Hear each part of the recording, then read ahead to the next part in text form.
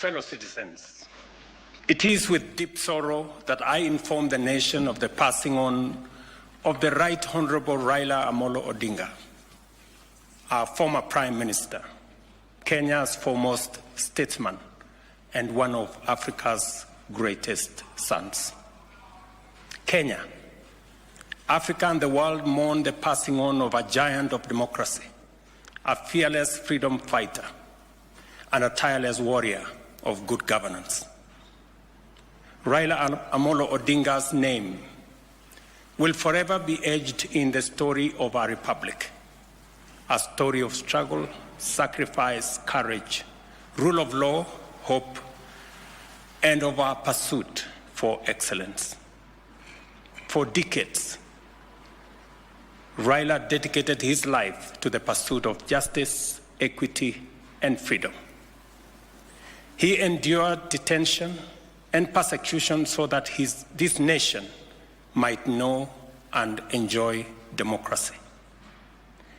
He championed reforms that gave birth to the rights and freedoms we hold dear today. His voice spoke for the oppressed. His conviction inspired generations, and his vision shaped the course of our history.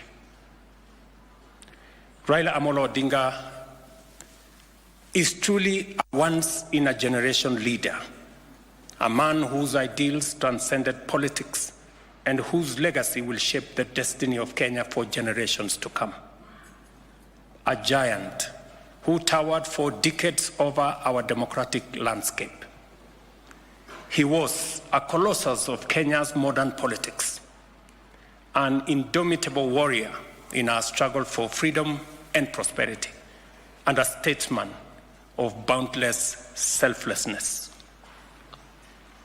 In his passing, we have lost a patriot of uncommon courage, a Pan-Africanist, a unifier who sought peace and unity above power and self-gain, an unceasing servant of the people who gave his all to the promise of a better Kenya. On behalf of a grateful nation, I extend my deepest condolences to Mama Aida and in all our missions abroad. As a mark of respect, I have postponed all my public engagements for the coming days, and I ask all other public servants and leaders to do the same so that we can join the nation in this period of mourning and deep reflection. Our former Prime Minister, Raila Odinga, shall be accorded a state funeral with all attendant honors. In consultation with the family, a committee to be co-chaired by the Deputy President, Professor Kithure Kindiki, and the Siaya Senator Oburu Odinga has been set up to coordinate the funeral arrangements. At the same time, the Government of India, at the request of the Government of Kenya, has offered to facilitate the repatriation of the remains of our former Prime Minister. Consequently, a delegation comprising government officials and family members, led by Prime Cabinet Secretary Musalia Mudavadi, is leaving immediately for India to facilitate proper organization in the repatriation of the remains of our brother, the Honorable Raila Odinga. Other members of the delegation are Cabinet Secretaries Kipchumba Murkomen, Hassan Joho, and other ministers, National Assembly Majority Leader Kimani Ichung'wah, Minority Leader Junet Mohammed, and other members of the Odinga family, Jaoko Oburu Odinga, Kevin Obio Oginga, and others. And Aida. And Mama Aida herself, the family has finally decided that she will join those who will be going to recover the remains of the Honorable Raila Odinga. Fellow patriots, we have lost a beacon of courage, a tower of principle, and a father of our democracy. Let us come together as he always urged us to do, not as rivals, but as brothers and sisters bound by a shared destiny. As we mourn, I call on all Kenyans to reflect on his towering legacy and the lessons impacted by Right Honorable Raila Odinga's life, work, ideas, and example. In a political career spanning decades, Raila Amolo Odinga offered a compelling model of principled politics. And at a critical moment in our nation's journey, he always put Kenya first before individual or personal interest. May his soul rest in eternal peace. May God comfort his family. May God bless Kenya. I thank you.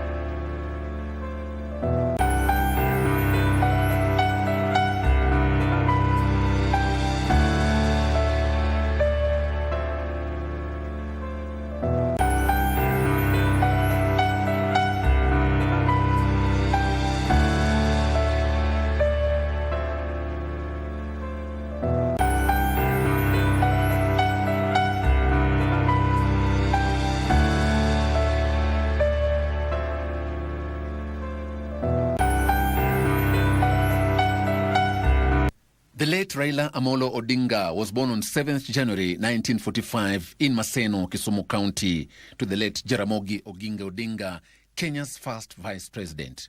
He studied in East Germany, graduating from the Technical University of Magdeburg with a degree in mechanical engineering before joining the University of Nairobi as a lecturer and later serving at the Kenya Bureau of Standards.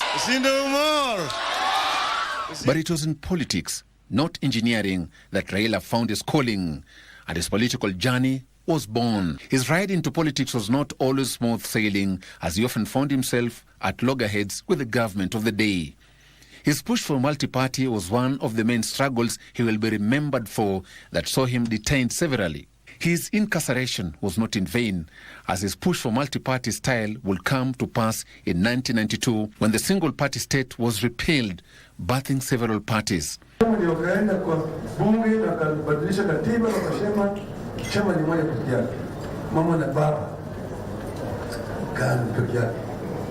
Raila was elected Member of Parliament for Langata, a role he played before he took a stab for the presidency in 1997, contesting against the then incumbent President Daniel Moi.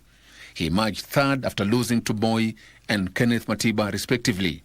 His political influence will grow over the next 5 years, and come 2002, he will once again go against the grain and ditch the ruling party KANU's preferred candidate Uhuru Kenyatta for presidency. He joined forces with the late President Mwai Kibaki and other opposition leaders to form the National Alliance for Rainbow Coalition and endorsed Mwai Kibaki to vie for presidency, a move that saw Kibaki clinch the presidential seat, ending the reign of KANU as the ruling party, which also marked the end of the 24-year rule of Daniel Moi, owing to the constitutional changes that put a two-term presidential limit.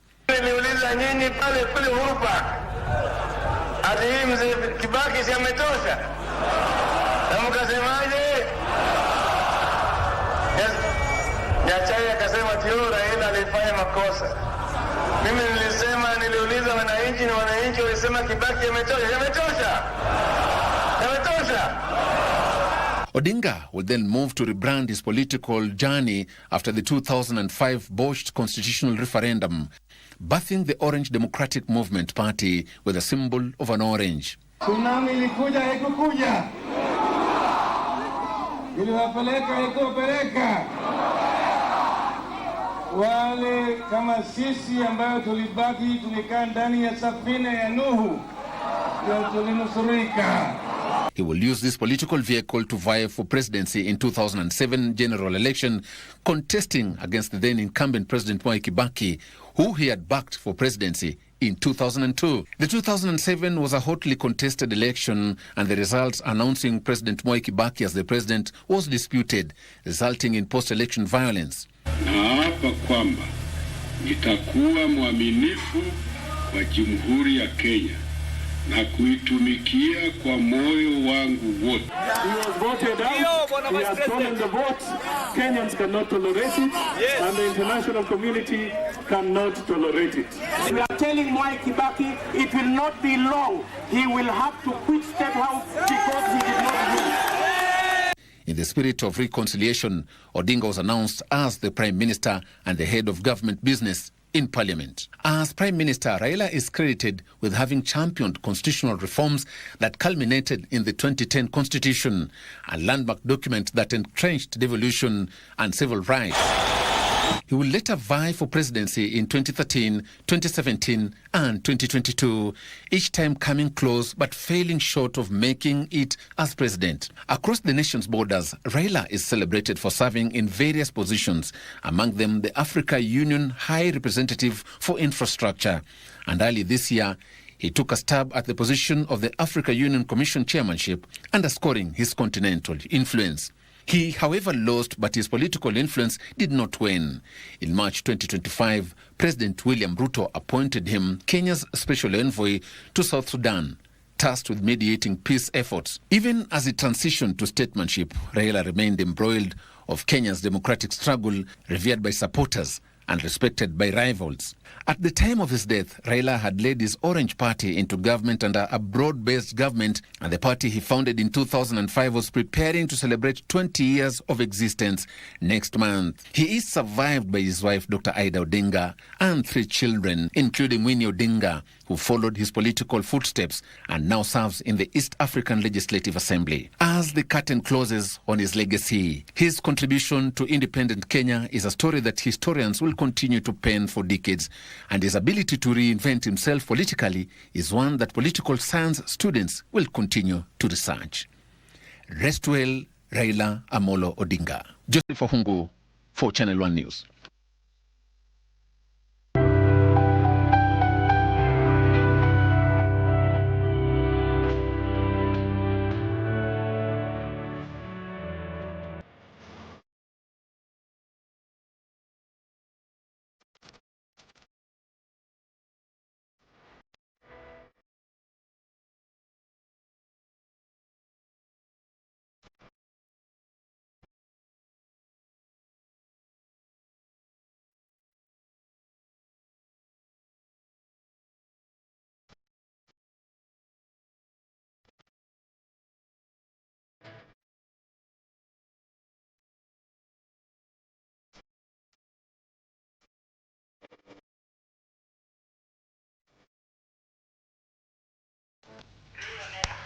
Good morning. This is Good Morning Kenya, and I'm Regina Manyara. As the country enters day 1 of the 7 days of mourning declared by President William Ruto following the death of former Prime Minister Raila Odinga.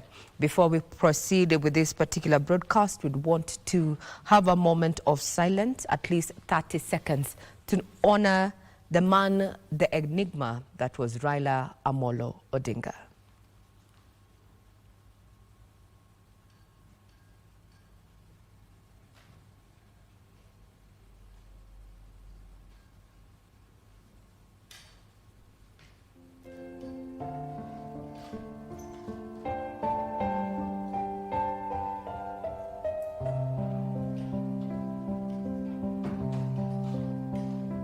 We categorically reject.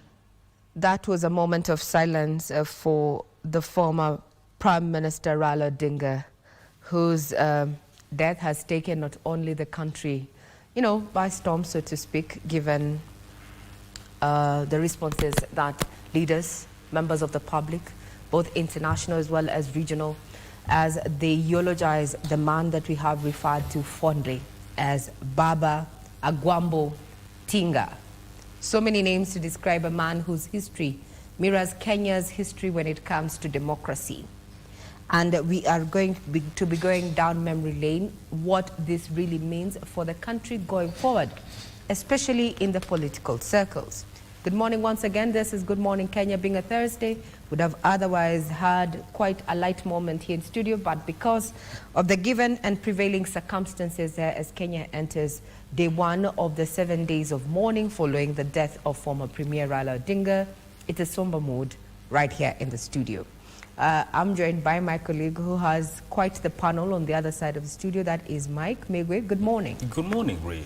Good morning to you. And to everyone who is watching Good Morning Kenya. You know, Kenya is mourning a man who has been known within the political circles, a towering figure in the Kenyan political landscape, known by many names, including Tinga, Agwambo, Baba, Jacom, Enigma, Nyundo, Rao, People's President, and Joshua. Those are just many names that Kenya used to identify with him because he has played a very big role within the democratic space within this country. And as Kenya mourns, Africa mourns, the world mourns. He has been eulogized by President William Ruto as a once-in-a-generation leader, a fearless reformer, and Kenya's foremost statesman.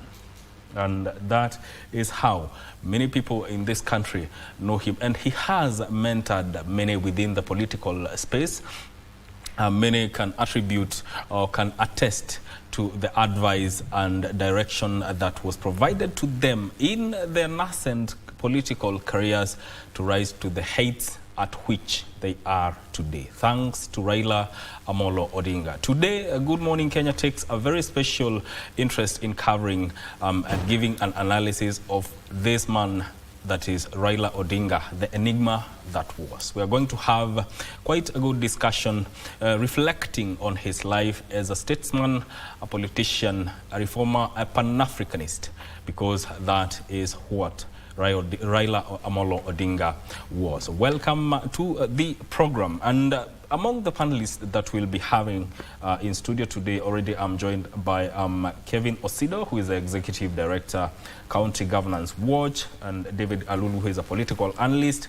We are also expecting to have Honorable Bernard Kitur, who is MP Nandi Hills, and also Oscar Omondi, who is a governance expert, and Dr. Mark Matunga, who is a senior political analyst. That is an analysis that will be coming to you as we go along with this program of today, right here on KBC Channel 1. Remember that you can also send in your messages of condolences through our social media platforms. We are at KBC Channel 1 on all our social media platforms, and we also have a WhatsApp number that is 0716 103301, 0716 103301. And just to get a feel of what our panelists thought of their thoughts about Raila Odinga, I want to start with you, Osido. How do you remember Raila Odinga?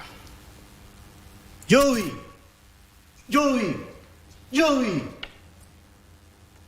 Baba, Jacom, Agwambo, Tinga, Ogakini, Woodjaramo, Hirokamano.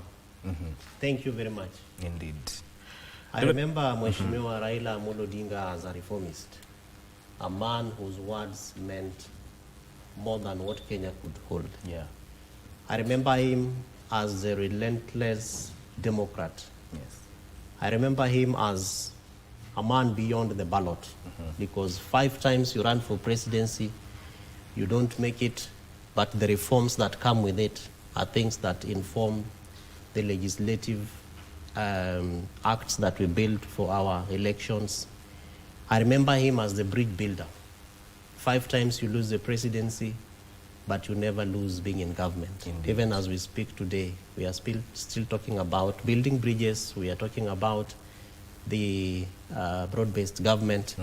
And I remember him as a people's servant, a man who would call for holidays in this country, even if there were no official gazetted holidays. And last but not least, I remember him as the man, the myth, the legend, Agwambo himself. Indeed.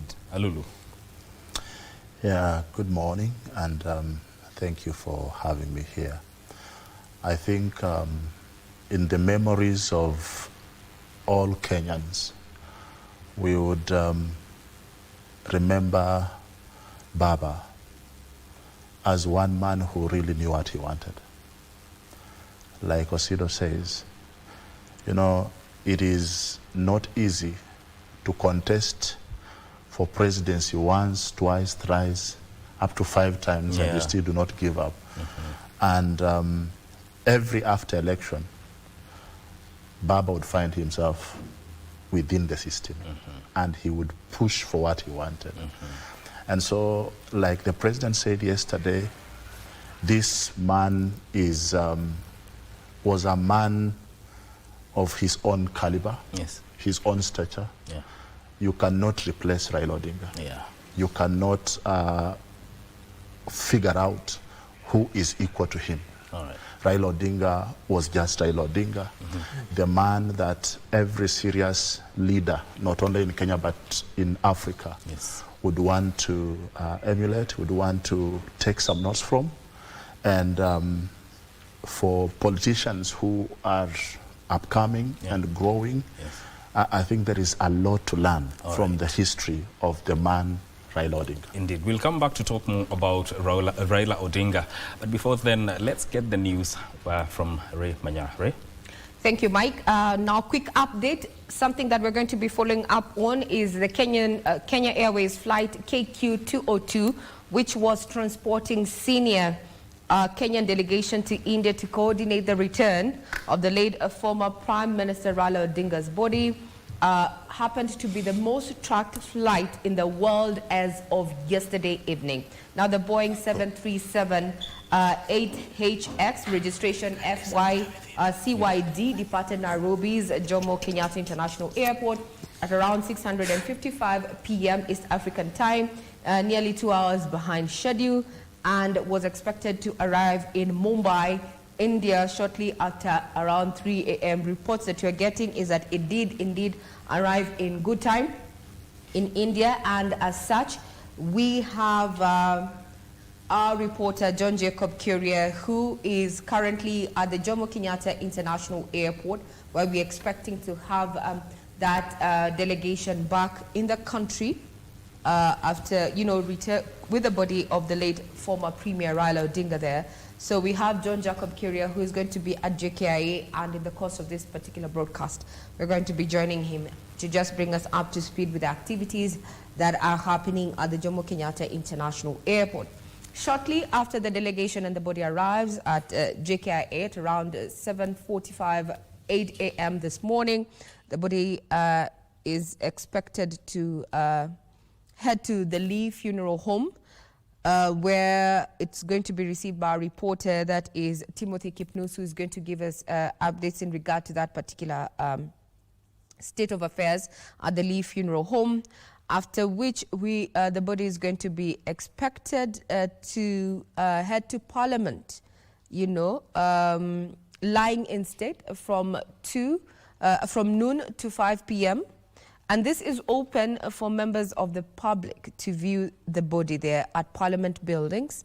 This is Nairobi. It's going to be open from noon to 5 p.m. After which, tomorrow we're expecting a Requiem Mass, that is Friday, to be held at the Nyayo Stadium.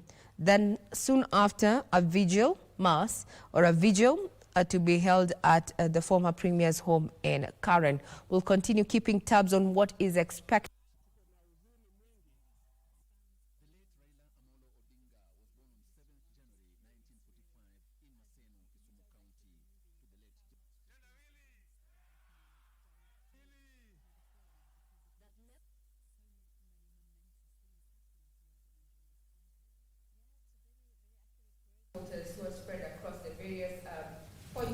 Indeed, Regina, I'm being told your mic has a little problem. And that we have every reporter covering every ground to keep you informed on the events that will be unfolding as the body of the former Premier, that is Right Honorable Raila Odinga, will be arriving in the country.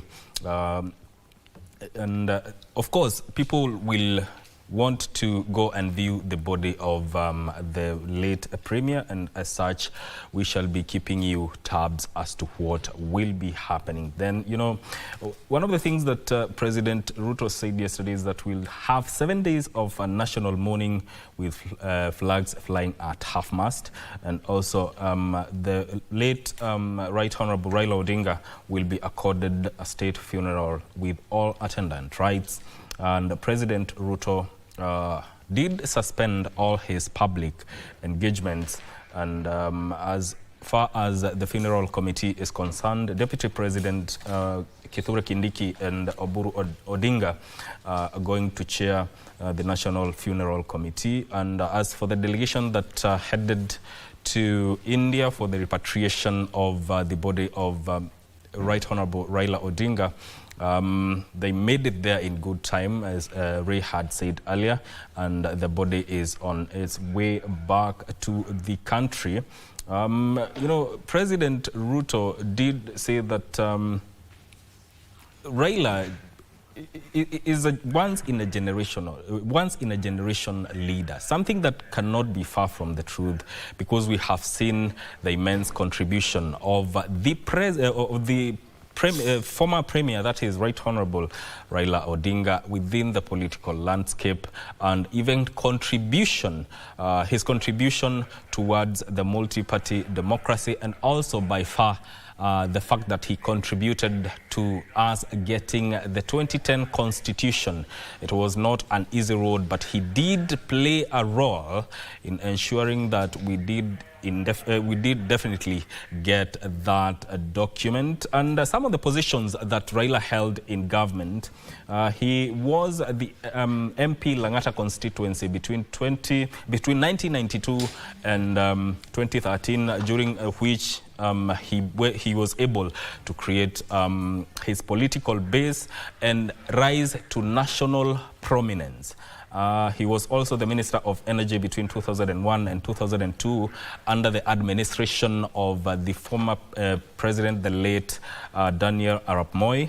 And this came about after a merger between his party, that was NDP at the time, and KANU. That was at the time a move that elicited a lot of conversation around that move. He also became the Minister for Roads and Public Works and Housing between 2003 and 2005 under the administration of President Mwai Kibaki. That was after the 2002 NAC victory, which took over from the KANU that had ruled Kenya for quite a long time. We're talking about 24 years.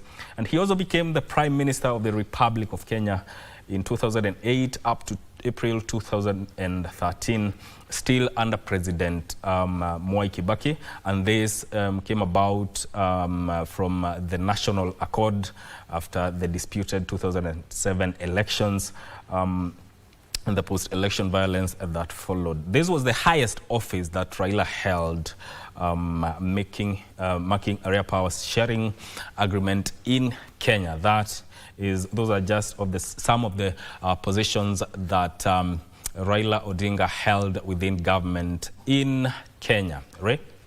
Thank you very much. Sorry for that technical glitch there on our sound, but this is to inform you, to just give you an outlook of what to expect as Kenya enters day one of mourning there. Remember, this was announced by none other than President William Ruto following the demise of former Premier Raila Odinga. Is that we're keeping tabs on what is happening at the Jomo Kenyatta International Airport, where the delegation that went to retrieve the body of former Premier Raila Odinga is expected to be landing within the Kenyan airspace between 7:45 a.m. and 8 a.m. this morning. John Jacob Keria is already at JKIA on standby to bring us up to speed with what is happening on ground there. After which, this particular delegation, made up of government officials as well as members of the family, including the wife, that is Mama Ida Odinga, are going to proceed then to the Lee Funeral Home. At the Lee Funeral Home, we have our reporter Timothy Kiptunusu, who is going to be keeping tabs on activities around the funeral home. And in Parliament, the body is going to be laying in state and open to the public viewing as of noon to 5 p.m. Then a requiem mass has already been slated for Friday at the Nyayo Stadium. We'll continue keeping tabs on what is expected as Kenya now enters day one of mourning, a figure that has been referred to as an enigma. They refer to him, the late Premier, in so many names, including Baba, Agwambo, Tinga. And we'll be keeping tabs on how his death is going to affect not only the political realms within the country, but also the socio-economic development of the country in itself. He has been at the forefront when Kenya was a single party. We went to multi-party democracy, and he's a figure whose story politically, Kenya's story cannot be told without telling the story of Raila Amolo Odinga. And that is what we purpose to do this morning. Remember, this is Good Morning Kenya, and you too can be part of this particular conversation. Get us on our various socials, including on X at KBC Channel 1. The set on, I'm flanked by two gentlemen who are going to be carrying on the conversation with our guests this morning. I have to my left, that is Mike Megu with his panel, and to my right we have Abdiaziz Hashim, who is also going to be joined by several guests this morning as we continue to unpack the impact, overall impact that we're going to feel, not just now, but also in future with the absence of Raila Odinga there. So we start off with just setting the ball rolling there as we wait to hear from those colleagues who are stationed in areas of interest this morning, including that we're going to be looking at what is going to be transpiring at Parliament as well as Senate for special meetings there, with legislators saying that they have been given up until midnight tonight to just continue eulogizing the fallen premier there, remembering as a statesman as well as a man who led so many politically. We start off with, what do you know about the early life of Raila Amolo Odinga? Now, few political figures have shaped Kenya's political journey, but none quite like Raila Amolo Odinga, a man undoubtedly of immense charisma, courage, and conviction, known by many as Baba, the father of modern democracy. He dedicated his life to the struggle for freedom, justice, and democracy. Here is now a look back at the extraordinary early life of the late Raila Odinga. Born on January 7, 1945 in Maseno, Kisumu district, to Mary Juma Odinga and Jaramogi Oginga Odinga. His father served as the first vice president of Kenya under President Jomo Kenyatta. He studied in East Germany, graduating from the Technical University of Marburg with a degree of mechanical engineering before joining the University of Nairobi as a lecturer and later serving at the Kenya Bureau of Standards. Odinga's route to the cabinet and beyond began when he joined elective politics following the reintroduction of multi-party democracy in 1992. He was a central figure in the clamor for the return of multi-party politics, dubbed Kenya's second liberation. Between 1982 and 1988, Raila Odinga was jailed for treason. He was again detained in July 1990 alongside Kenneth Matiba and Charles Rubier for calling for the return of multi-party politics. After his release in June 1991, fearing for his life, he fled to Norway. In February 1992, he returned home and joined the Forum for Restoration of Democracy, led by his father Jaramogi Oginga Odinga. When Ford later split into Ford Kenya under Jaramogi and Ford Asili under Matiba, Raila became Ford Kenya's Deputy Director of Elections. That same year, he was elected Member of Parliament for Lang'ata constituency in Nairobi, a seat he would retain in subsequent elections in 1997, 2002 and 2007. In his first presidential attempt in 1997, Raila Odinga finished third after President Daniel Moi and Democratic Party candidate Mwai Kibaki. In March 2002, his National Development Party merged with KANU to form the new KANU, a union sealed when Moi appointed Raila and other NDP leaders to cabinet posts. Odinga became Minister for Energy in June 2001. However, in October 2002, he resigned, taking with him his NDP brigade and several KANU stalwarts, including Kalonzo Musyoka, Joseph Kamotho, and Saitoti. The group formed the Rainbow Movement, which later merged with Mwai Kibaki's National Alliance Party of Kenya to form the National Rainbow Coalition, NAC.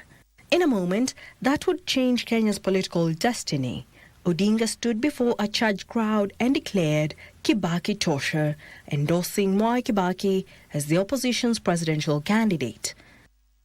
His rallying call united the opposition and ended the era of KANU dominance. Odinga campaigned tirelessly for Kibaki, especially after a car accident left the presidential hopeful hospitalized. His efforts helped deliver a resounding victory, with Kibaki winning 67% of the total vote. A pre-election memorandum of understanding between Kibaki's NAC and Odinga's Liberal Democratic Party was said to have promised Raila the post of Prime Minister and LDP half of the cabinet positions. However, that promise was never fulfilled. The perceived betrayal led to the tensions within government, culminating in an open rift between President Kibaki and Odinga. A key point of contention was the proposed new constitution, which Odinga opposed, arguing that it consolidated presidential powers. He led the no campaign against the draft constitution in the 2005 referendum, defeating the government side with 57% of the vote. President Kibaki resounded by dissolving the cabinet on November 23, 2005. When President Kibaki reconstituted his cabinet, Raila and his LDP allies were excluded.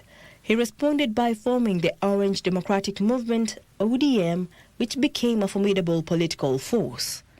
Jackie Wambiru, Channel 1 News.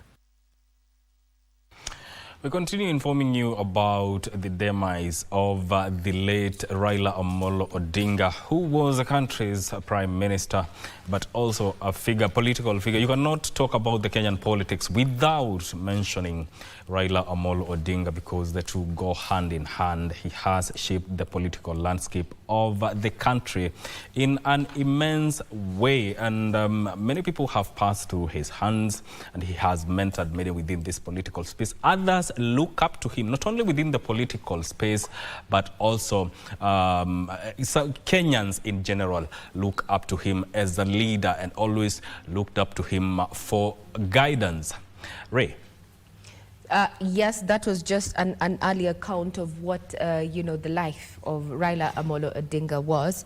And we just want to bring you up to speed with what Deputy President Professor Kithure Kindiki had to say yesterday. He's going to be in charge of the burial preparations, and he had quite to say. And we have just tried to skim through, but then let's hear what the Deputy President had to say in regard to that matter. Of the body in Parliament tomorrow, the body will return to Lee Funeral Home. On Friday,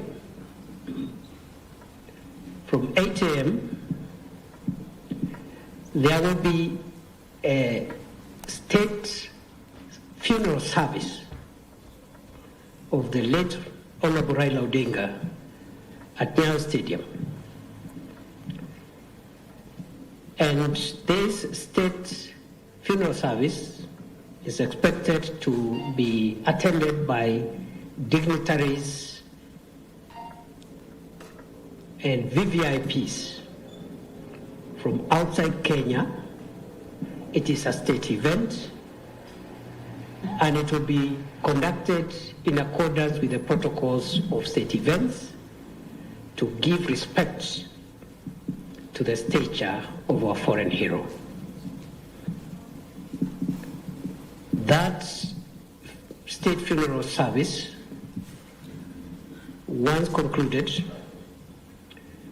will then lead to the body being moved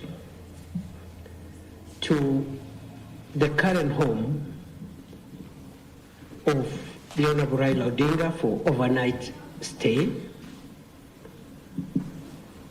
On Saturday, the body will leave Nairobi for Kisumu early in the morning. And there shall be public viewing of the body of the late Prime Minister at Moi Stadium in Kisumu City. between 9 a.m. and 3 p.m. in the afternoon, after which the body will travel by road from Kisumu City to both Prime Minister Raila Odinga will take place on Sunday. Is not even far. I'm going to Parliament. And will be conducted according to the traditions of the Anglican Church, to which the Honorable Raila Odinga belonged. Deputy President Professor Kithure Kindiki there, he's going to be in charge of the burial preparations for the late Premier Raila Odinga. They're just an overview. Anytime from now, we are expecting that particular plane to land at JKIA, minutes between 7:45 East African time and 8 a.m. On board is including the government officials as well as members of the family, including the wife, that is Mama Ida Odinga there on board, including several cabinet secretaries, including Opio and I, as well as Kipchumba Murkomen, who already on board, or rather was seen boarding and confirmed to be part of the entourage that went to India. Arrival time, as I mentioned, some minutes before 8 a.m. or 8 a.m. John Jacob Kiri will be on standby to inform us once the plane lands at Jomo Kenyatta International Airport. Then the delegation, as well as the body of the late Raila, is going to be ferried by road to the Lee Funeral Home, where we have on standby Timothy Kipnusu, who is going to be keeping tabs on that. After that, we are expected that the body is going to be in Parliament, lying in state, and open to the members of public viewing, scheduled from noon to 5 p.m. While this is happening, Senate as well as the National Assembly are going to be holding special sittings there, where the main agenda is to actually eulogize Raila Amolo Odinga. A requiem mass has been set for Friday at the Nyayo Stadium, after which a vigil is going to be held at the late Premier's current home. And Saturday, the body will be leaving for Kisumu and will be open. There's going to be a public viewing of the body of Raila Amolo Odinga in Kisumu, scheduled or slated for 9 a.m. to 3 p.m., after which the body will travel by road to his home for burial on Sunday.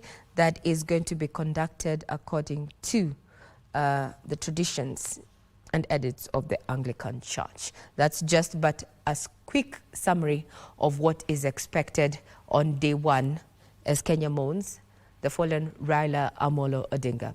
Good morning, Abdiaziz Ashim.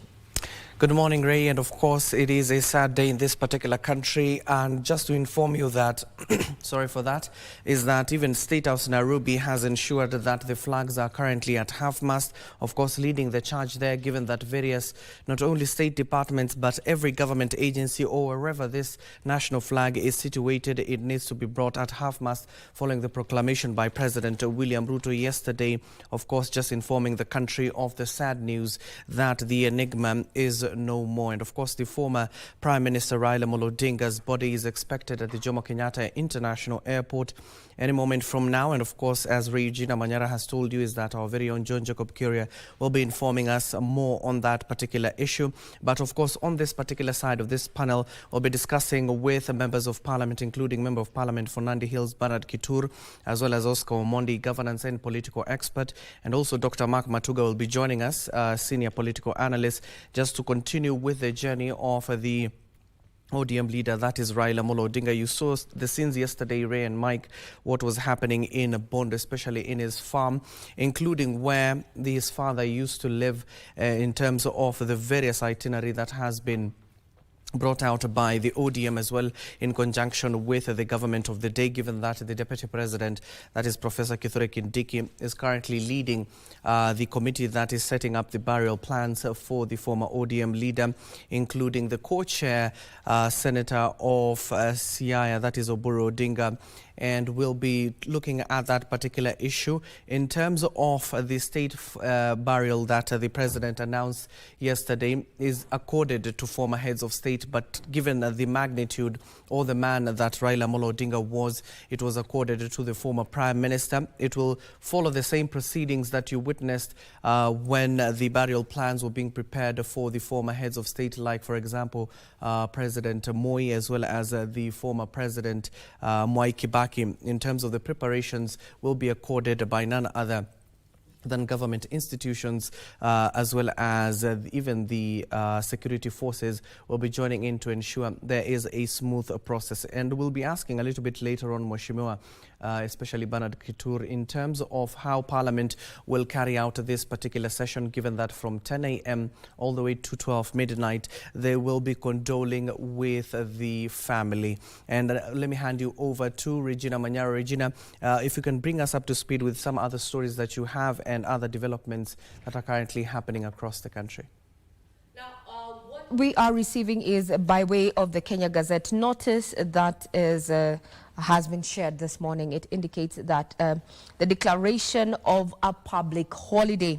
Now, it is notified for the general information of the public that in exercise of the powers conferred in Section 3 of the Public Holidays Act, the Cabinet Secretary of Interior and National Administration declares that Friday, the 17th of October 2025, shall be a public holiday in honor of the departed former Prime Minister, Right Honorable Raila Odinga. There it goes. This has been signed by none other than Cabinet Secretary for Interior and National Administration. That is Kipchumba Murkomen. We have a Gazette notice. So in terms of developing stories, Hashim as well as Mike, Friday is a public holiday set aside that is going to mark day 2 as Kenya enters mourning the fallen enigma there. That is Raila Odinga.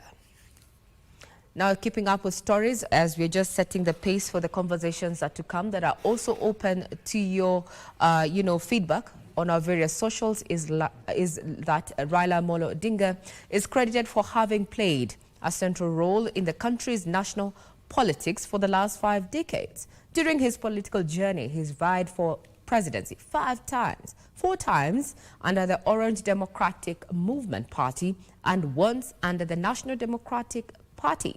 Whereas he was never successful, the closest he came to presidency was in 2008 when he was appointed the Prime Minister, making him the 2nd Prime Minister in the history of Kenya after Jomo Kenyatta.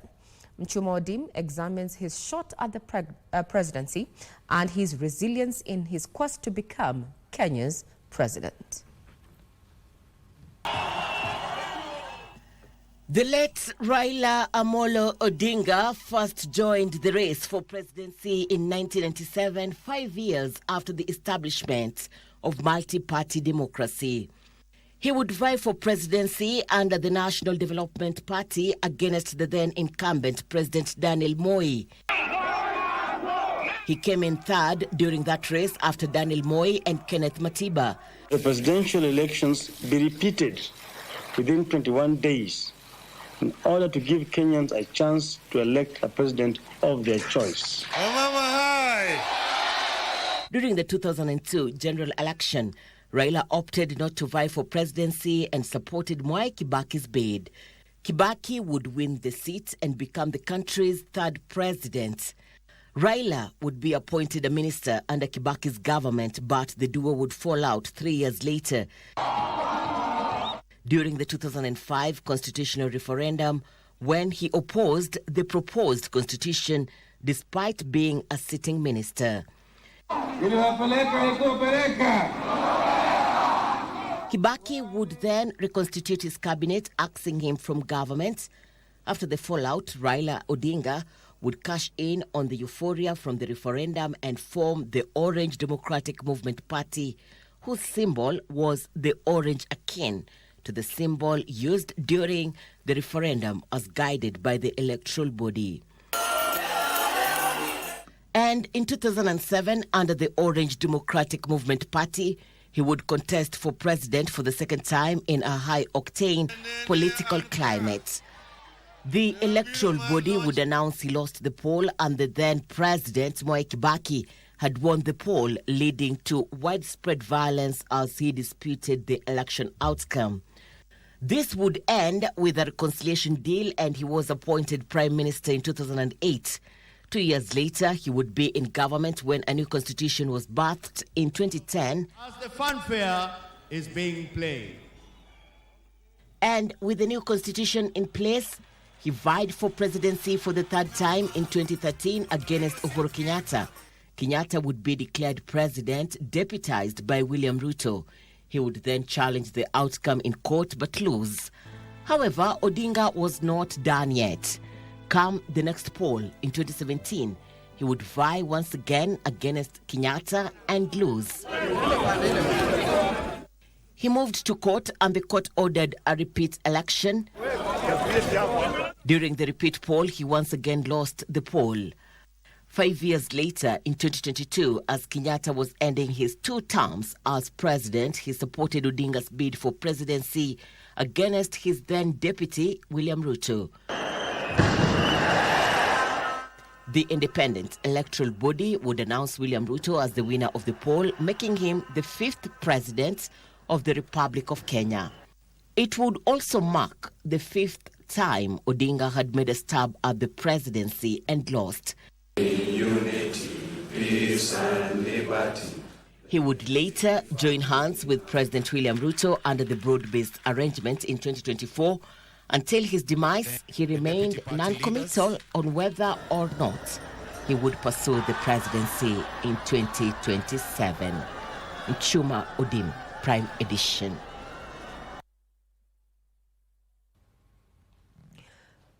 Those who have eulogized him have termed him as a political phoenix in a nation that rarely forgives its own. My colleagues Abdi Aziz as well as Mike Megwe have quite the panel that is going to be unpacking Raila Odinga's political career and what his absence from the political scene means for Kenya going forward. Before we bring in the gentlemen with their various panels, I want to take you down to the Jomo Kenyatta International Airport, where we are joined by 2 gentlemen. We'll start off with John Jacob Kuria. We can see him there. Good morning, Kuria. What is the status report at the airport? Over to you. Good morning to you from studio Abdulaziz Hashim and Regina Manyara. And indeed, we're live from the Jomo Kenyatta International Airport, the presidential pavilion, where the arrival of the body of the Right Honorable Raila Odinga is expected. What you can just see behind me is the casket carrier by the Kenya Defence Forces getting prepared, because you remember yesterday President William Ruto announced, other than the 7 days of national mourning, there will be what you call the attendant rites of a state funeral that is going to be conducted, and therefore what you see there is the Kenya Defence Forces getting ready and preparing that casket carrier that will move from here all the way to the Lee Funeral Home, and later in the afternoon take the casket for public viewing, or take the body of the Right Honourable Raila Odinga for public viewing to Parliament buildings. The arrival of the supporters of Raila Odinga really started very early, but of course some of it has been inhibited by what you would call the rigors of accessing the airport. But you see already some of them started milling here so early in the morning. But again, a very decent crowd in terms of even how they're carrying themselves. You remember yesterday there was an appeal by the co-chair of the funeral committee, that is the Honourable Oburu Odinga, for people to allow for a dignified burial of the Right Honourable Raila Odinga. I'm sure from this other side, the camera would actually obviously struggle, but from where we're sitting, we're at a vantage position where we can see the preparations inside the presidential pavilion and the laying of a carpet, and of course the KDF band still belting tunes right inside the airport, and the preparation there. The casket has already made its way inside. I mean, the hearse has already made its way inside the airport, and that means it is the hearse that will actually move the body from the point where the plane will land, and then that will also, from that point, then the KDF casket carrier will also be able to take up the job from there. Indeed, the nation is united in a very solemn ceremony of bidding goodbye to the former Prime Minister of the Republic of Kenya, who served in the government from 2008 to around 2013 as the Prime Minister of the Republic, and then under the reign of President Mwai Kibaki. Over time, time has proven or has bailed him out as one of the most consequential politicians of our time, one of the most consequential figures in Africa, as well as inside the boundaries of the Republic of Kenya. Being a state ceremony, everything will be driven by the Kenya Defence Forces. The articulacy, of course, the conciseness and preciseness of the event will be totally executed. And this time, you will be right if you use the word military execution is what will happen. We have a very short program, obviously, owing to the fact and the wishes of the Honourable Raila Odinga to be buried within 72 hours after his death, and that tells you the kind of rush that is in the entire program. But still, being a state funeral, you expect it to be executed perfectly as it would a military execution in the execution of it. There's a section of mourners here who have started wailing, and I think what they're asking for is access to the airport.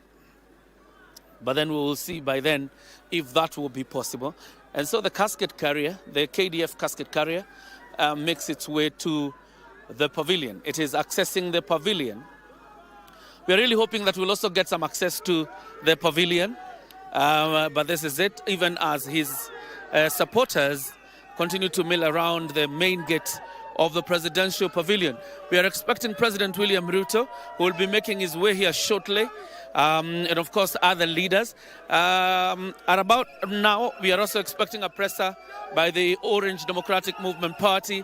They have said they have a major announcement to make before they join President William Ruto in receiving the remains of their beloved, that is Raila Odinga, the party leader of ODM, the former Prime Minister of the Republic of Kenya, a towering figure of Kenya's politics, and indeed a pioneer of Kenya's democratic space.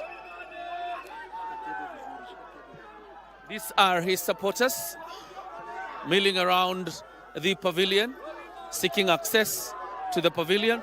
Will that be granted? Obviously, this is a military facility. This is a military facility, obviously. We will see whether they will be allowed access inside the pavilion. But you can see the kind of sorrow, the kind of mourning, the kind of confusion that has been brought by the death of Mzee Raila Odinga. And it's been a quite sad morning.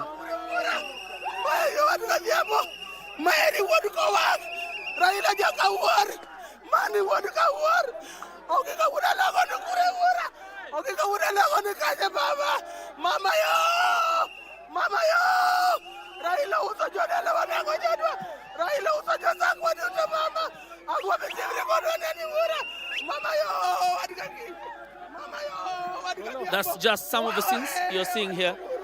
The kind of mourning, confusion, and pandemonium. And the story of their links to the Honorable Raila Odinga, just told by the kind of mourning, the kind of pandemonium you're seeing right here. This is the story of the Raila Odinga they knew. This is the kind of mourning that you mourn when you're mourning a hero, a man you knew for so long, and a man they supported for so long.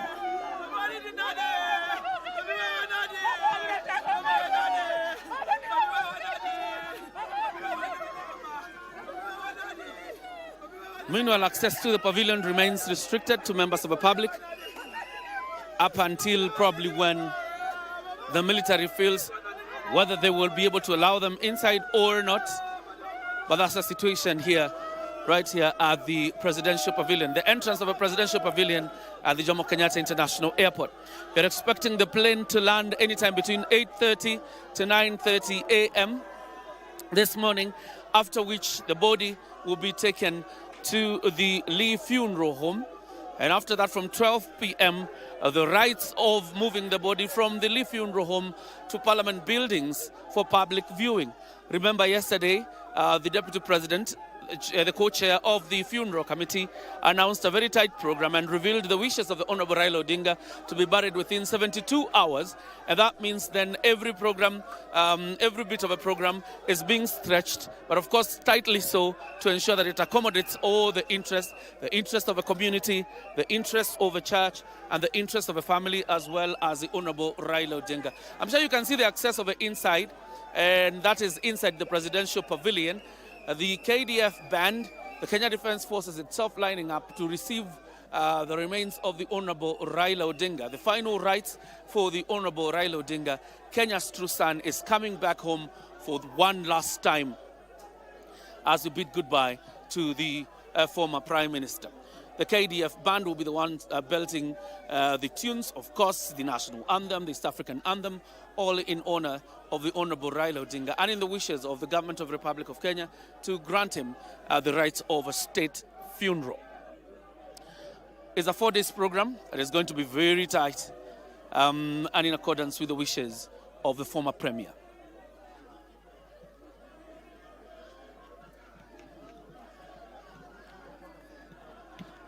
So what you continue to see are pictures of the supporters and mourners of the former Premier coming, or rather making their way to the Jomo Kenyatta International Airport, the presidential pavilion here at the JKIA. In a few minutes, we expect President William Ruto to make his way here, because he will be leading the rest of the Republic in receiving the remains of the Honorable Raila Odinga in the Kenyan soil. And this is one of the biggest, one of the biggest events, obviously, to happen in the soil of the Republic of Kenya. How many people really have been accorded this honor of a state funeral? Not so many in the Republic of Kenya. And Raila Odinga makes history as a person who is being accorded this right. Strategically, I mean, Raila Odinga has made history all his life and has left landmarks in terms of how he has lived his life after taking over the opposition reins from his father. And he's even, you would say, broken even the record of Mzee Jaramogi Oginga Odinga. And look at how he breaks history even in terms of how he's been bid goodbye. This is the shortest ceremony we've ever had in terms of funeral rites for a person who's been accorded a state funeral. And secondly, we are burying this legend on a Sunday. That never happens. That has never happened before. And here we are bidding goodbye to one of Kenya's biggest icon, to one of Kenya's sons, and that is the Honorable Raila Amolo Odinga. I want to hand you back to Broadcasting House. We'll be coming here shortly again, of course, as we expect the arrival of His Excellency, the President, who is leading the government delegation and other leaders in receiving the remains of the former Prime Minister. But just like I've told you, it is about... at this point, I think the ODM party is issuing a statement at the Aja Hotel along Mombasa Road. They said it's a major announcement. We don't know what it is, but of course we will be able to tell you in the course of the day. And after that, they will come to the airport to join His Excellency, the President, in receiving the remains of His Excellency, the former Prime Minister, Raila Odinga.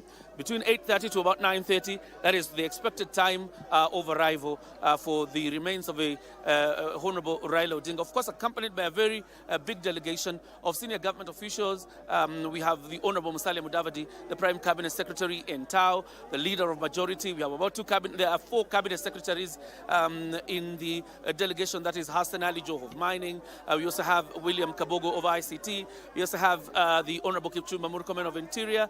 And indeed, we also have Opiyo Wandayi of Energy. We have a host of PSS and also senior ODM officials led by the Secretary General Edwin Sifuna in that lineup.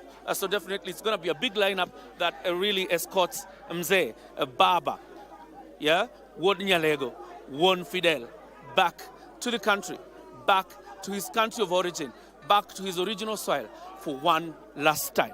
Back to you in studio. Very much, John Jacob Curia, for that particular update on the status report. What is happening at JKIA? He is live from the presidential pavilion there at the JKIA. Among mourners and supporters of the late Raila Amolo Odinga, they are still baying for access. That is a military facility. We'll wait to see if indeed the military is going to allow the supporters and mourners who are already on ground to actually get there. And also, John Jacob Kuria is not alone at that particular location. He's also assisted by John Kahiro. Let's now hear the status report from John Kahiro before we get back to studio. Good morning, Kahiro. How are you, and what is the status report on your end? Thank you so much, Ray, and your team there back in studio. We're coming to you live, loud and clear at the entrance of the Jomo Kenyatta International Airport that is off the Mombasa Road on this second day of mourning a father to many, a political endgamer, and most importantly, a father to democracy. That is the former Prime Minister, the late Raila Odinga. And remember yesterday after President William Ruto confirmed the passing of the former Premier Secretary Musalia Mudavadi, close associates of Raila Odinga, and of course other political leaders and his family members flew to India. Seamless repatriation of the remains of former Prime Minister Raila Odinga back at home. Well, and immediately after later on, that delegation flanking the remains of former Prime Minister will be in a position to land here at the Jomo Kenyatta International Airport en route to the Lee funeral home up to around midday, when that particular body will be transferred to the Parliament buildings to give Kenyans a chance to give Baba Raila Odinga the final salute. At this particular stretch, Kenyans have get a chance to wave goodbye to former Prime Minister Raila Odinga, and of course we'll be coming to you live to just make sure that you give it a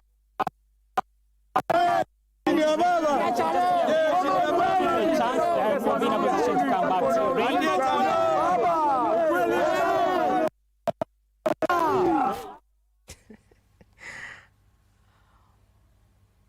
Well, that is John Kahiro there having quite a hard time, you know, just maneuvering by giving us a status report on what is happening at the entrance of the JKI there, as Raila's supporters and those who are mourning him actually make their way to the airport. And also from John Jacob Kuria earlier, he confirmed that what we had, the reports that we had earlier, that the flight was expected at around 8. Well, now the time is between 8:30 and 9:30 a.m. and after which it's going to get to the presidential pavilion, and then the hearse is already ready there, after which the KDF casket carrier is already in position. The question is, will the military allow members of the public, you know, mourners and supporters, to gain access to the presidential pavilion? We'll be keeping tabs on that. So John Kahiro, as well as John Jacob Kuria, are on ground. What you're seeing on your screens there is members of public who are mourning the fallen Raila Odinga. To many, he has been a political figure, but to some, he was a member of their family, someone who's walked that particular journey with them. So we'll continue keeping tabs as emotions run high across the country, from family, government officials, regional heads, as well as international heads who are coming in and just eulogizing Raila Odinga. We'll continue keeping tabs on that. We have the rundown there from JKIA. We're expecting the hearse to move to the Lee Funeral Home, where we're going to be joined by Timothy Kipnusu. But before we get there, we also understand that the ODM, that is the Orange Democratic Movement, is holding a press conference at the Argyle Hotel around Mombasa Road, Nairobi. Who are going to be participating or expected are top ODM leadership, and this is just the party to just give its view on the funeral plans of Right Honorable Raila Odinga. This particular burial plans, or other funeral plans there, is going to be an intricate balance between the wishes of the late Raila Odinga, who, as per his will right now, indicates that he said that he'd want to be buried within 72 hours. We're going to be, or rather, we're going to likely to see an intricate balance between the wishes of the country, the community, the church, the family, and the man himself. We have a rundown. We'll wait to see, as John Jacob Kuria said, a burial on Sunday. But yeah, a deviation from the norm, but that is Raila Amolo Odinga. Now, over to you, Abdiaziz Hashim, and your panel. To you. Thank you so much, Regina. And of course, that is a status update from the Jomo Kenyatta International Airport.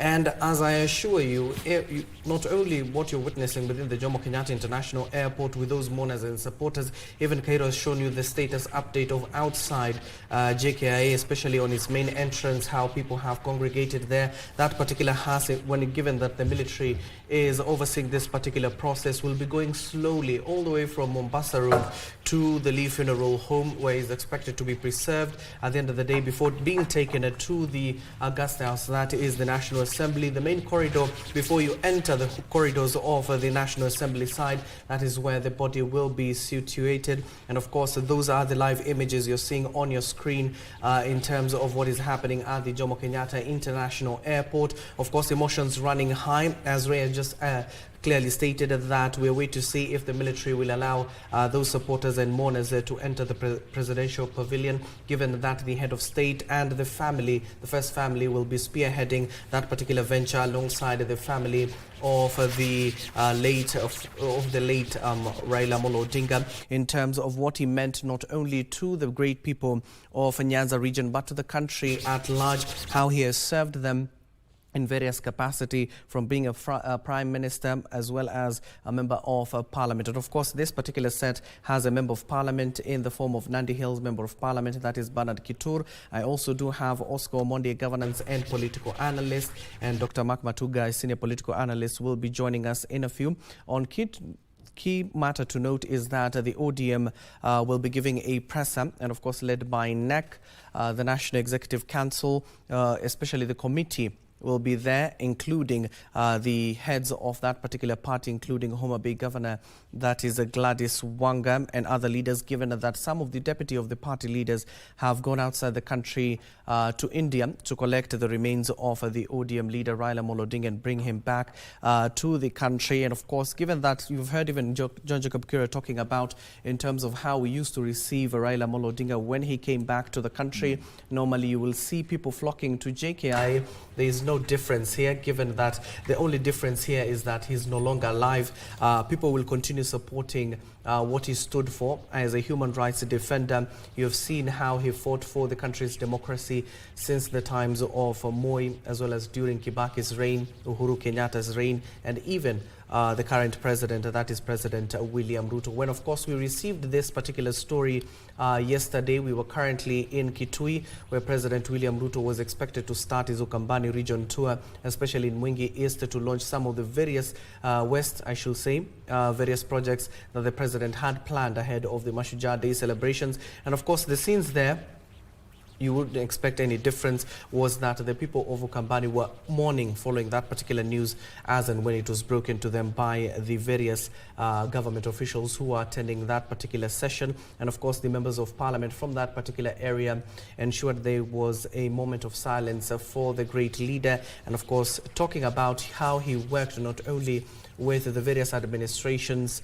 that he aided, but the political leaders, including the Wiper Party leader Kalonzo Musyoka, who hails from that particular region, who has supported the ODM leader 3 times in his presidential ambitions. And of course, you do know he attempted 5 times. And people are talking about his resilience in terms of not giving up that particular venture, even if he lost in those particular ventures. And you do remember what he did in 2017 after he brought a petition before the Supreme Court of judges, of course, spearheaded back then by David Maraga. What you're seeing on your screen are those live images of Jomo Kenyatta International Airport. As I told you, when you're accorded a state funeral, it is normally accorded to former heads of state, but given the man and what this particular person did for our country, he has been accorded a state funeral. And of course, given that Regina told you a little bit earlier on, they are keeping a balance between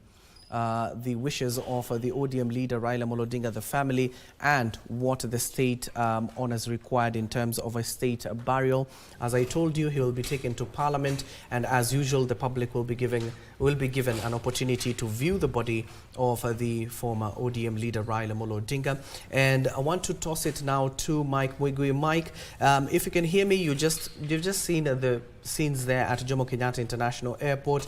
And also, okay, I'll get to Mike, but let me get the views of members of Parliament here as well as governance experts. Mheshimiwa, let me start with you by telling us, given that you received this particular news, that the House yesterday was about to start its session. Normally, you will see Parliament talking about the bills as well as motions and even speeches being made before the House. But in terms of how Parliament received this news, how did you go about it?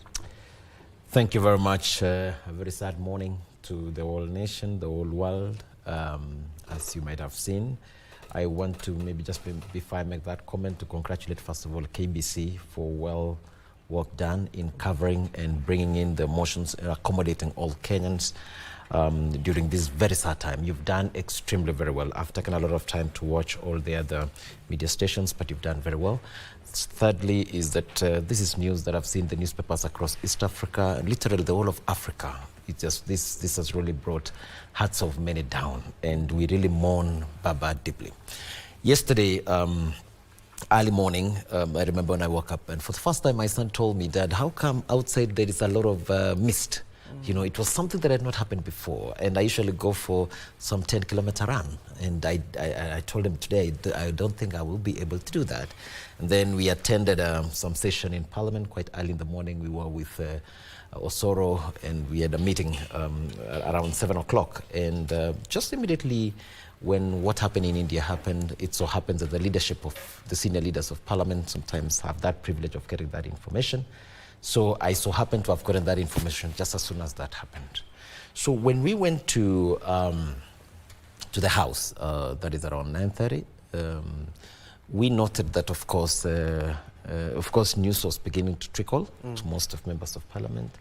And there was, of course, definitely, this was a father of politics, a father of democracy, a father who has mentored many of the members of Parliament you see in Parliament right now have been mentored by Raila Odinga, including ourselves. All of us, we are enjoying the fruits of what Baba did, you know, tilling for all those many years. And so that really engulfed us.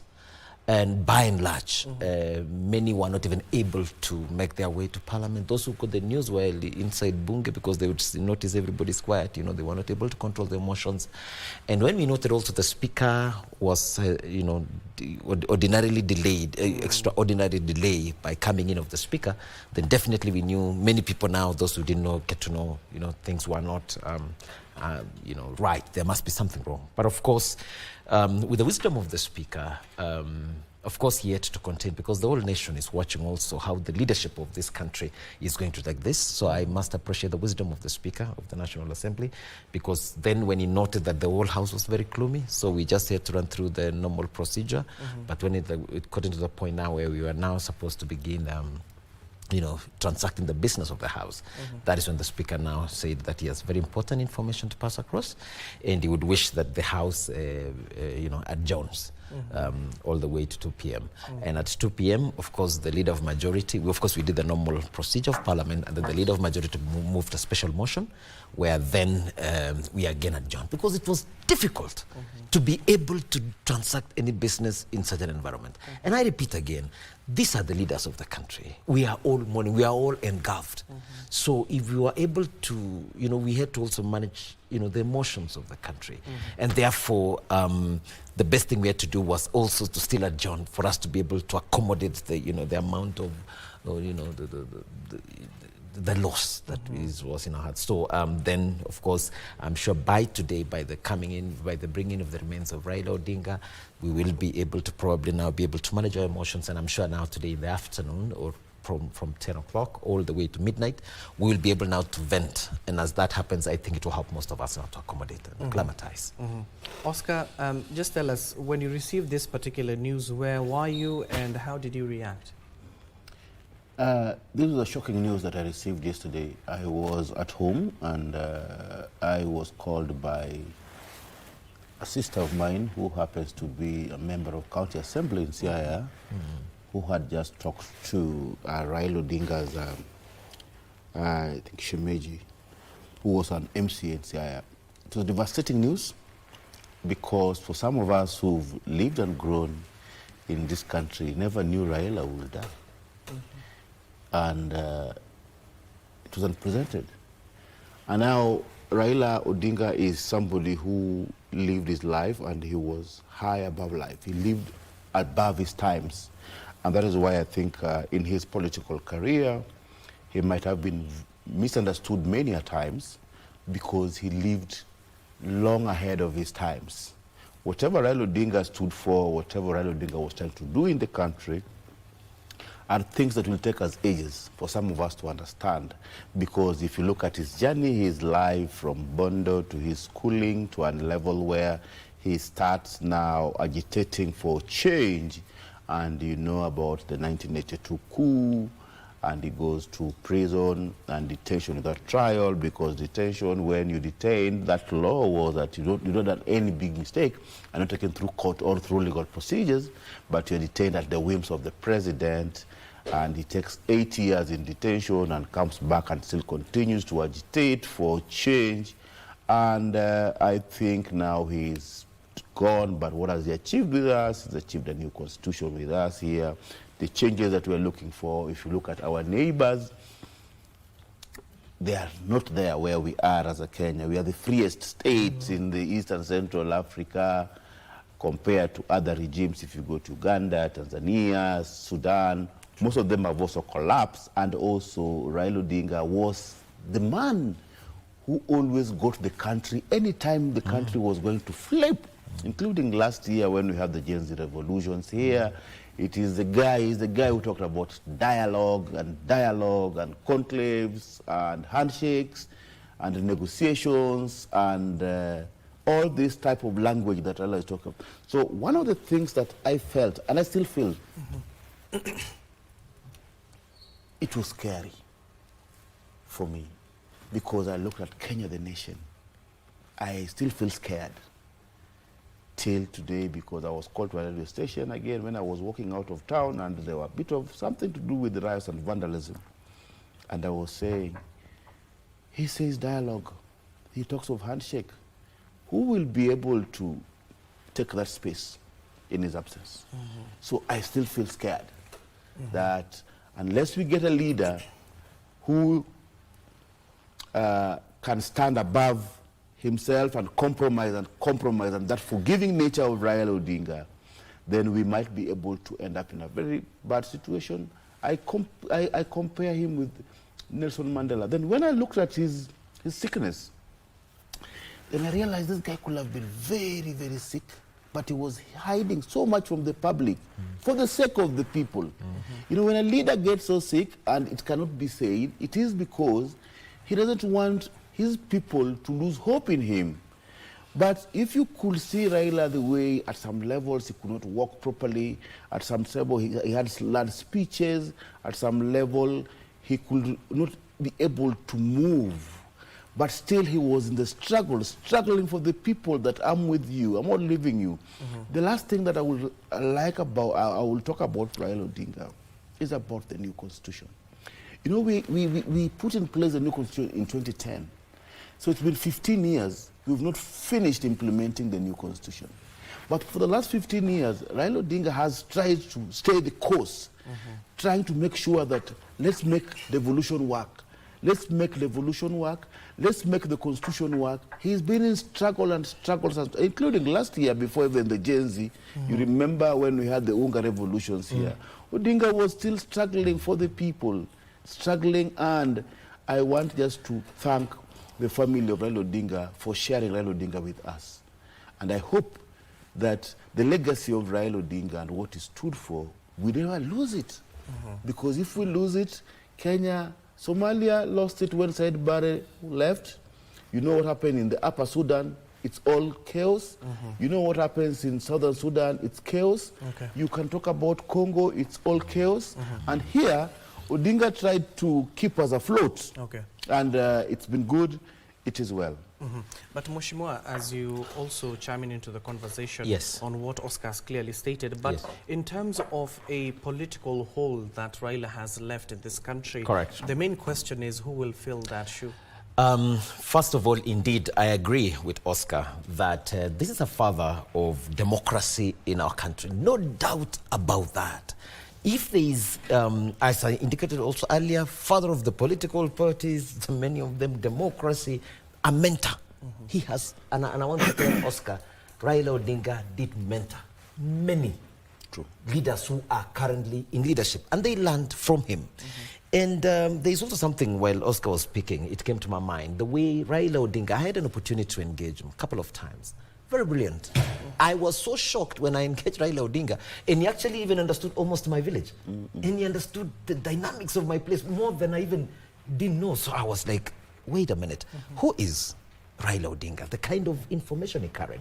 In fact, when he said that he wants to be buried 72 hours, I think he really minded much about Kenya, about not only supporters, Kenya, so that because the mourning is so deep, it has affected all of us. And he didn't want, because of the love of his country, he didn't want people to be able to go through this. So when you look at the history of Raila Odinga, from the time he was in Fort Kenya, I think that is part of the entry that he made in, when he formed the NDP, and then later on, I think they marched with Kanu, came in LDP, you know, merging with NAK, forming the NAC, and then came in again the ODM, and then moved to CORD, and then moved to NASA.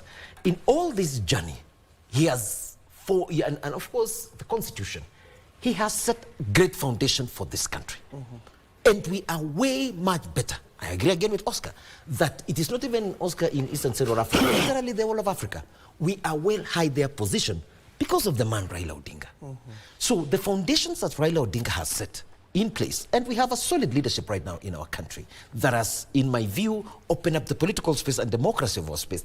There is an ODM party that has full structures and everything. So, of course, we will be expecting so many unfolding events up in the very near future, but be guaranteed that the ship will be steadied because of Raila Odinga, because of the foundations that he set it right. So let us not get completely disheartened. I want every Kenyan to look at Raila Odinga all the time and think, what would Raila say? What would Raila look at? What would be his opinion? And let me tell you, when I had also an engagement with him around that time when Gen Z movement happened, that is the day I knew who, the other side of Raila Odinga that many, you know, all of us actually really didn't know him. He loved this nation. And at some point, he would let the nation go above himself. Because he said, it is better for this country to be steadied. A country that will be led by military is worse off. And that was part of his statement. So he's telling us which one is better. He would also still probably get an opportunity to lead this country through the back door, but the suffering of the people. And he did not agree to that. That is the time I realized this man would let the nation go ahead of him. My final statement is this. Listen, Raila Odinga put the firm foundation of where all of us stand and the generations to come will stand in. And so the future is safe. The future is brighter. Let us always consider what would Raila do, or what would Raila say in such an event. Oscar, a month ago we were discussing, even when the former Prime Minister Raila Odinga appeared in an event and of course talked about devolution, we know he fought for it wholeheartedly. He didn't allow politicians to of course overtake devolution in its form, in its current form since the promulgation of the 2010 Constitution, even taking on senators, telling them it is not their jobs to interact with governors. It's the work of the members of the county assembly to assess how the governors are operating at the down level. So in terms of devolution, have we achieved it the way Raila wanted it? You see, the people who oppose devolution are people who are interested in probably corrupt issues. But I think we've achieved so much. For example, I think in the next general election, people who will be interested in politics to go to state senate or parliament will be people who are not just businessmen and interested in corruption, because we have this e-procurement thing. When we have that e-procurement thing, it will protect devolution, because what business will be governors doing in terms of corruption when e-procurement is done? Everything is done in a standard manner. But I think whatever has happened, and I've told you, Raila lived above his times. He was a man who was above life, in my understanding. For example, you know, before he started fighting for devolution, he fought against the police state, because we had a police state here. Before Raila Odinga and the devolution, and you could be arrested and not charged and kept in police custody for weeks, and nobody charges you in this country. Nowadays, you can only be put in police custody for 24 hours. Some of the things that we've achieved here, which are very fundamental, and that's why you see, even when Raila Odinga is still cooperating with William Ruto in the broad-based government, but he could stand and say, no, for abductions, no. We can't take that one. If your government is doing abductions, we're not part of it. And he was able to stand, to say truth to power at any level, at any time. Even when things are getting so hard, Raila will always come, and people are looking up to Raila that, okay, things are getting out of hand. The latest demonstration that we had here, when people were burning shops here, you know, always Kenyans, my mother will call me, that, Oscar, you guys talk to these guys. What is Raila saying? The country is burning down. What is Raila's thought? Because when Raila will come out, what will be his language? Conclave, dialogue, a handshake. Let us have a common ground. And any leader who is in search of a common ground is in search for a common good. That is, if we don't get people who will step into that position of Raila Odinga as the father of democracy, who gets misunderstood most of the time, because like whatever Moshimi was talking about here, that Raila Odinga didn't want a military state. Yeah, many people didn't understand that was the problem. Yes, he was accused of betrayal, but he was saying, no, you guys are young. If we allow our military to the streets, getting them back to the barracks will be so difficult. So let us save the day today. We can't lose Kenya because somebody's angry. You can be angry, but what do you do with your anger? Do we lose the whole republic? Do we lose the heart of our people? Do we lose the heart of everything? And he stood tall when other leaders stood by the side. And I think Raila did so much for us. The devolution must be protected. We must take over. I hope the young generation gets a leaf of Raila Odinga. He inspired generations. And those generations that inspired will now come out, and you'll start seeing them struggling for that space. You know, the only problem that he would come and tone people down, that, you know, Rome was not built in a day. We must go step, and we must go gradual. And sometimes other people who had pressure, most of the young people, would not agree with him, because he was saying, we can't push it so hard. Even the center that is working and the authorities that are there, yes, they might be doing some mistakes, but we can't be so hard on them. And that one probably made him not get understood, and made some people feel he's a betrayer. But that was Raila Odinga. I think if you look at everything, why I like Raila Odinga, one thing, the biggest thing Raila Odinga taught us, that elections must be sorted in the courts. Yes, if there's an election dispute, we must go to the courts. He believed in the Constitution. Other countries that go to war are where leaders believe that the courts cannot solve election disputes. That is why you see after an election in Africa, people go to war. But here, Raila made sure any time, even the 5 times he contested, any time he said, I lost unfairly, he said, we will go to court. And that is the best thing that he has taught us. We shall just know that our courts can always solve our problems. Okay, just in 10 seconds, Moshimo, I need to hand it over to Mike Mwigwi. In 10 seconds, just respond. Well, I just wanted to probably also agree, just in a view, probably I'll still get time to explain this on the aspect of devolution.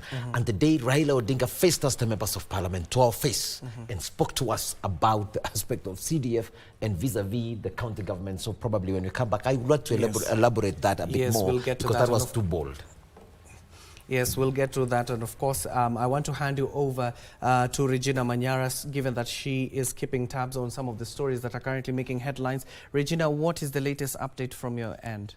Let's have a look at what is happening at the Jomo Kenyatta International Airport. It is exactly 8:02, expecting that the body is going to be landing between 8:30 and 9:30 a.m. as per the last status report from our 2 gentlemen who are keeping tabs on what is happening at JKI. That is John Jacob Kuria as well as John Kahiro there.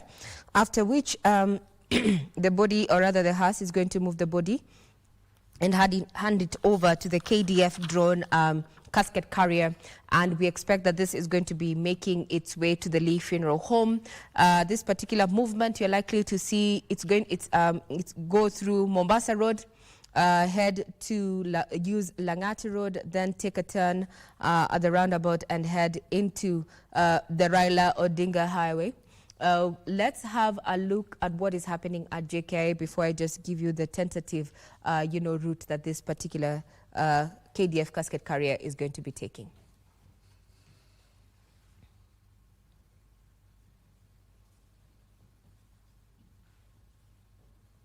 Yes, we're already having government officials there making their way to the JKIA. As you can see, that's a contingent of security apparatus there. This is going to be handled by the military. KDF is in charge of the presidential pavilion at the Jomo Kenyatta International Airport. We're expecting any minute from now. We also have President William Ruto make his way there. And while that is happening across the road there on Mombasa Road, we are having, or rather it is expected that the ODM party is going to be holding a press conference to just weigh in on the ongoing funeral arrangements there. From the question is, will this time members of the public be allowed to get into the presidential pavilion? We're yet to see that, borrowing heavily from what we saw earlier in our earlier brief in regard to what is happening at JKIA there. You can see even Mwangi area there. We're also having government representatives there and various leaders there. We're saying Aladwa, flanked by other leaders. These are representatives from the Muslim faith there who have made their way to the Jomo Kenyatta International Airport. Any minute from now, as I mentioned earlier, we're expecting to see President William Ruto also make his way there. Various leaders, including Puro Aburi there, what you're seeing on your screen. We're also seeing Jeremiah Kioni. And when you speak and see this mix of leaders coming from various political divides coming together and converging at JKIA, just shows that Raila was a unifying factor. And even what our panel has just mentioned here is that he leaves quite the void when it comes to matters of politics. We are joined by Honorable Bernard Kitur of Nandi Hills, as well as Kevin Osino, David Alulu, and Oscar Mondi. Now, that is just, we are tracking the plane that is going to be, or rather, where the Kenyan delegation is on board. With various political officials, government officials, including a few cabinet secretaries, as well as the leaders of the National Assembly. We know that Majority Leader Kimani Ichung'wah is on board that particular flight that is expected to land a few minutes from now. Since yesterday, it has been the most tracked flight to and from India, Mumbai there, that is going to be bringing the body of the late Raila Odinga, escorted by also members of parliament, as well as members of his family, including his wife, Mama Ida. Once it touches down there, the hearse is going to move to the presidential pavilion. And in the earlier pictures that we showed you of what is happening at JKIA, it's then going to be loaded to the KDF casket carrier that is then now going to travel via road from Mombasa Road all the way to the Lee Funeral Home.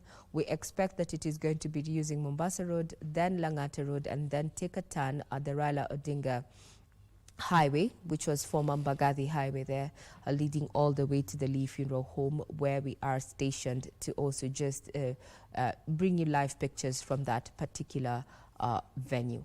What you're seeing is the JKIA presidential pavilion there.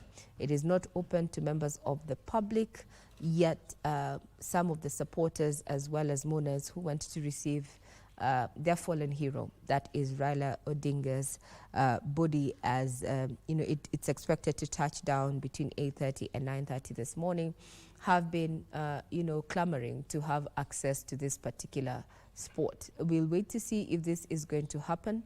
This is a military handled duty, so to speak. Raila Odinga is going to be given a state funeral there, and this is day 1 of mourning. We'll continue keeping tabs on the activities on ground, and any time from now, we're expecting the president, that is President William Ruto, to arrive at JKIA. Now, I want to bring you back to studio.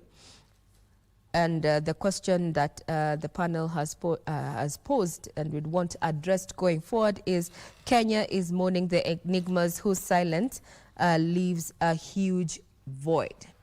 Now, let me hand over to Hashim, and then you can rope in also Mike Megwe with his panel on the other side to just discuss what way forward now for Kenya's politics in the absence of the enigma Raila Amolo Odinga.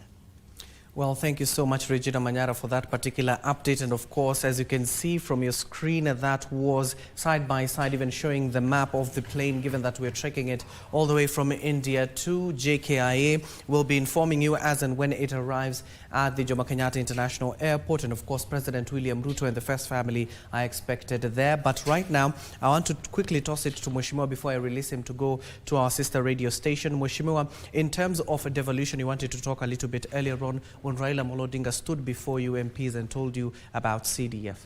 I think that was extremely incredible to find the leader, Raila Odinga, facing the members of parliament and all the leadership of both ODM and of the broad-based government, and telling us to our faces, the direction you are taking, the foundations that has been set is not the way he envisaged, the way he thought that the constitution and the way this country should be run.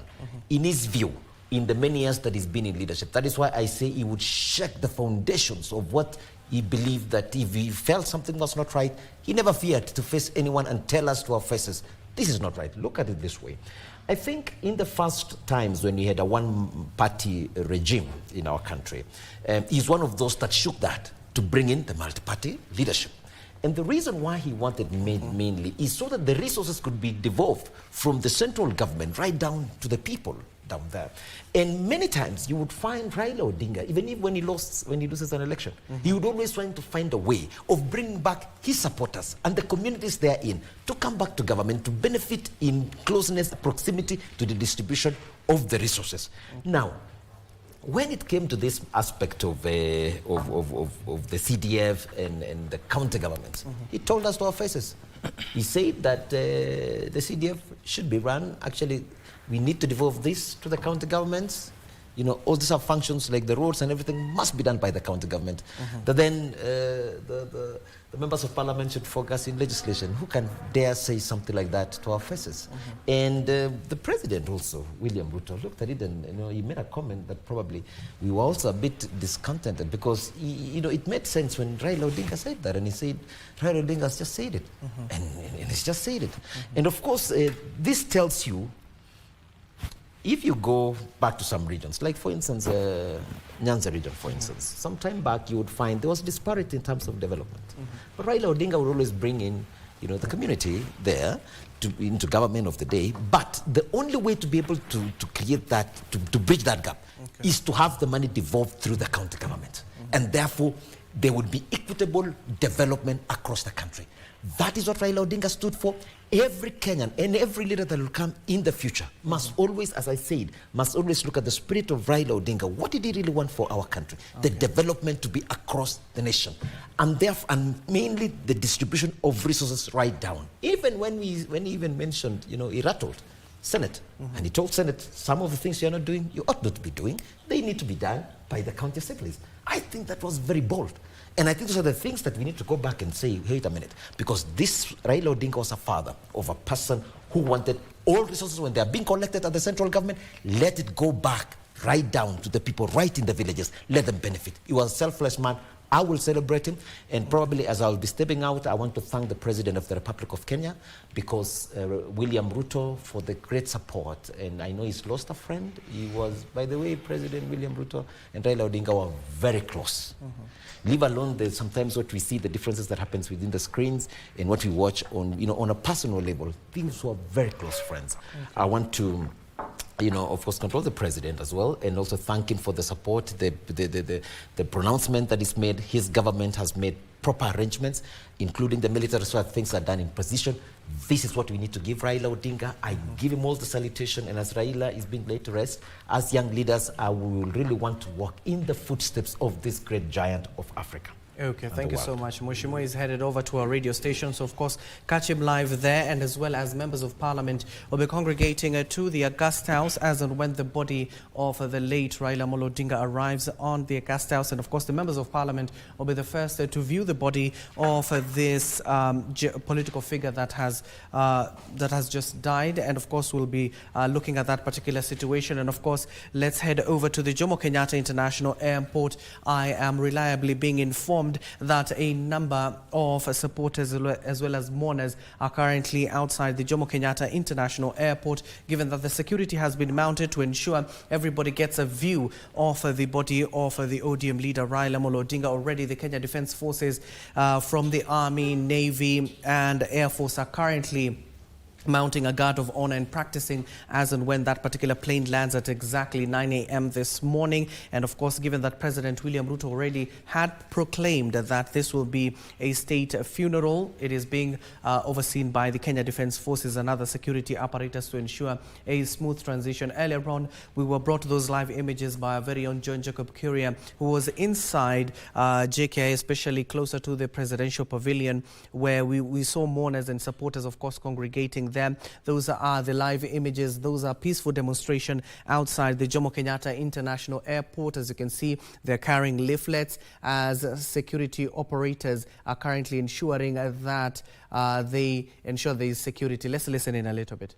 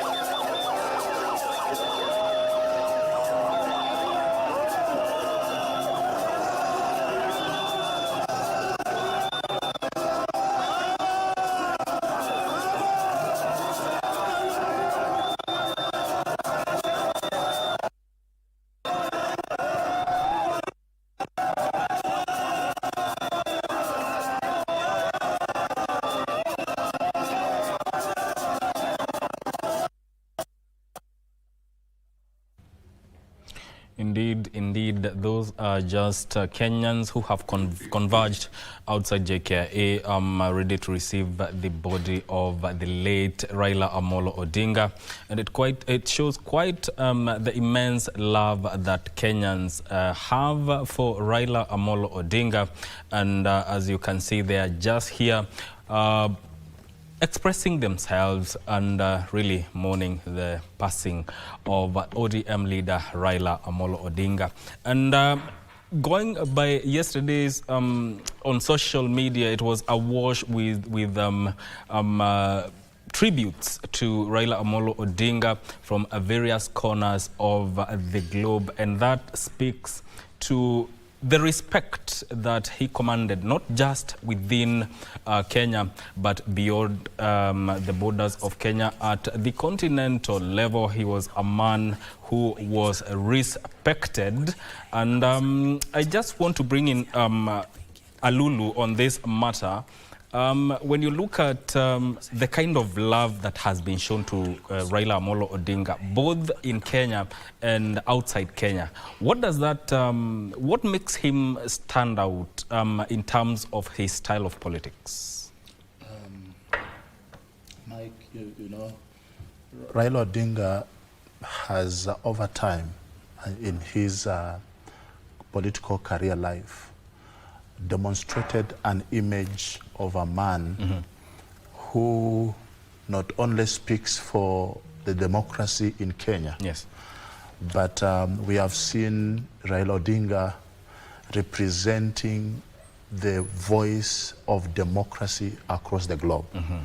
When atrocities were done against Kizza Besigye of Uganda, Raila Odinga spoke about it. When Cote d'Ivoire was in issues, Raila Odinga was there. So we know Raila Odinga as a man who, across the globe, has had a tone of, one, speak of democracy, but also push for reconciliation or peace amongst the people. And so, you know, in times like this and seasons like this, it is very easy for everybody to say or imagine whatever they would want to. But sincerely speaking, this is that time when we reflect on a life of a man who gave his all. He sacrificed his family time, his personal time, and actually, like Oscar said a short while ago, you know, it just came to our attention yesterday that this man was actually very sick. But nobody knew. Nobody could actually know, because to him, the nation was more greater than any other thing, even including his own health. And so when we see the love that is being demonstrated across the globe, because this has affected many people, and many countries are feeling the loss. Of course, we know at any given time, there comes a time when a man must exit the stage.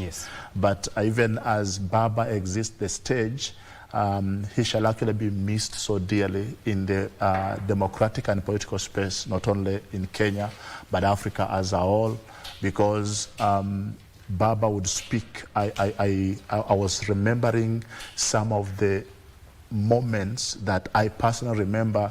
He stood out, and people would not understand him.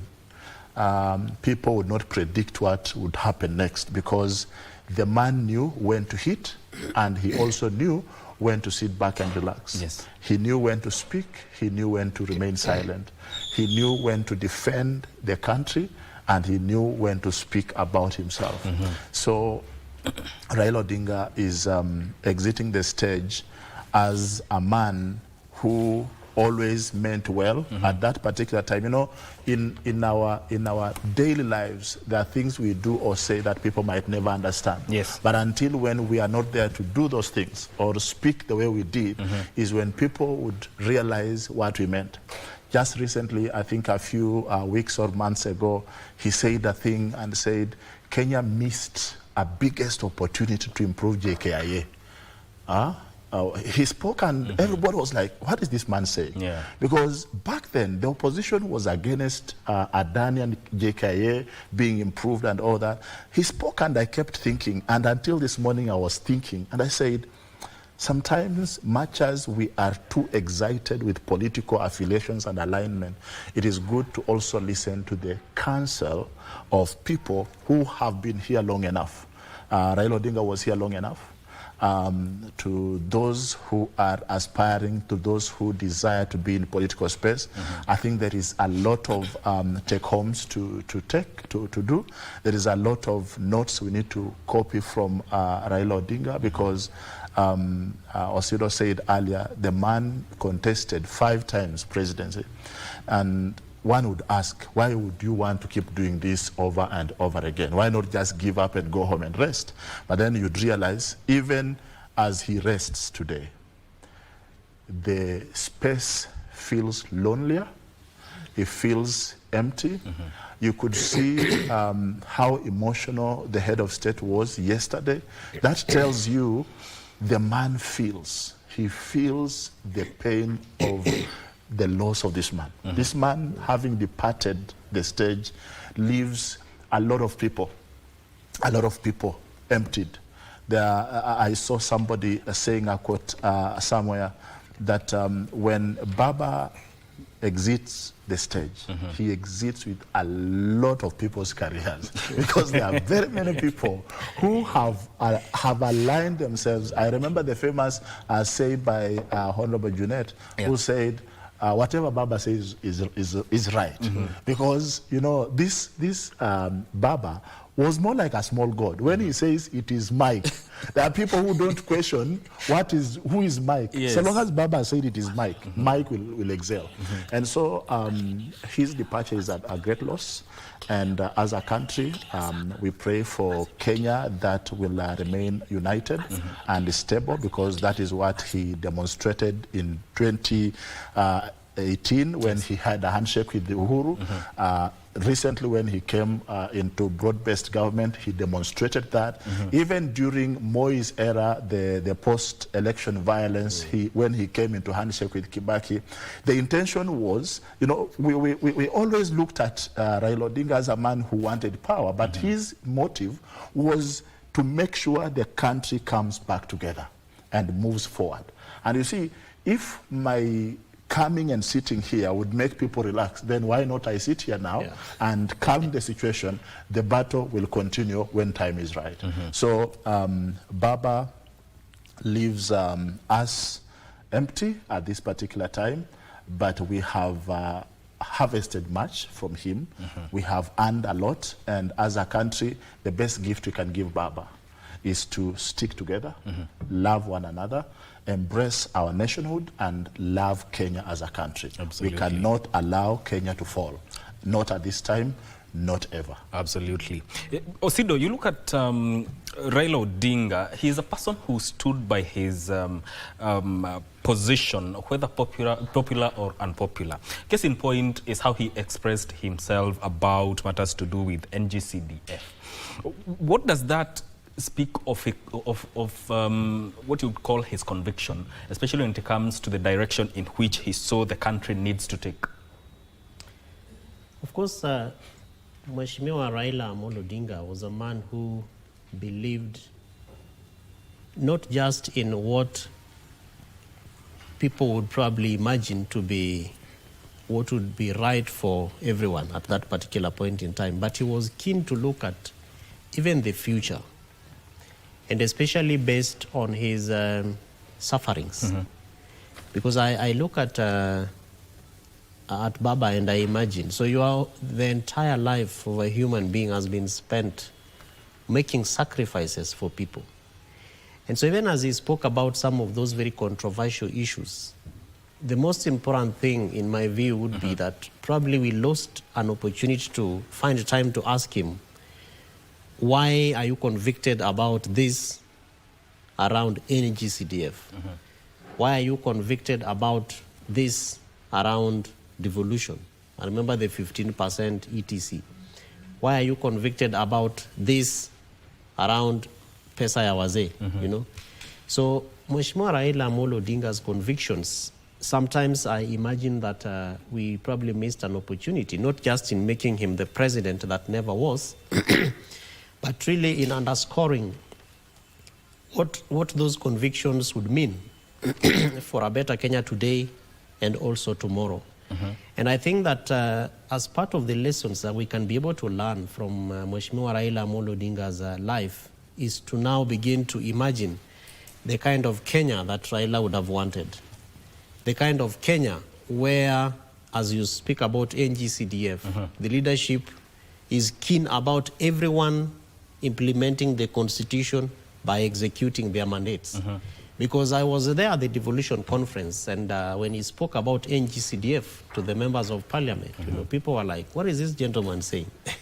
But he was very keen that functions that are supposed to be done by national government are left for national government, and functions that are supposed to be done by the county governments as per Schedule 4 of our constitution are left to county governments.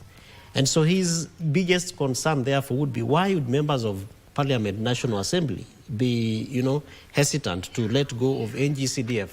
What is it that they are gaining? And I remember him even making a joke, and people were laughing when he said, I know some of you here are the contractors who are making those roads, you know, and yet your functions are supposed to be to legislate, to make those rules. So it therefore brings us to the realization, really, that we must begin to think through, once we lay down Mheshimiwa Raila Odinga on Sunday, what kind of Kenya would we be looking forward to? What kind of lessons would we be, you know, picking up from the kind of life that he lived, particularly insofar as strengthening our democracy, strengthening our governance, and making institutions work. Because Mheshimiwa Raila Odinga, I even remember during the BBI, because we were part of a team that was put together, and I remember us having a conversation with Ambassador Martin Kimani and saying the youth have not been brought on board, so they are not members of the task force, you know, 14 members plus, and you have no under 35. And having done some work with Ambassador Kimani while he was at the National Counterterrorism Center, mobilizing young people and also university students to fight against radicalization. So we sat down somewhere and they were saying, how do we ensure that the voices of young people are actually brought over here? And when this matter, through Professor Adam Solo, went to Mheshimiwa Raila Odinga, I was very keen to ask, by the way, why didn't we think about the youth? And so that gives you, a sense of how Mheshimiwa Raila Odinga was keen even to look at not just what is happening now, but that institutions are built that are also able to safeguard future generations and the future posterity of the country. Hold that thought. I want us to cross over to Bondo, where our reporter Alan Aoko is on standby. Alan, if you can hear me, what's the latest from that side?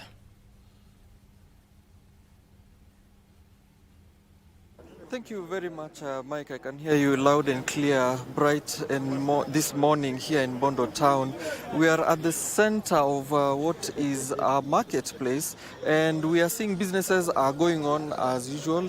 We have citizens coming up to open their shops, and in fact, if you can see clearly, I'm thronged by a number of citizens just coming to, give their opinion on what has happened.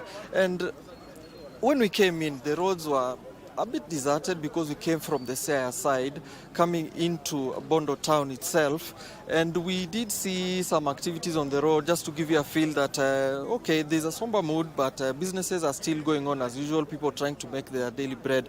But I want to bring in a few people just to give us a feel of what the area is, and so that they can tell us their opinions on what has happened. Karibu sana, hii ni KBC Channel 1, labda tuambie jina yako na maoni yako ya leo. Kwa majina langu naitwa Johannes Onyango Chola, natoka eneo la Bondo hapa.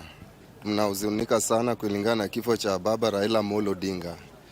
Tunapiga pole mama Aida Odinga penye huko, tuko nawe pamoja katika hii huzuni. Na labda wewe ni mfanyikazi wa hapa, umefungua biashara yako, umeendelea na kazi yako kama kawaida ama namna gani? Kazi haiwezi endelea kwa sababu hii huzuni ni yetu. Sasa tuwezi kuwa na kazi haiwezi endelea. Nani mwingine anaweza tuongelesha, tupe maoni yake? Karibu, jina lako na unafanya kazi gani hapa na maoni yako. Mimi naitwa Okelo, mimi ni contractor hapa Bondo, na siku hii ya leo tumehuzunika sana kwa sababu baba ambaye alikuwa anatupigania rights zetu kama wafanyikazi, sasa tunaona kama kuna mtu ambaye atatupigania, sababu baba ndiye alikuanga jeshi wetu, akisema amesema, na kama ni kwenda mbele. Si tunaomba tu rais wetu amejua kitu baba alikuwa anapenda, asifanye kinyume ya ile baba alikuwa anataka. Ama bunge ni aje? Bunge power. Bunge power. Bunge power. Tunaomba rais wetu asifanye kinyume cha kile ambacho baba alikuwa anapenda. Hiyo ndio tunamuomba. Kama nataka amani, tunaomboleza. Amejua the ideals, the spirits za baba, vile baba alikuwa anapenda kabla afe. So tunamuomba shikilie hiyo spirit na asiache. Kama ataendelea na spirit ya baba, si tutasikiza rais kwa sababu baba alikuwa anapenda rais.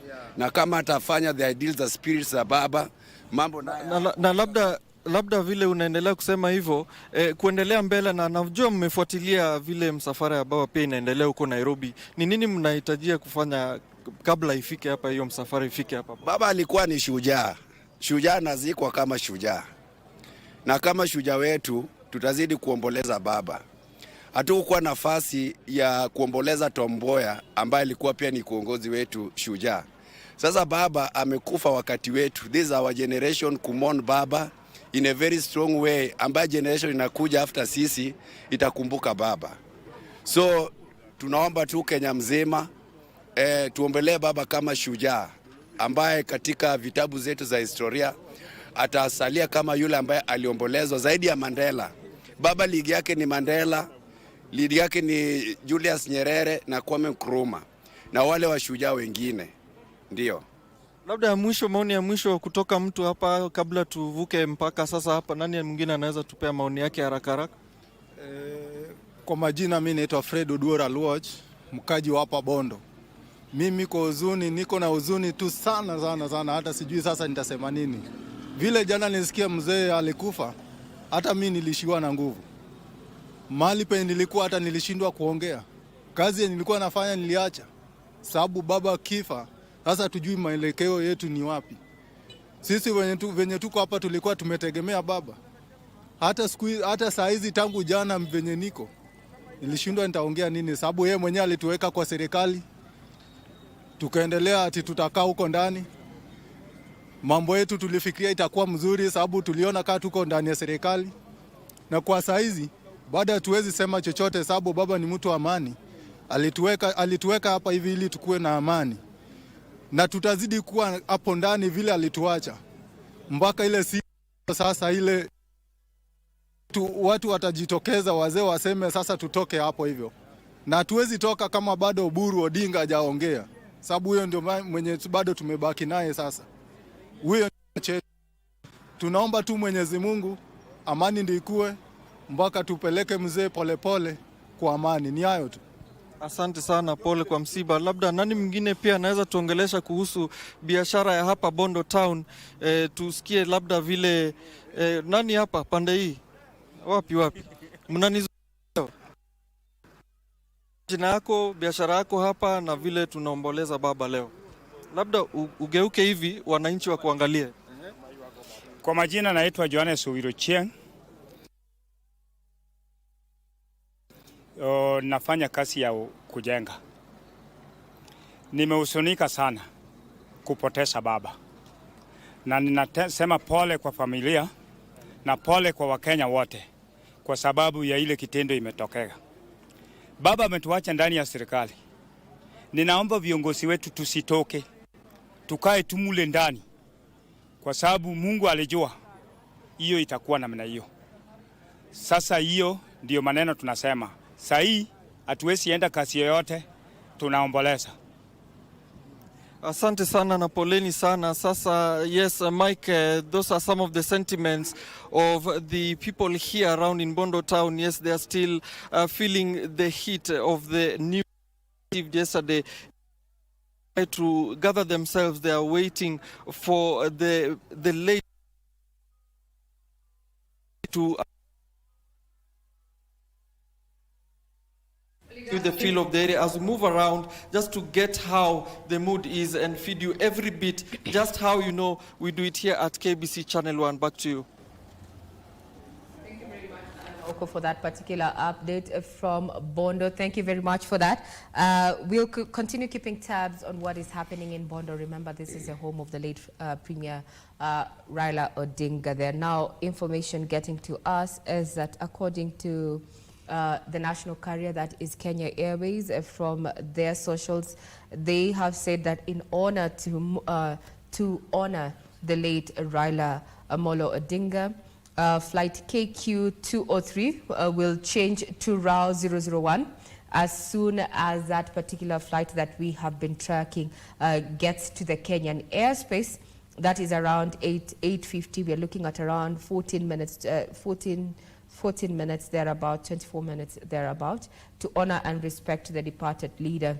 This is according to their socials as the world joins, Kenyans in mourning a man who's left a mark not only in his family's life, but also in the country's political history. A man who's been termed as an engineer. Also talking about those who are eulogizing the late former premier is the Engineers Board of Kenya, who also in their socials have termed that they indeed mourn one of their own, as he was registered as a PE, a professional engineer, and that he will be remembered for the inroads that he made in as far as the field is concerned. In his career, so to speak, the former Prime Minister Raila Odinga also held various capacities within government, one of them being in charge of roads there. And just looking at what he has done, or rather his contribution towards the social economic development of the country, I'd want to bring to your attention what he, or rather what we know so far in regard to that particular contribution to the economy there. We had a report on the role that Raila Odinga played in as far as the economy is concerned. He sat in key committees, including the Vision 2030, Kenya's blueprint, to turn around Kenya's economy, so to speak. We'll be looking at that and what the role that he played, aside from matters politics. Now we want to take you to Argyle Hotel along Mombasa Road, where the ODM party is currently having a press conference. Let's have a listen in. Simba. Okay.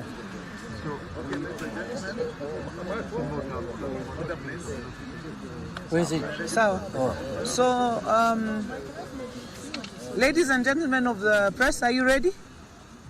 This has been This has been the neck of the ODM party, National Executive Council of the ODM party that we have held here at Agile this morning. Our resolutions will be brought to us by our deputy party leaders. So I will ask Governor Simba Arati, our deputy party leader, Governor Abdul Samad, and Senator Osot. Simba. If you could step aside, kidogo tu. Abdul Samad also needs to be here. If you spread out a bit, This is a press statement by the National Executive Committee, NEC, of ODM party. The National Executive Committee, NEC of ODM party, joins other members of the party, supporters, the nation, and the entire continent of Africa in mourning the untimely death of the party leader, His Excellency Honorable Raila Odinga. Yesterday morning, while undergoing treatment at an hospital in India. The death of Baba, as he was fondly referred to by many, is not only a blow to the party but also to the entire Republic of Kenya, which he vehemently fought for, and the continent of Africa, which he championed for its growth and economic emancipation. The NEC members used today's meeting to commiserate with the family of our departed leader, more particularly his spouse, Mama Dr. Ida Betty Odinga, his children Rosemary, Raila Jr. and the Winnie, siblings, and the entire ODM family for the loss. The members paid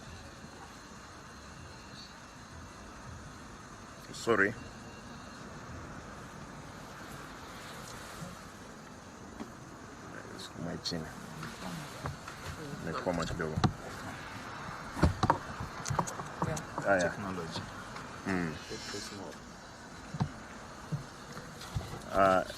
These writings are small, therefore. All right.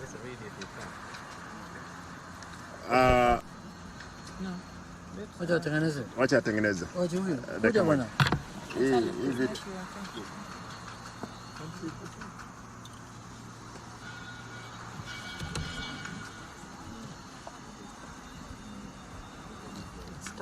Make it bold. Live from Argyle Hotel there, where the ODM party is currently holding a press conference as they try to get themselves together. Remember, this is a live feed courtesy of Azimio TV. I see they're back online. Let's have a listen in. Temperament of truth, champion of democracy, a love of human dignity, a champion of women and youth empowerment, a selfless leader, and the father of devolution. In his death, ODM, the whole nation, have lost. Kenya, Africa, and the whole world are mourning.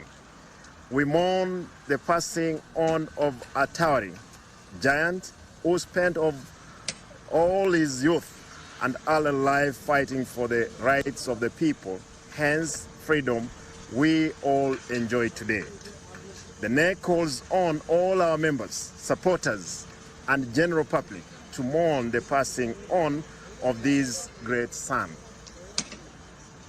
As outlined by the funeral organizing committee, which is chaired by the Deputy President, His Excellency Professor Kithure Kindiki,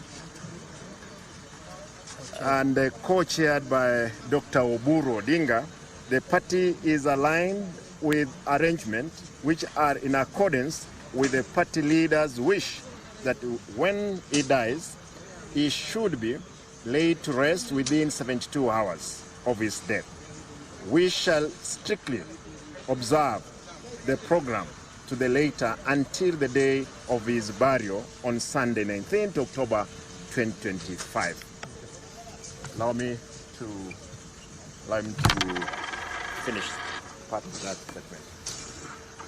Having said that, the party wishes to make the following announcement to our members in Nairobi and across the country. The party has opened condolences books in all our offices.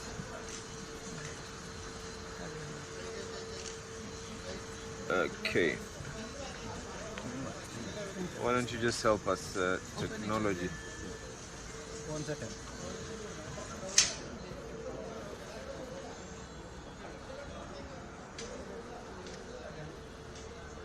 Are we good? Okay.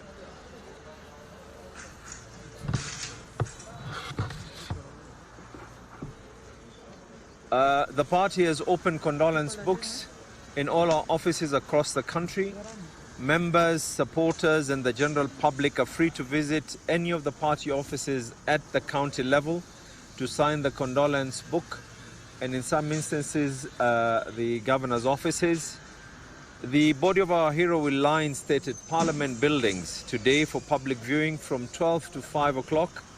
We encourage our members and supporters to head straight to Parliament for this event and to avoid Lee Funeral Parlour, which will have very minimal activity. Our respective parliamentary leaders in the National Assembly and the Senate will coordinate members of the parliamentary group and guide them accordingly on the program of events leading to the final day on Sunday, 19th October 2025. Likewise, majority and minority leaders in the county assemblies will do so at their levels. That the ODM remains united, just like it was during the Right Honourable Raila Odinga's time. We believe in unity of purpose, a stronger democratic party and a party that must live on for many years to come. With this regard, the NEC has designated the Senator of Siaya County, Honourable Dr. Oburu Odinga, to be the acting party leader until the time that the top party organs will meet and elect a substantive party leader to fit in the big shoes that have been left by our leader. Thank you, and may the soul of our party leader rest in eternal peace. Thank you very much. Thank you. That is what was happening at the Argyle Hotel as the ODM party held a press conference there. One take home that is going to continue shaping the political discourse is that from that particular press conference, it is now evident that the late Premier's brother, none other than Oburu Odinga, has just been named as the substantive party leader of ODM. What say you, Abdiaziz Hashim? Over to you and your panel as you discuss, how things are going in as far as matters of politics.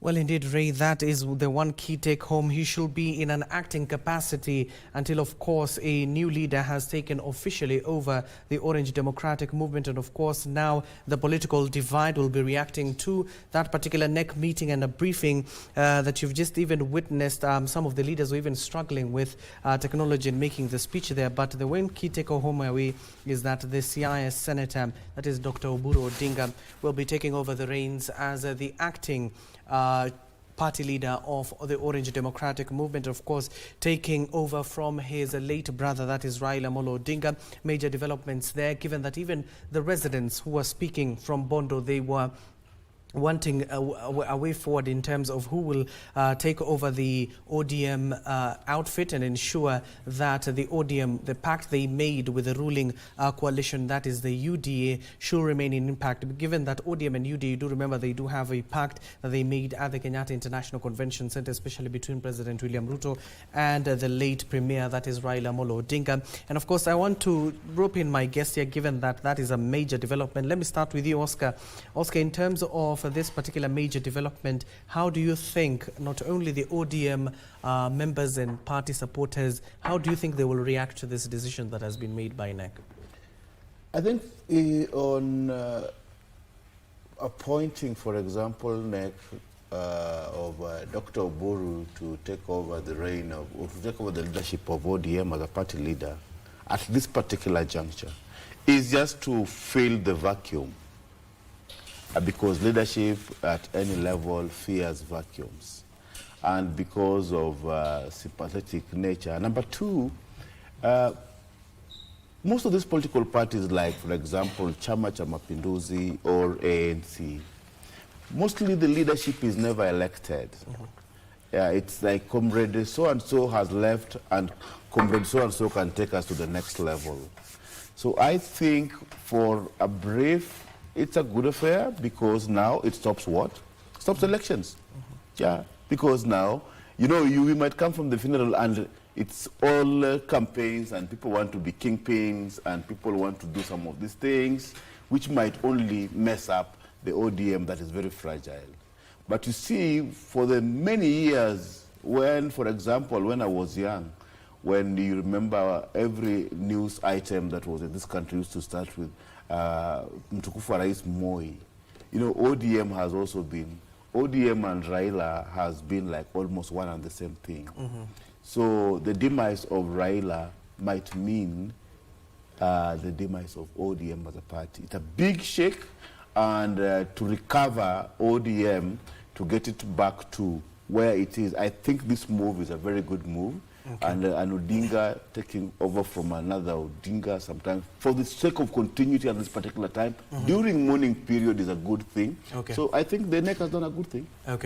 And Dr. Mark Matuga is currently also joining us. I'll give you a chance to talk, Daktari, but give me a moment. Let me take our viewers to Opoda Farm in that particular part of the country where Wycliffe Okech is currently there. Wycliffe, good morning. Given that you were there yesterday and today morning, what are the scenes there, especially at Raila Odinga's home?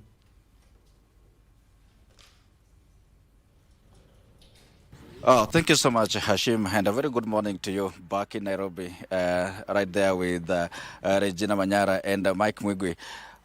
We are by the entrance. This is the gate that is leading to the home of Raila Odinga. It is commonly known as Opoda Farm, and it's a complete contrast of what we are seeing here today as compared to yesterday. This is the entrance, and I believe you can see behind me, this is the long stretch leading all the way from the main road. It's about a kilometer from the main road all the way to the gate leading into the home of Raila Odinga.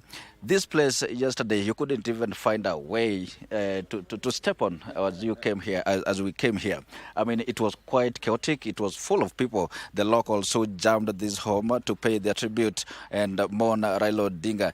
Remember that news broke to the locals here about 9 a.m. or a few minutes past 9 a.m. And immediately that news broke, all of them, actually a good number, ran straight to the home of Raila Odinga. This is the Opoda Farm. But remember, there's also the father's home, that is Kango Kajaramogi. That's also on the other side, about maybe 3 kilometers from where we are now. And there is also the Bondo town in between, in the middle. And my colleague Alan Naoko brought you the scenes in town today.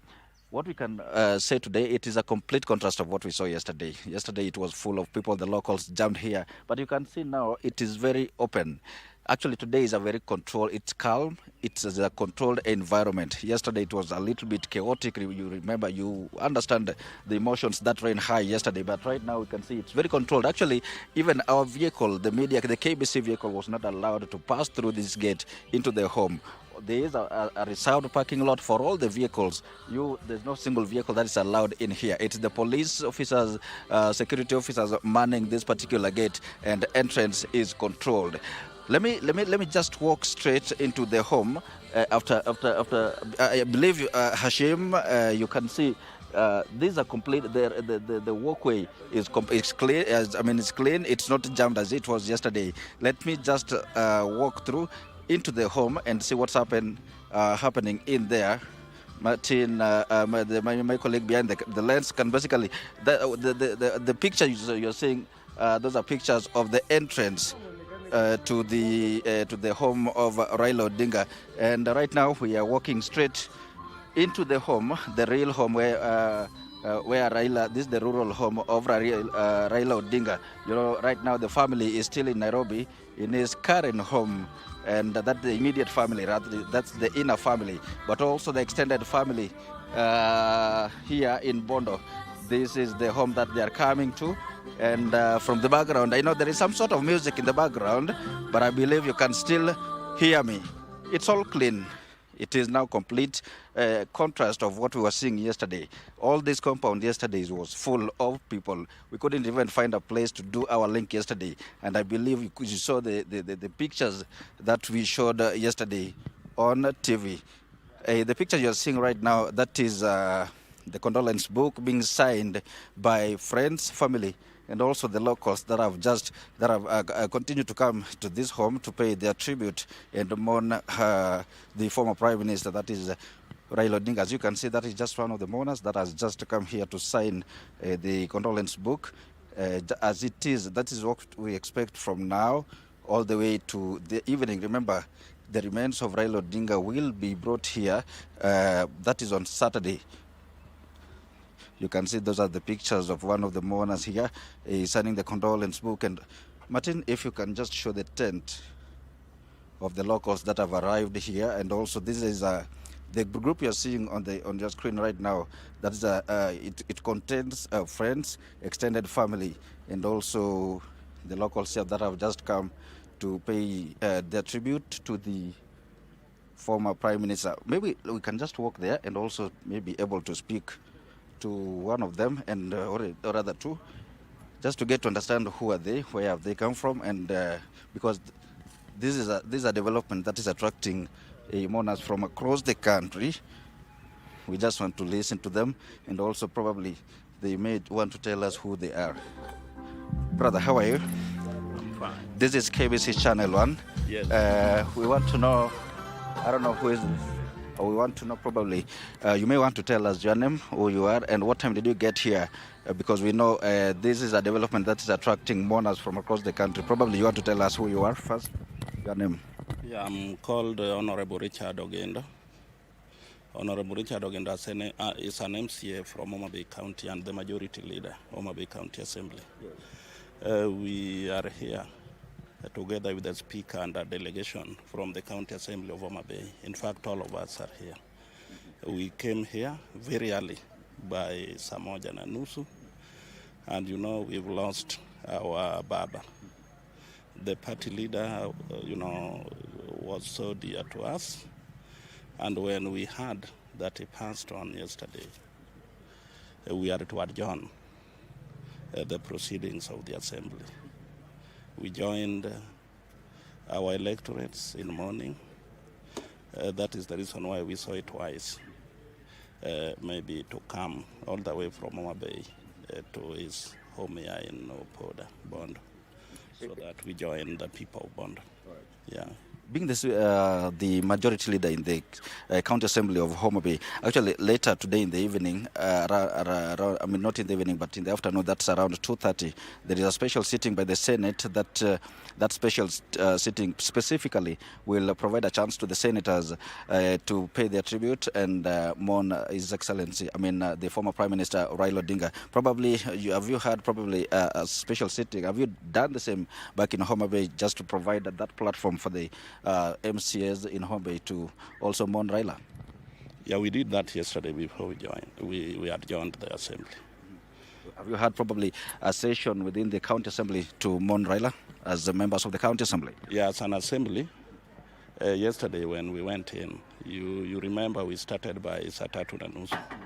That found when we had already heard of the death of our party leader. So what we did, we changed the order paper. Then we mourned. The House Business Committee met. We fixed that in the order paper. We mourned our party leader.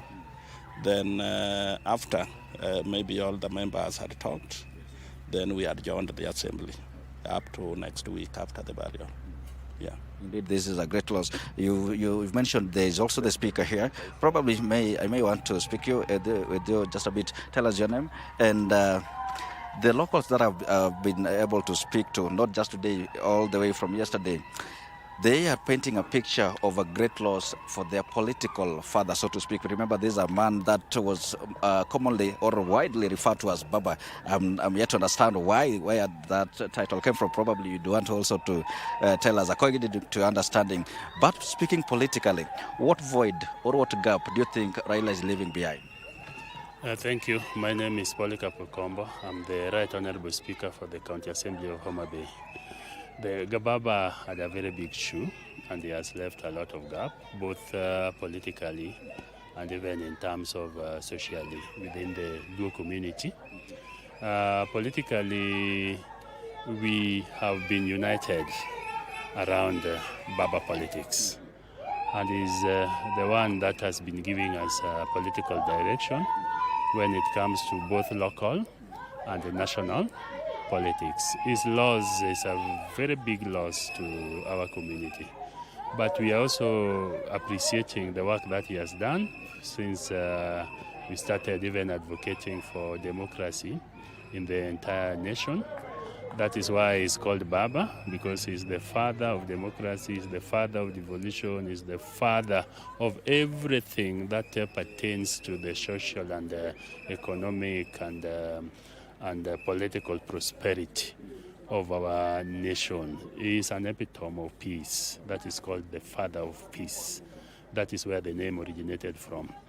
But we are also lucky because he created structures in our party, ODM, and the structures are very vibrant. And even you saw today in the press conference where the ODM NEC met, they have already appointed Honorable Senator for Siaya, Raila Odinga, as the acting party leader.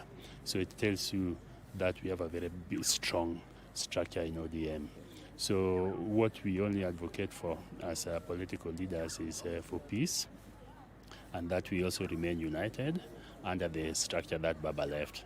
He also did something very wonderful for us because he had promised us Canaan, and the Canaan that he had promised, he left us in Canaan, because Canaan to us was about economic prosperity, was about being close to the government. So he also left us in government.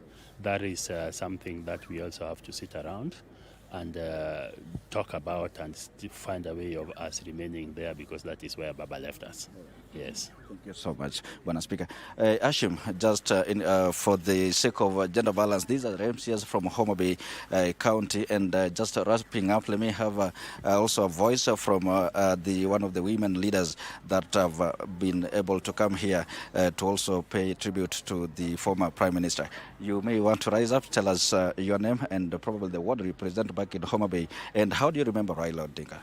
Thank you so much. My name is Honorable Florence Ouma. I'm a specially elected member of County Assembly of Homa Bay.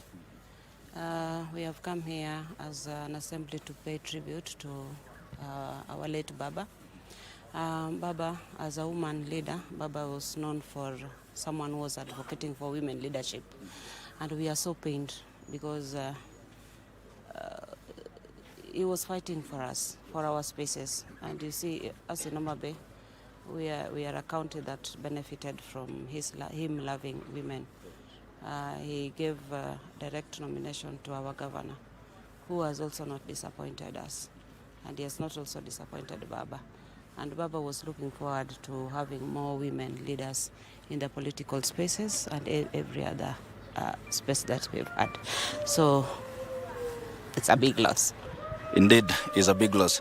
Hashim, just some of the remarks that we continue to cover for the sake of our viewers, just to also have a clear picture of what is happening here on the ground. We remember we're still at the home of Raila Odinga. This is his rural home, Opoda Farm, here in Bondo. And in the background, I believe you can hear some of the locals that have just arrived now, mourning the former Prime Minister, Raila Odinga. Some cleanup is happening. Remember, this place yesterday was jammed by the locals here, that's like I told you, and so there is some later around, some cleaning is going on. I mean, we'll continue to give coverage, bit by bit coverage of whatever is going on here, and I believe my camera person can basically show you the entrance, or rather the doors to the main house remain locked. I spoke to a close family member here by the name Morris, and they just mentioned to me that the innermost family, the family of Raila Odinga, is still in Karen, that is in Nairobi. They are maybe expected to come here on a Saturday,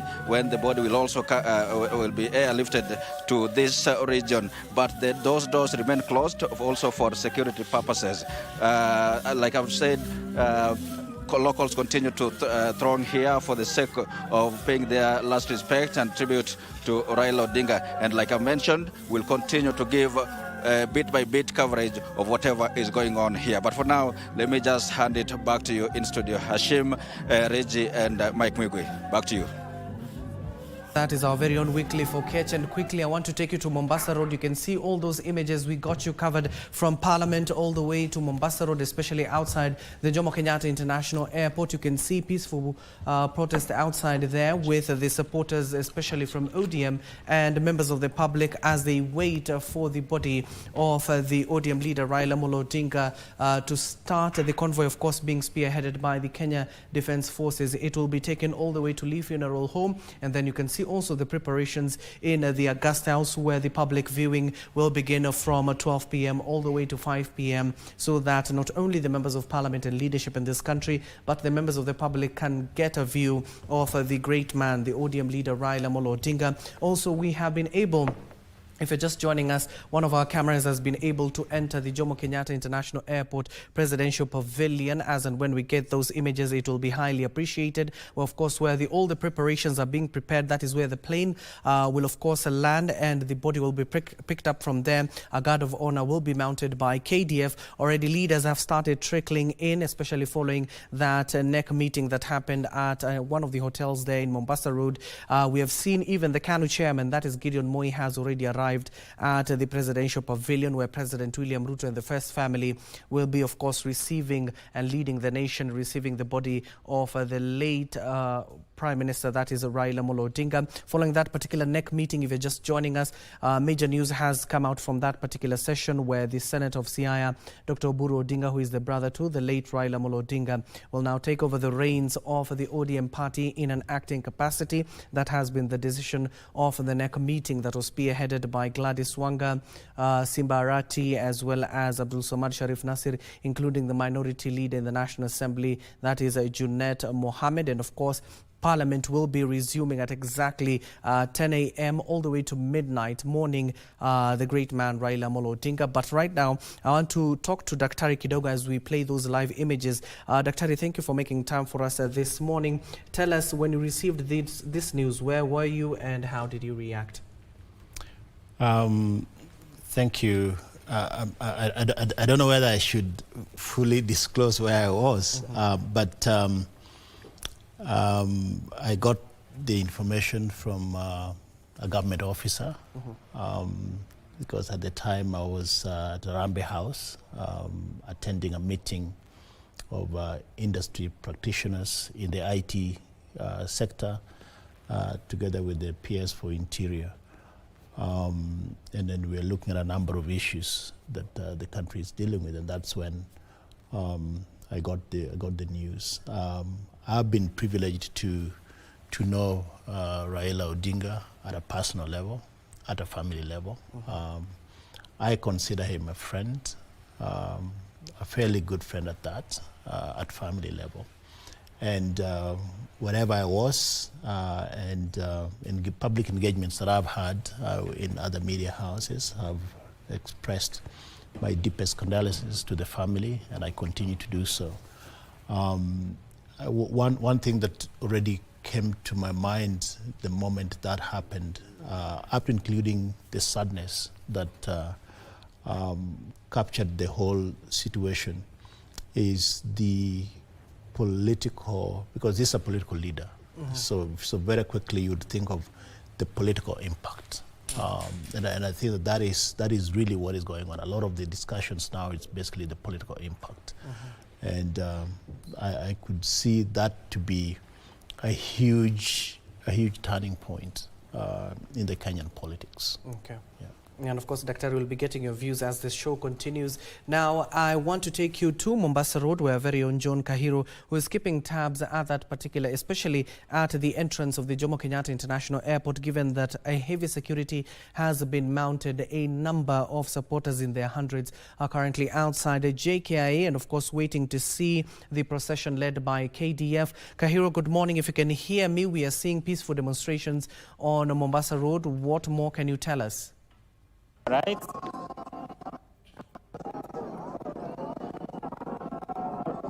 All right.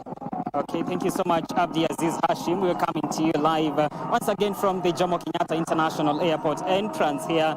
And of course, earlier as we were on live, actually, we experienced a bit of commotion between the and the police officers here at the Jomo Kenyatta International Airport entrance by the members of the public were trying to force their way into the airport, but that particular situation was contained by the police service. And of course, that later followed the dispatchment of more police.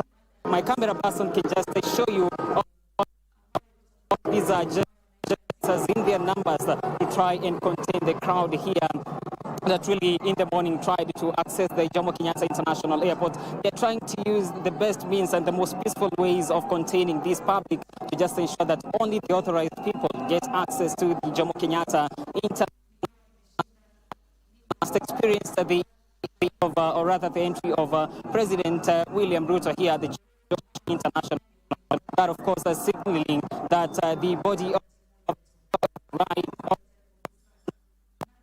down any moment from now, and that will be a procession from the Kenyatta International Airport all the way to the Lithium, of course, where it will be precise. Parliament buildings at around 12. A chance at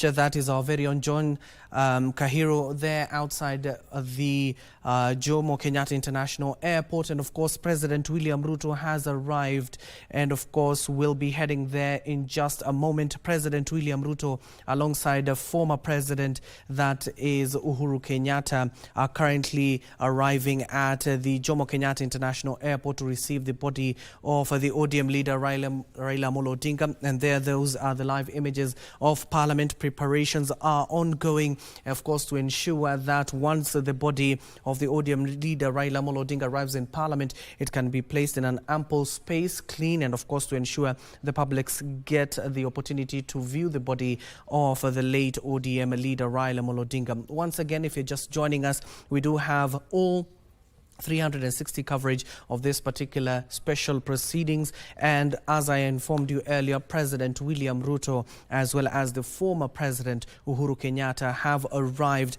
at JKIA, and of course they have been placed in the government VIP section. As and when we get those images, we'll be showing them to you. They have arrived at JKIA, awaiting for the body of the ODM leader Raila Odinga to arrive in the country in the next few minutes or so. There you have it. It seems we have gotten a hold of our reporter. We'll be getting back to him. But those live images from Parliament buildings is where the body of the ODM leader Raila Odinga will be placed so that the public can get a view of the body. Earlier on, we also saw images of a JKI, especially through the presidential pavilion, where the plane, of course, will be taken so that the body can be put on a hearse where has been prepared by the Kenya Defence Forces.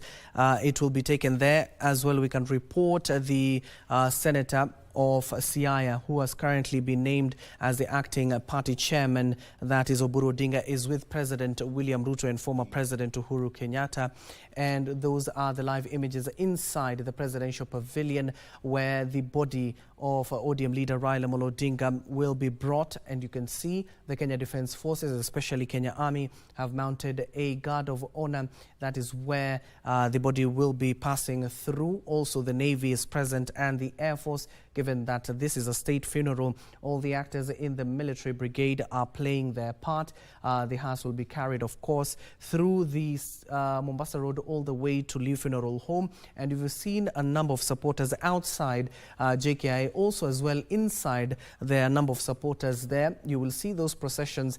And given that this is a state funeral, the KDF will accord the members of the public, not only who have gathered outside and inside JKI, along the road of Mombasa Road, they will be going slowly to ensure the people, the great people of Kenya, can view the body of the ODM leader Raila Odinga before it is taken to Lee Funeral Home and then after being taken to Parliament buildings for viewing. That is where the procession will start. As I've informed you, President William Ruto has already arrived. The former President Uhuru Kenyatta, Oburu Odinga, a host of legislators and government officials, as well as family members and ODM supporters, as well as officials, have arrived at JKIA awaiting that particular plane to land to ensure that the body of the ODM leader Raila Odinga is back to where it belongs, to Kenyan soil, before taken all the way to Lee Funeral Home and Parliament buildings. And maybe let me rope in Oscar at this point before we get those images of other proceedings. That is JKI that you're currently seeing.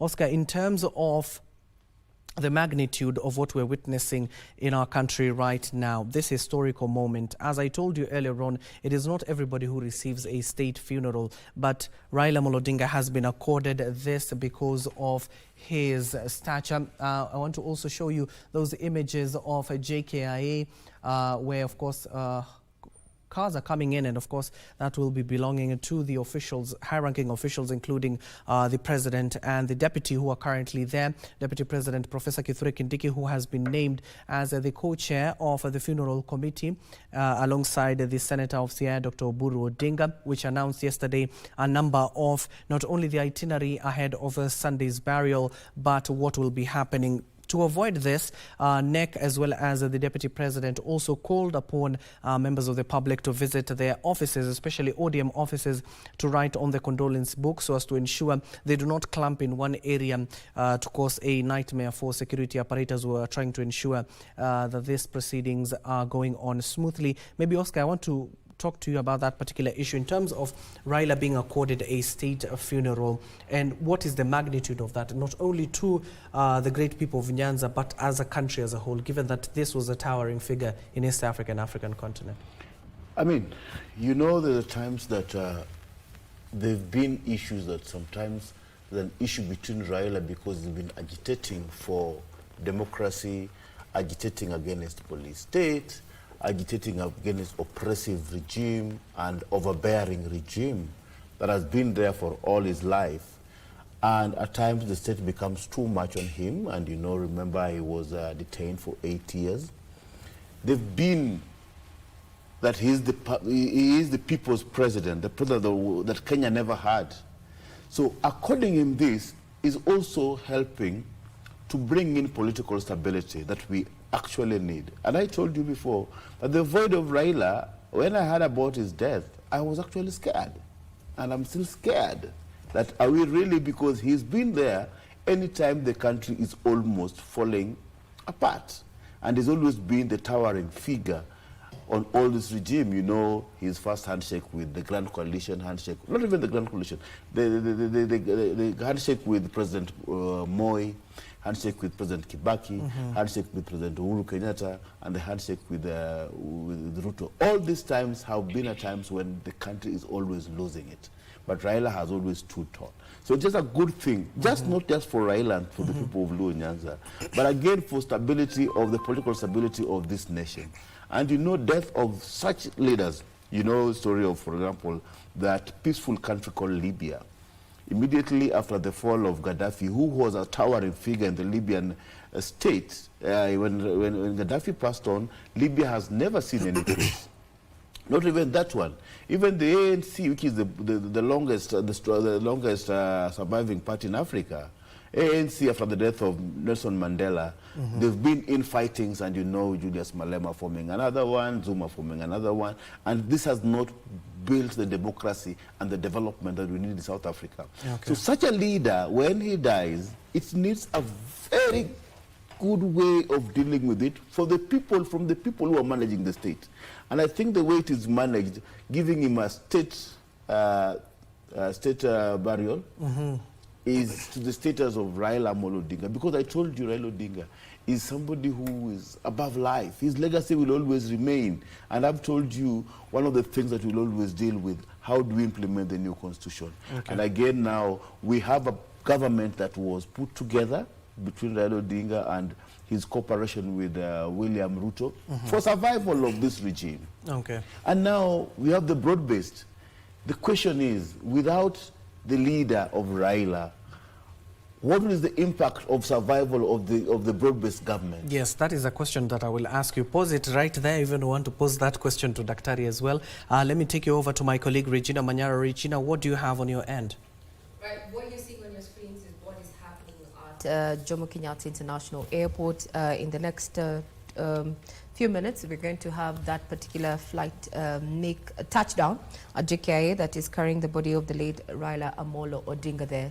And you can see song and dance, they're characterizing what JKIA looks like. On the other side, we're also seeing members of the public there who are currently just holding peaceful demonstrations, wanting to access JKIA just to receive the body of Raila Odinga. But as we deviate and move away from JKIA, just being also conscious of the time, we're expecting that particular plane to be landing at exactly 9:30. It left Mumbai as KQ-203, but it's going to be landing on Kenyan soil as RAO 001 as the national carrier KQ honors Raila Odinga there. And some statistics that are coming in on the flight tracker is that over 37,000 individuals are tracking the movement of that particular plane, or as it gets into the Kenya airspace. Now, what you're seeing on your screen is Kangoka Jaramogi. That is where the final resting place of Raila Odinga, just as his predecessors did. That is the homestead of the late Jaramogi Oginga Odinga, and is also within this particular grounds that the late Raila Odinga is going to be laid to rest. You know, this is a family burial grounds are within this particular homestead. The question is it going to be a public mausoleum? We'll be waiting for Sunday to actually find out if this is going to be so. But this is where he will be buried, just according to their family culture and traditions there. The father was laid to rest there, the mother too, and it is expected the son of Jaramogi Oginga Odinga, that is Raila Odinga, is going to be interred there. We're going to be keeping tabs on that. We have Wycliffe Okech, who is at that particular location. Kangoka Jaramogi there, all the way there. Wycliffe is going to be bringing us up to speed if at all there's going to be any activity there. Remember, this is like a 3-kilometer distance between his home, that is late Raila Odinga's home there, and we are going to be shuffling between Kangoka Jaramogi as well as Raila Odinga's residence down there to see the activities there. So what you're seeing on screen is what is happening at JKIA as well as Parliament. Now, what do we expect in the next few minutes from Parliament? As from yesterday, we're expecting a full day with members of parliament from the bicameral parliament eulogizing Raila, starting from 10 a.m. all the way to midnight, to give everybody an ample time to speak. It is also advised that members come in a somber state, you know, with some somber attire, meaning they are advised to dress in black, and those who do not have, you know, or cannot actually dress in black, the ladies should provide black ribbons so that they can demonstrate respect and appreciation for the fallen heroic leader. That is going to be an open debate. Those are just quote-unquote words from Speaker Moses Wetangula yesterday there, as he just alluded to what is going to be taking place at Parliament buildings today. Now, to our panelists there, I'd want to know from where you sit, those who are sitting to my left and to my right. We have heard from those who have spoken there, especially the members of public and staunch supporters of Raila, urging the government to continue in the spirit of Raila Amolo Odinga. This somewhat looks at the future of the broad-based government. I'll start off with Mike and your panel. I'd want to hear from your panel there. What do they think is the future of the broad-based government now in the absence of Raila Amolo Odinga? And with the new developments in regard to who takes up the mantle, though on a tentative capacity, that is his brother, that Oburu Odinga. To you, Mike, and your panel. Indeed, that is a very big question that people now are asking, given that the broad-based government was constituted recently. And Osido, as to what Ray is asking, what do you think is the future of the broad-based government? Yeah, Mike, of course, it's interesting to give it that terminology, because that is what it is. It's a government. Yes. And given the kind of meticulous nature that we have seen the president being very concerned about the passing of the enigma, the passing on of the enigma himself, the expectation would be that the spirit of Raila Amolo Odinga in the broad-based government lives on. Taking note of the kind of narratives that we have also seen from some of the leaders of the political party of the former Prime Minister Raila Amolo Odinga, particularly on their support or no support to the broad-based government. It's going to be a moment for the party to really solidify itself, especially around the broad-based government internally, and also to look at the spirit. So the expectations that Mheshimiwa Raila Amolo Odinga had of the broad-based government. And remember that as at the point in time at KICC, when the MOU between UDA and ODM was being signed, we would assume, therefore, that there is already a pact, an agreement that, that shares the objective, the spirit, and really the mandate of both governments to be able to support the broad-based government. So at the forefront, the imagination is that those objectives are going to be met by the government or the broad-based government as a government. Of course, there have been lots of issues, particularly from Mheshimiwa Raila Amolo Odinga's benefits of the broad-based government.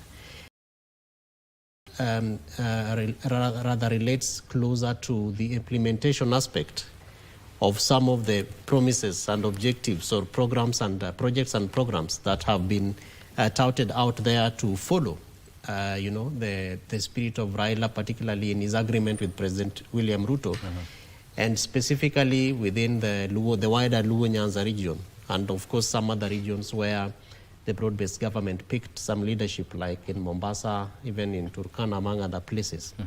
So there is also, of course, that particular expectation that the programs that the government had, that the broad-based government had, to be able to implement in various parts of the country are going to be implemented. Of course, as an accountability champion, I would say, and someone who is interested in governance, there is a bit of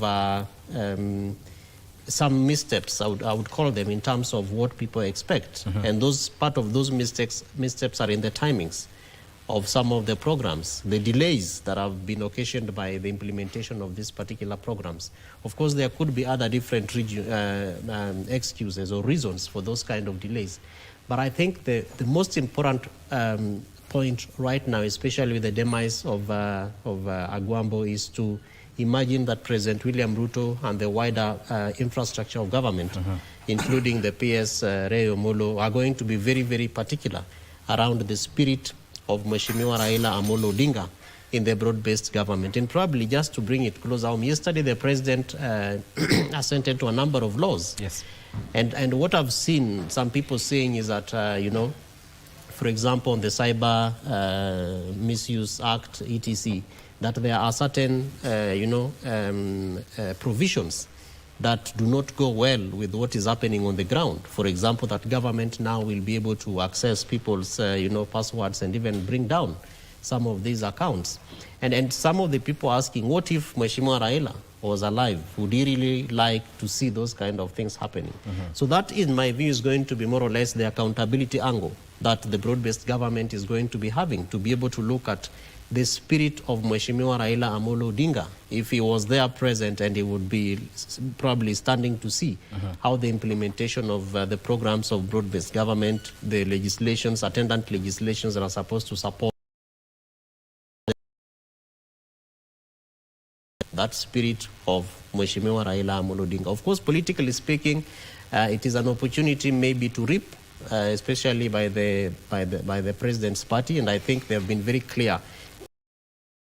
Arrangement of the laying off of Mheshimiwa Raila Odinga, the send-off is being accorded a state funeral. It's not a small thing. It is one of those political messages that you send, and you send them in a very big way. Yeah. And because Mheshimiwa Raila Odinga was a very peaceful man, and I think we have said this over and over again, it is expected that moving forward, there's going to be the call for peace in our political engagements. Even now, as we are seated here, that some by-elections are going on, it is expected that the spirit of the broad-based government is going to be ramified even into the political scenarios. And I think that one of those big wins probably would be President William Ruto, and that if he's able to navigate that spirit of Mheshimiwa Raila Odinga, and based on the 50% plus one, the threshold for presidential votes in this country, then managing the politics of the death of Mheshimiwa Raila Odinga moving into the 2027 on the backbone of the broad-based government I think is one of those big wins that the president has. And as I finish, I think as we talk about winners, they're also going to be losers. And so the people who are used to being, hand-lifted, where Mheshimiwa Raila Odinga will come and say, David Alulu, Tosha, Tosha, Tosha, Tosha, Tosha.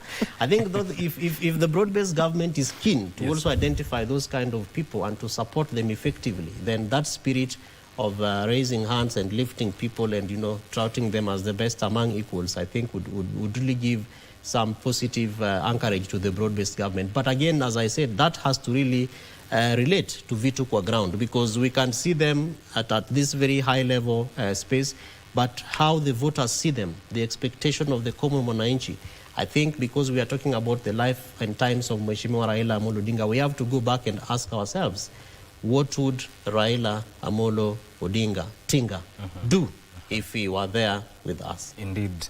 Alulu, on the same question, and giving in matters of the future of the broad-based government and the objectives of the same, and even roping in, as Osido has said, matters of accountability. What do you think is the future of the broad-based government? I think from the look of things, even from the press that just came in from the ODM NEC, yes, it will tell you there is still a desire to keep broad-based working. We know in the recent past, we've seen Honorable Oburu Odinga being more of the hardcore supporter of the broad-based government. During some times back when some quarters in ODM were very noisy and upbeat against the handshake, he came up and actually was speaking in the loudest voice in support of broad-based. You remember there is an incident that happened sometimes back, I think in Nyanza, I don't know if it was Siaya or Homa Bay, when Senator Orengo seemed like not very supportive of broad-based. Yes, yeah. And Oburu Odinga came out guns blazing and say, you know, you have to support broad-based government. This is where we are. This is where Baba has directed us. And so having Oburu Odinga come in to sit in for Raila, that tells you there is still that desire to execute, the agenda and the plan, because eventually we must have something happening to keep the broad-based government going. That is one. Number two, from the government side, like Osido says, even for the government to give all the honors that have been given to Honorable Raila Odinga, it means from the government side there is still the desire to keep the broad-based going. And knowing how smart President Ruto is, I am sure he's going to do everything humanly possible to ensure that broad-based government continues. Okay, there is a likelihood, there might be some shake-up in government after this funeral. You might see some new figures coming in just to make sure that he holds the grip onto the ODM fraternity so that they don't feel left out because of the departure of Raila Odinga. And so I don't feel like broad-based is threatened.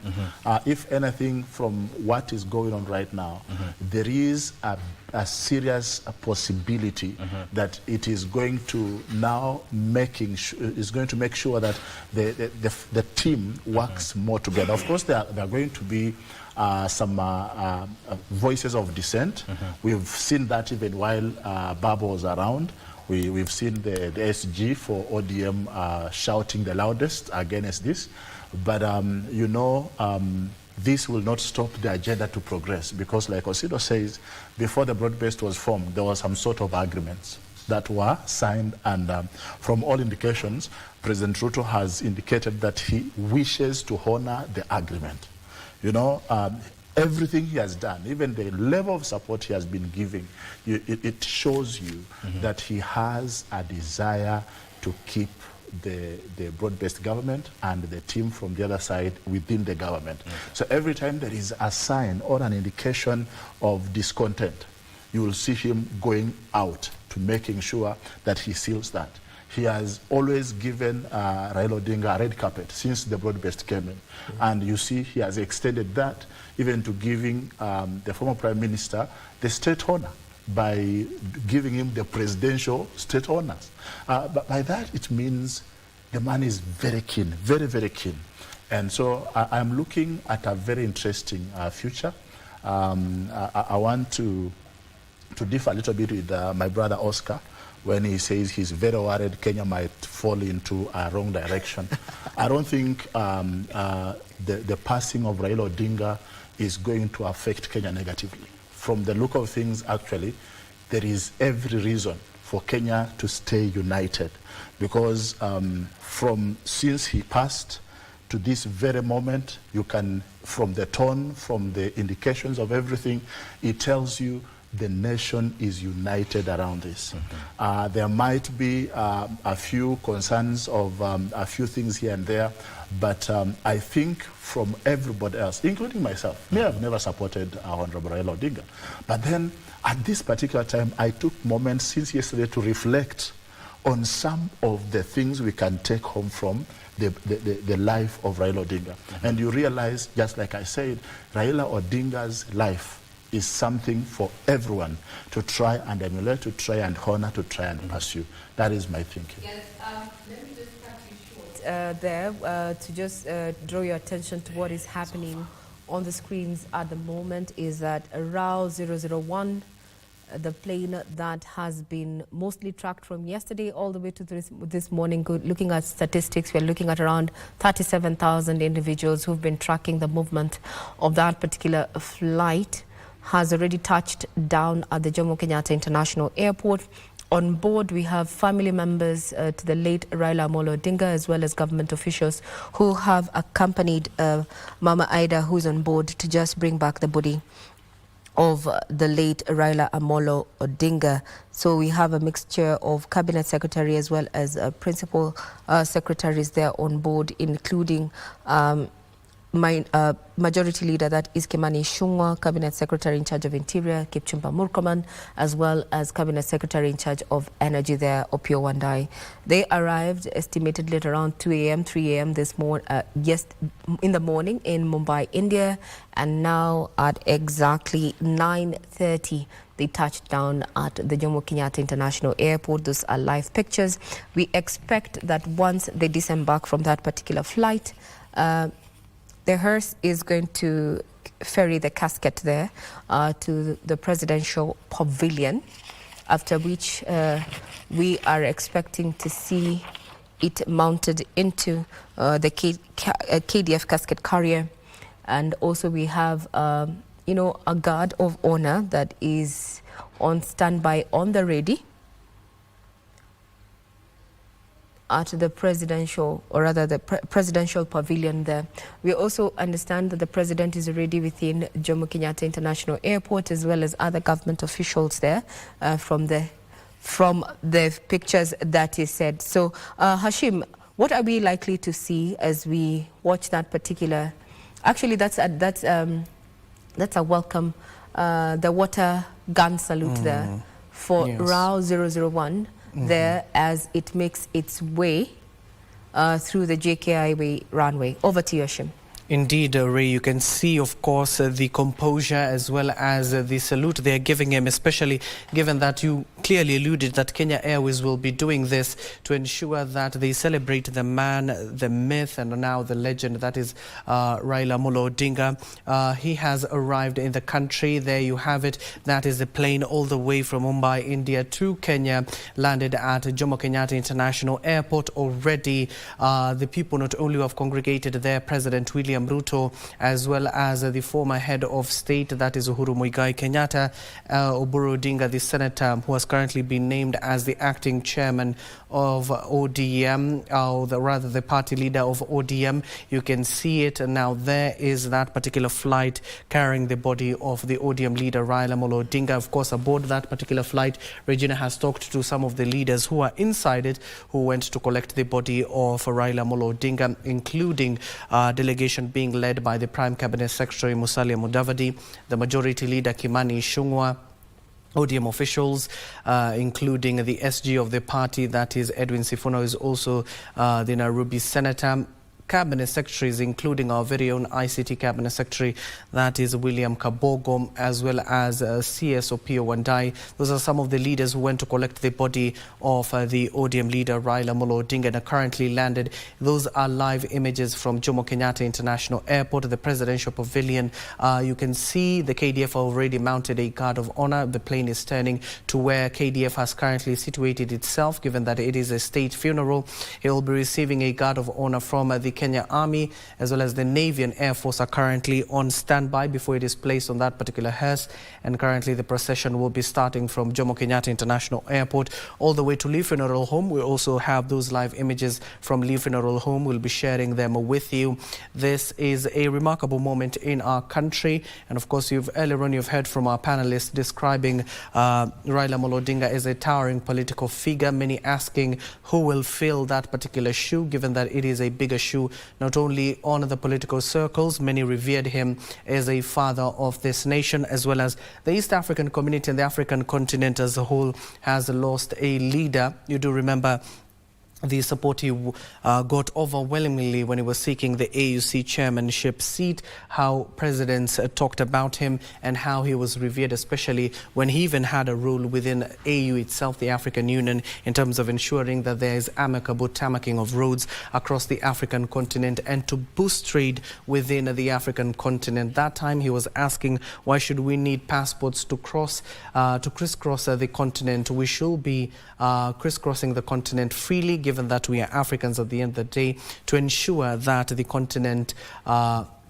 economic ventures are achieved. There you have it. You can see now the body will be, of course, taken out of the plane itself, and then through that particular guard of honor mounted by KDF, it will be passing through there. Given that it is a state funeral, it will receive all the accolades from the Kenya Defence Forces as well as other security operators who are currently there. You can see they're preparing to bring out the body of the ODM leader Raila Odinga. You can see the number of people, not only the supporters, you can see even JKIA officials who have congregated outside their offices normally where they will be operating to see. They're the ones who are wearing reflectors. Those are JKIA officials who are currently witnessing this historical moment. Maybe Daktari, take us through what we're witnessing now. It is, and I want to put this in some very interesting perspective. What we're seeing here, it's historical. Remember, Raila Odinga has died at age 80.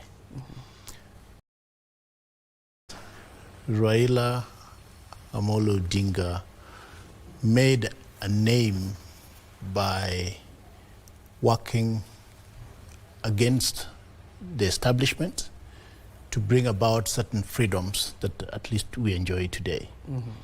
And one of the things that Raila had wanted to actually also achieve in his lifetime was to become the head of state, where he would be accorded the honors he's being accorded now.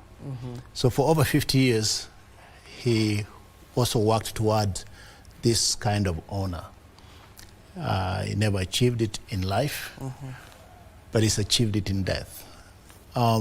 Something also very controversial that we still remember is that the 82 coup, where the military thought and in their systems and records that Raila was blacklisted. But then today, we are sitting here witnessing a very interesting scenario. A scenario where it is the military that is receiving the body of Raila Odinga. And I think that in my view, that is an achievement. It's an achievement because of the 50 years that he invested in the transformation of this country politically, in the context of governance. And this is something that I appreciate the government of Kenya for having done, because there are, even all of us sitting here in this panel, are in a way beneficiaries of this particular gentleman who we are seeing today being honored, given full honors, full military honors. That to me is something that is profound. It also means that we should never give up. Even in death, you can still get the honors that you might have aspired for. But Raila gave his life to this country and suffered for this country. And it is just befitting that we would see what we are seeing now, captured in all the Kenyan colors. And I think that even the thought of having Kenya Airways aircraft carry his remains, basically continues to affirm the kind of unity we actually also need in this country. But even as that also happens, this also is something that I think as historians will be captured in the books of history for this country and also for this continent. But this is an amazing moment. It's a sobering moment, and actually, as a practitioner in the industry of communications and IT, I want to congratulate KBC for being able to actually capture a moment like this and bring it to the people, because there are a lot of us today that are basically just watching from different quarters, not necessarily physically there. But you can see from even a technology context and point of view, we are able to actually see that. Remember yesterday, KBC, known to many, brought the pictures of what was happening in India. That is something that we also continue to appreciate. But as I finish my thoughts on this, and maybe it might not have been the best time to say this, but truth be told, to our photographers. Truth be told, the broad-based government will continue in the way it's been formed, because, as my brother said, Oburu is the strongest. Even within ODM, of course, even Raila, in certain cases, would not even have the courage to say the things that the current acting party leader, the brother of the late, would say. So I see a continuation of broad-based ODM staying in the broad-based government. Remember, ODM is not only it's not the only party in broad-based government. KANU has also come in. But this, the will continue to 2027. I think we should be looking at what will happen after 2027. But it's a great moment that KBC is bringing us live pictures. Okay, thank you so much, Dr. Ari, and of course allow us to share the environment of JKI, especially with our viewers. Let's get the natural sounds from that particular area, given that the program is about to start. After which we'll have prayers before we progress with the rest of the program. We don't expect it to be a very long program, but that generally is the run-through of the event. After it is draped, we'll have the casket wheeled out, and at the point it touches down on Kenyan soil, we'll have the national anthem. It then will be wheeled past the parade, where we'll also have the anthem again, together, well, the two anthems, the Kenyan anthem, the East African anthem, after which we'll have a prayer.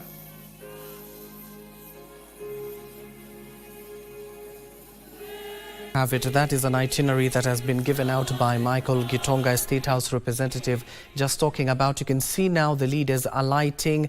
Once we get those images, the leaders are already alighting the flight itself. That is the Cabinet Secretary Ali Hassan Joho. Edwin Sifuna is already coming out. We can see those leaders that we mentioned to you earlier, including with Regina, who are coming out of that particular aircraft, being led by the Prime Cabinet Secretary following a proclamation made yesterday by President William Ruto. Already President William Ruto, as well as the former head of state Uhuru Muigai Kenyatta, are currently at JKIA. You've just heard from Michael Gitonga talking about once that particular casket is out, the itinerary will be, as we told you a little bit earlier on, the national anthem will be played as and when that casket touches down to Kenyan soil, to just signify that Baba is back home, as well as will be taken through the parade that has been set up, a guard of honor that has been set up by the Kenya Defence Forces, and then a prayer. It will be a short ceremony, as Michael Gitonga has told you.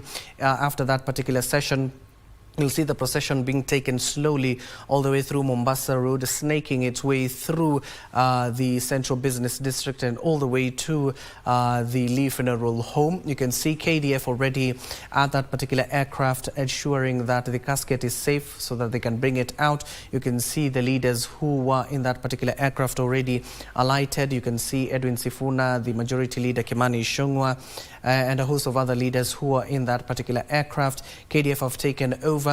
We've been seeing the CDF General himself, that is Kahariri, who's currently there.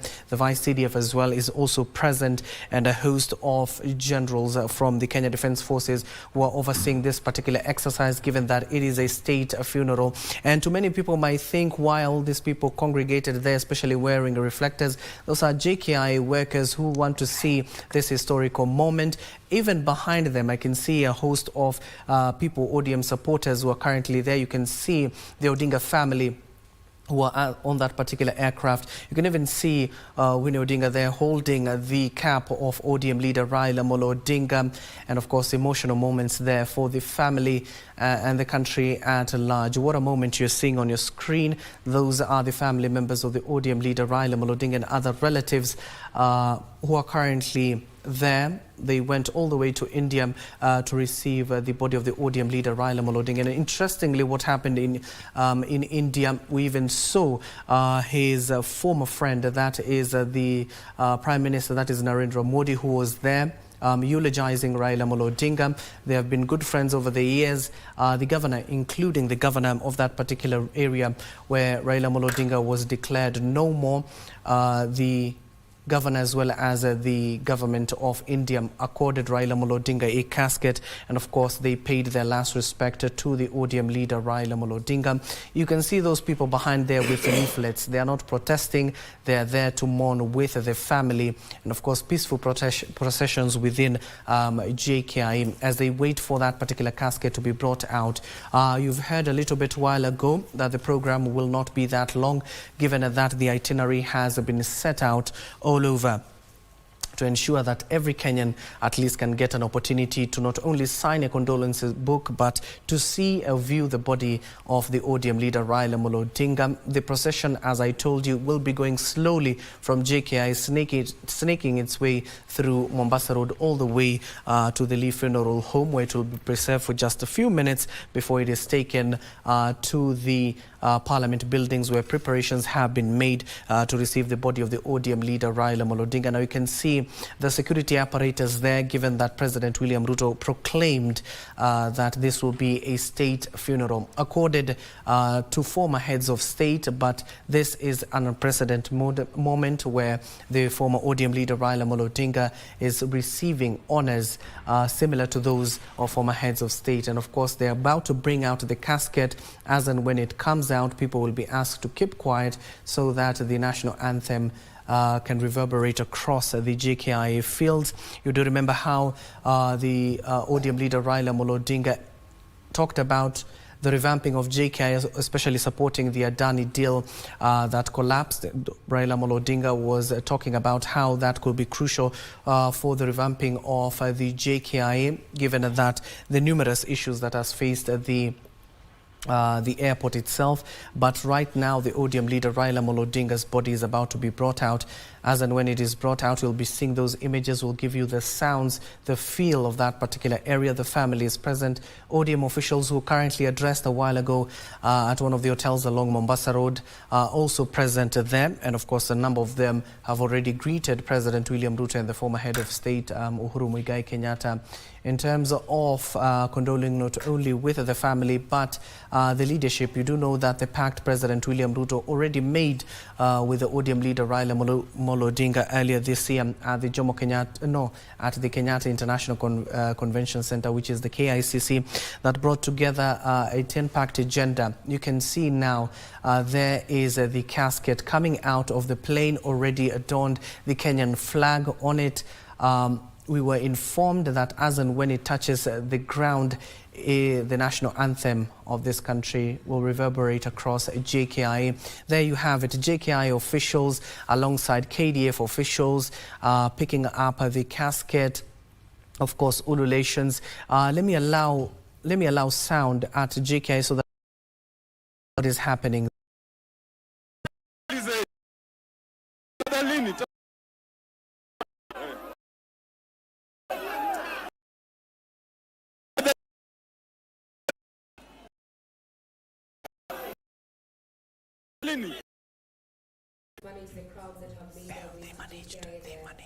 There's been a call by the co-chair of the barrier committee, that is a brother to the late Raila Amolo Odinga, that is Oburu Odinga, and who is currently the interim party leader of ODM, for just Baba's supporters or Raila's supporters and mourners to maintain calm. What you're seeing right now is our camera persons just trying to give us, what you're seeing on your screen currently is the Lee Funeral Home. We expect that once the casket is loaded into the hearse, and also just having the KDF casket carrier snake its way through Mombasa Road to Langata Road, through the Raila Odinga Highway, all the way to the Lee Funeral Home, that this is where it's going to be received for preparations. Remember, from noon, members of the public will be allowed to view the body. That is going to be 5 p.m. today there, and those who are going to be there, including government officials, have been asked to remain somber. Now, what you're seeing this from Lee Funeral Home, yes, now we are back to JKIA. It seems that the security apparatus are really struggling to just maintain order. And once we get those steady shots, we will be getting back to JKIA. Remember, the government there, the late Raila Odinga, is going to be accorded a state reception at the JKIA, led by none other than President William Ruto.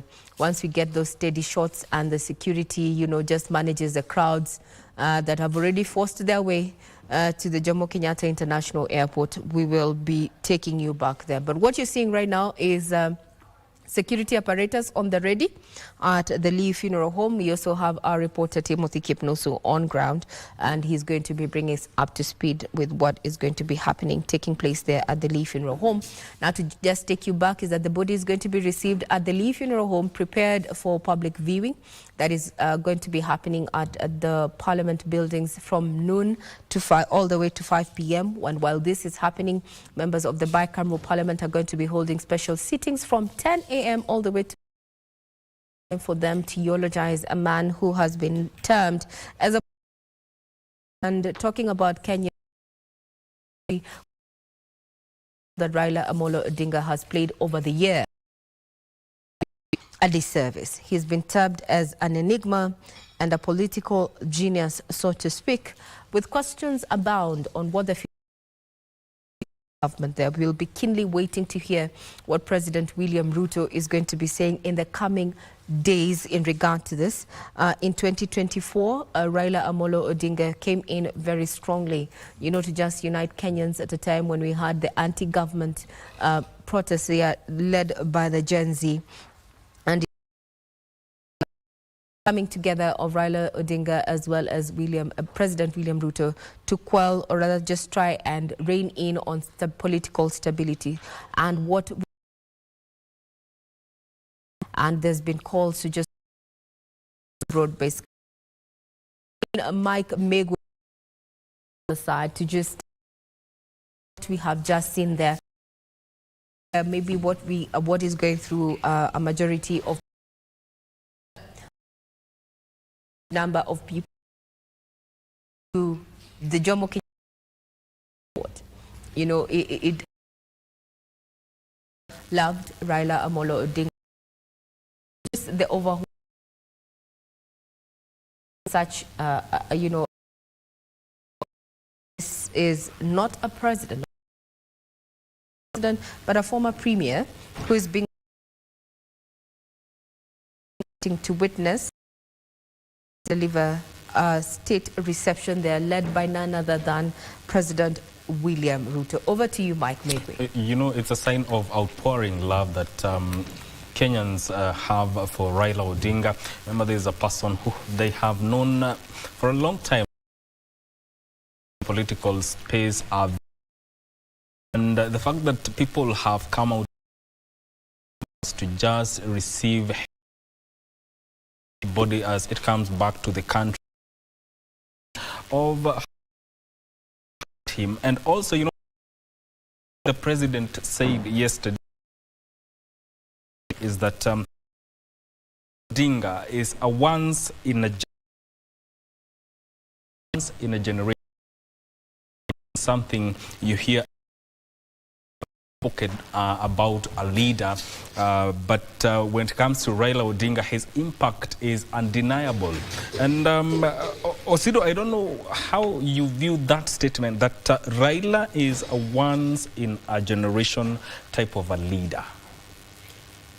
That's very correct, and is largely because Mheshimiwa Raila Amolo Odinga is a gentleman that you cannot compare with anyone. Mm-hmm. And as Dr. Matunga said, you know, you die at 80, but for 50 years of your 80 years of life, mm-hmm. you are busy making tremendous changes that bring reverberations to governments, whether it's President Daniel Toroitich Arap Moi's presidency, may God rest his soul in peace, whether it's President Emilio Mwai Kibaki's presidency, may God rest his soul in peace, whether it's President Uhuru Muigai Kenyatta, and now President William Ruto, because we are talking about the broad-based government. But even beyond the is chairmanship of Raila Odinga. You that what you're seeing on your screen is the Parliament bow and broadcast as of now. Ambaye kwa hekima za viongozi na mabunge kwa ustawi wa jamii na utawala wa haki wa wanadamu. Tukusihi utazame kwa neema nyingi sisi watumishi wako ambao wameridhika kutuita tutekeleze shughuli muhimu za jamhuri yetu. Tunakuomba uteremshie baraka zako sisi tulikutanika hapa na utujalie tuyatende na kufikiria mambo yote tutakayofikishwa mbele yetu kwa njia ya haki na uaminifu, ili utukufu na sifa zako siendelezwe, na ili kustawisha amani, ufanisi na heri ya nchi yetu na wale ambao haja zao umesikabidhi mikononi mwetu. Amen.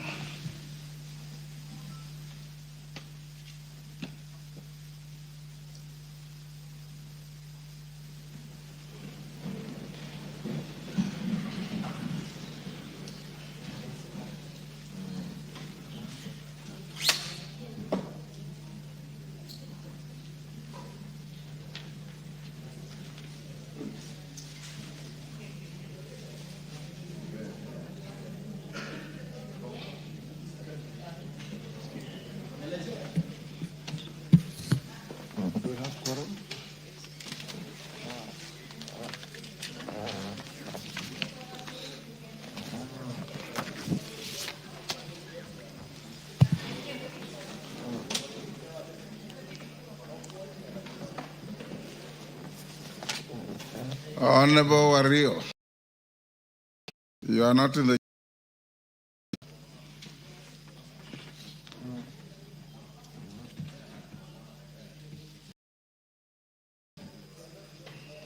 Honorable, we have quorum to transact business.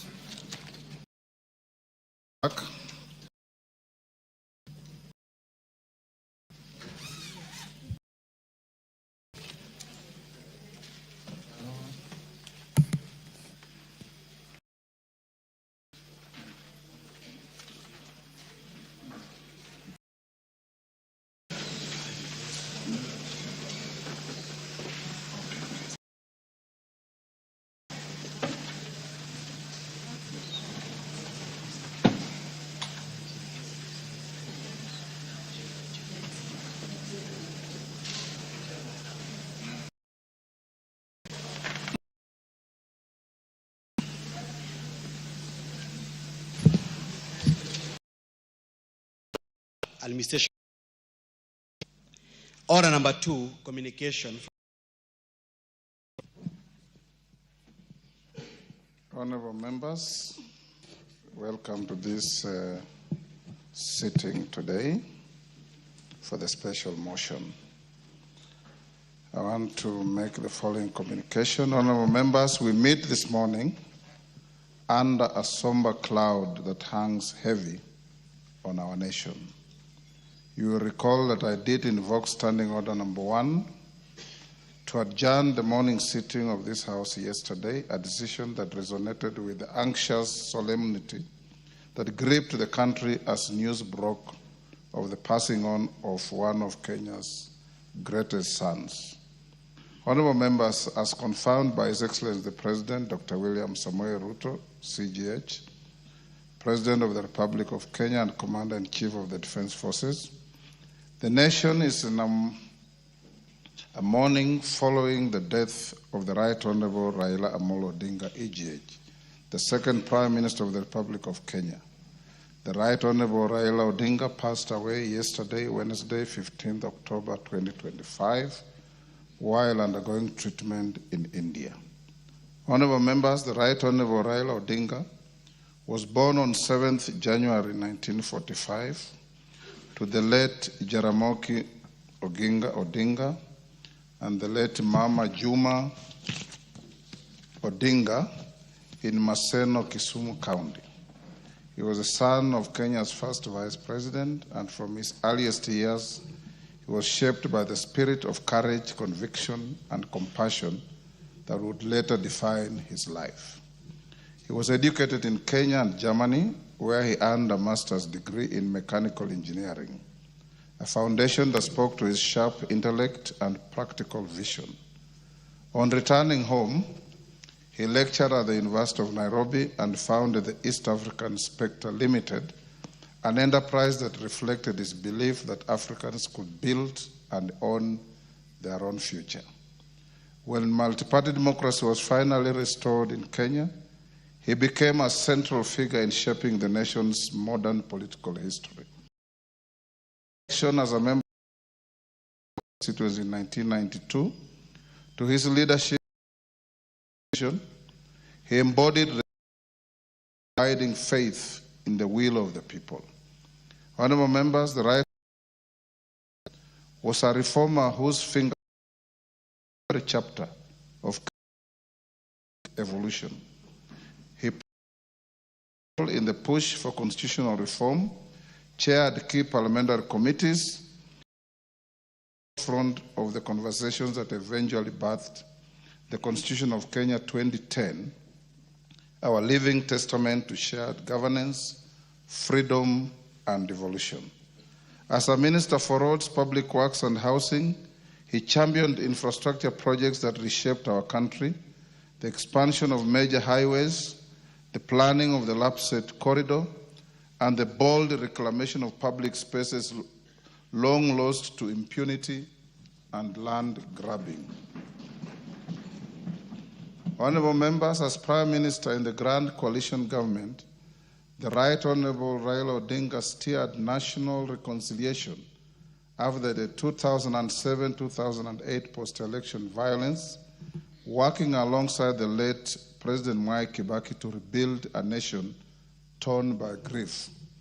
As a principal in the eventual Grand Coalition Government, the Right Honorable Raila Odinga and His Excellency Mwai Kibaki appointed a team comprising His Excellency President William Ruto, Musalia Mudavadi, James Orengo, Professor Sam Ongeri, Martha Karua, Sally Kosgei, the late Mutula Kilonzo, and yours truly, Moses Wetangula, to join the former UN Secretary General, His Excellency Kofi Annan, Benjamin Mkapa, the late former President of Tanzania, and Mama Grace Machel, the former First Lady of Mozambique and South Africa, to negotiate on bringing the country back to normalcy. His commitment to unity and justice did not end at our borders. As the African Union High Representative for Infrastructure Development, he continued to serve the continent with the same energy and vision that defined his public life. Honorable members, even in moments of political contest, the Right Honorable Raila Odinga often chose peace over power. This was demonstrated in the year 2022 elections, when he put the nation above personal ambition, demonstrating time and leadership is not only about winning our nation.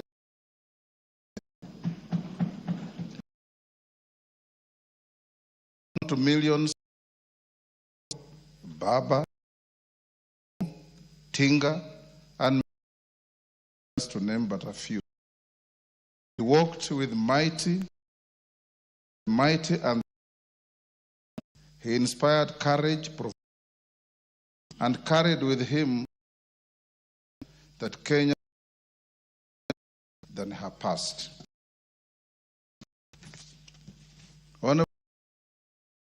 As we remember later, man,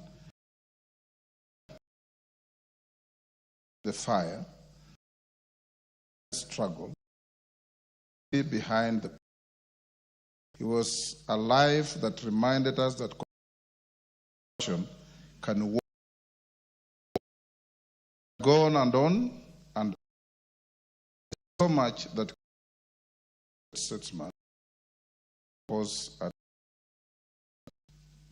And therefore, Honorable the National Assembly Commission, and indeed on my own behalf, to the family of Right Honorable Raila, specifically Mama Ida, Mary, Junior and Senator Dr. and Honorable Ruth Odinga Busia, to his friends and to all Kenyans who mourn this father of the nation. Honorable members, members wishing to pay their respects may do so in the course of the day today.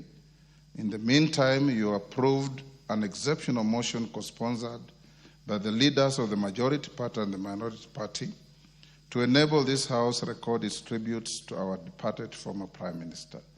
In line with the presidential proclamation that the Right Honorable Raila Odinga has be accorded a state funeral, necessary arrangements have been put in place to ensure that this will be done in a manner befitting his stature. As a matter of fact, His Excellency the President, in consultation with the family, has set up a planning committee headed by His Excellency the Deputy President and Senator Dr. Oburu Oginga to coordinate all necessary arrangements. The committee will keep the country updated as appropriate. Honorable members, later in the day, the body which has already touched down at JKIA will be brought to Parliament to lie in state from noon until 5. Within that period, members of the public who are already queuing in their thousands out there will be milling through to pay their respects. The House will continue its sittings for you to eulogize the fallen leader, but members will be at liberty from time to time to step out, to go and pay your respects, view the body, and come back to continue with our debate. His Excellency the President will be arriving in Parliament at around midday to join us, a few of us, in receiving the body. The House will continue until we break for lunch, resume at 2:30, and debate until midnight or until the last member who wishes to speak speaks, whichever comes earlier. We will, in the course of the day, be advising you as we go along. We'll have many visitors within Parliament, be good hosts. There'll be cabinet members, there'll be military and service commanders, there'll be diplomats coming to Parliament to pay their respects and play, as you always play, as good hosts. Equally important, tomorrow there will be a state funeral conducted at Nyayo Stadium. I've instructed the clerk and the protocol to ensure enough to get seats so that you can mourning team. After, the body will be taken to Kisumu, numbering about 6, requested to be assisted. I've instructed the clerk to do so. Want to do so with the office of the clerk. You will be taken for the funeral on Sunday and be brought back. Those who want to come back on their own, you are free to do so that we can be part of this process. The Honorable Raila, if you were not close to him, was a man who begrudged nobody, was a man who stood head and shoulders above the clouds of politics, was a man who interacted with everybody. You are truly here, and those of you who love football, always sat together with the Honorable Raila watching Arsenal, which was our team, and a team that he loved so much. When Arsenal was playing, Honorable Raila would not talk to anybody until the match is over. He will pay military attention to the game, and he would count all the players up to the subs. Arsenal was in his blood like it is in mine. And I'm told Jack Wamboka has also Arsenal in his blood. So we have lost a great man. We have lost a great statesman. In the debate we are going to have, once I finish this, I'll invite Owen Bayer to move the motion. The leadership on this side, I'm told Gisairo will second the motion. No theatrics, no side shows. We're honoring a great man. Let's not use this moment to settle unhelpful and irrelevant political scores. Let's use this moment to honor a man who fought viciously like a buffalo and immediately made peace like an antelope with all the people he fought with. Whoever imagined the Right Honorable Raila would have worked with President Moi, who had detained him for 9 years? He did. Whoever imagined the Honorable Raila would sit in the same government as Prime Minister to President Kibaki after the 2007 vicious political contest? And he did.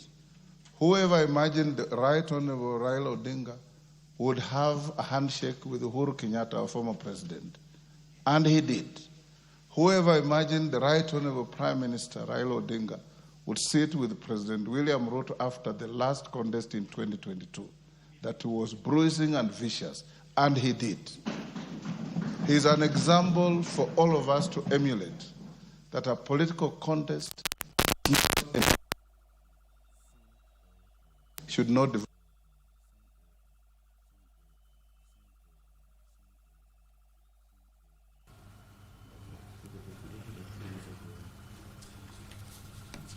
Well, of course, those are live images from the Parliament, and of course the Speaker is currently speaking. Let's go back there.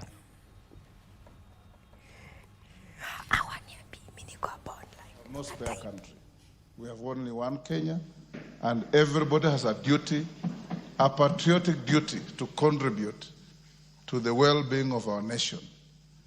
You will find Honorable Raila in Burma taking porridge with the ordinary people.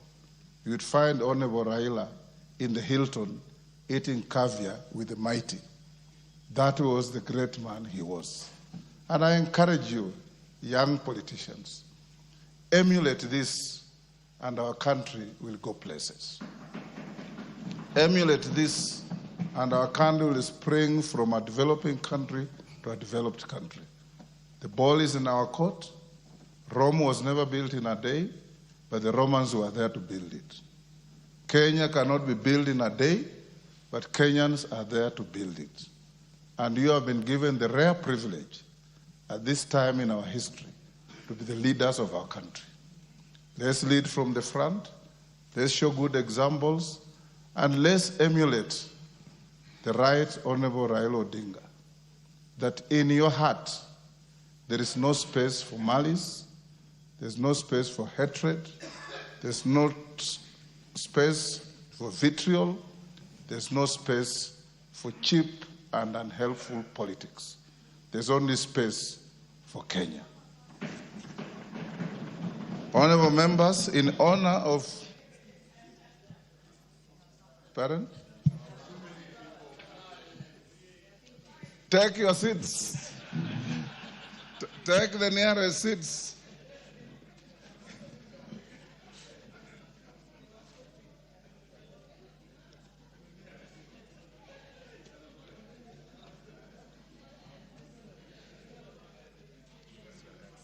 Yeah?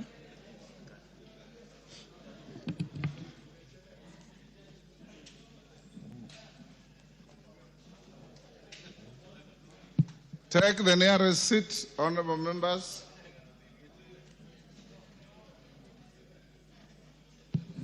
Honorable Soro, you are missing in action. Yes, I was telling everybody, all members, that let's be each other's keeper. Let's love each other. Let's love our people.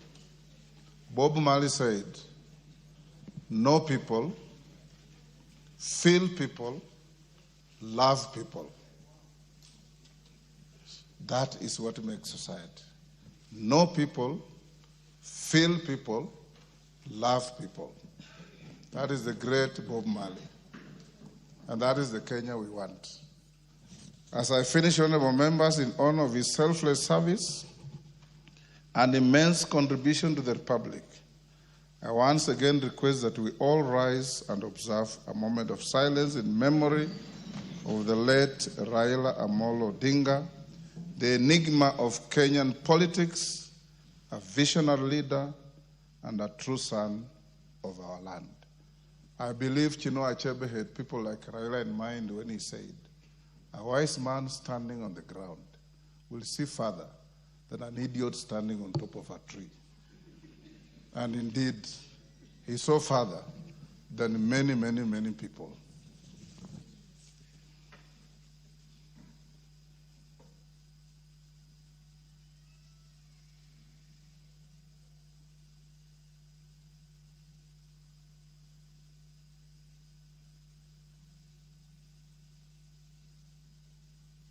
May the good Lord rest his soul in peace. Honorable Raila Odinga is dead. Long live. Thank you.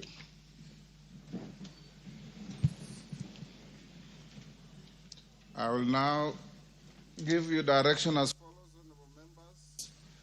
The mover of this motion will have 10 minutes. The seconder will have 10 minutes.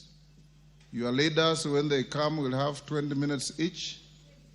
Each member will have 5 minutes to speak. You can exhaust your 5 minutes. You can spend less. Every member at the end of the day will have an opportunity to speak because we have selected the whole day for this. Member for we agreed to some dress code for today. You are the order. You are the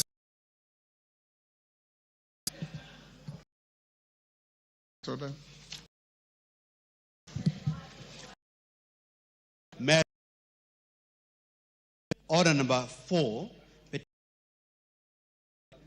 Order number 5, papers. Order number 6, notices of motion. Order number 7, questions and statements. Order number 8, exceptional motion, tributes of the House.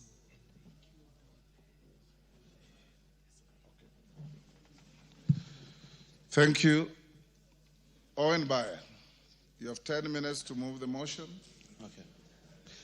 Thank you very much, Honorable Speaker. Honorable Speaker, I beg to move that following the presidential proclamation issued on 15th October 2025 regarding the passing on of the Right Honorable Raila Odinga, EGH, the former Prime Minister of the Republic of Kenya, and pursuant to the provisions of Standing Order 259D1, the tributes of this House be recorded in honor of the late former Prime Minister's contribution in this House, his selfless service to the Republic and the continent of Africa, and for his role in promoting democracy, peace, and stability in the region. Speaker, and on my own family and the people of Kilifi North constituency, and indeed of this House, convey our deepest and most heartfelt condolences to the family of the late Right Honorable Raila Amolo Odinga following his demise. Honorable Speaker, in mourning the great Right Honorable Raila Odinga, I want to paraphrase the words of John Quincy Adams, the 6th President of the United States of America, and say this: Raila Odinga's actions inspired this nation to do more, to be more, to learn more, and to become more.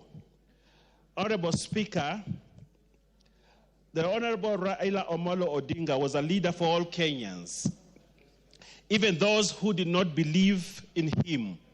He was a warrior for Kenya. He was our Mandela.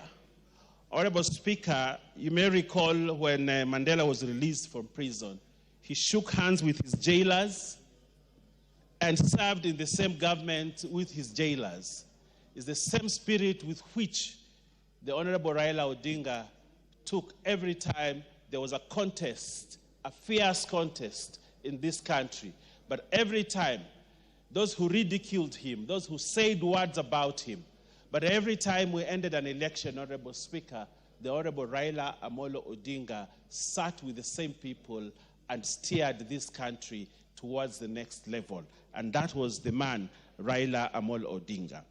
Raila personified liberation, justice, and the rule of law, epitomized by the coming into force of the new constitution, and that he believed in constitutionality because that's what he thought and believed that this country should be governed on the principles of constitutionalism.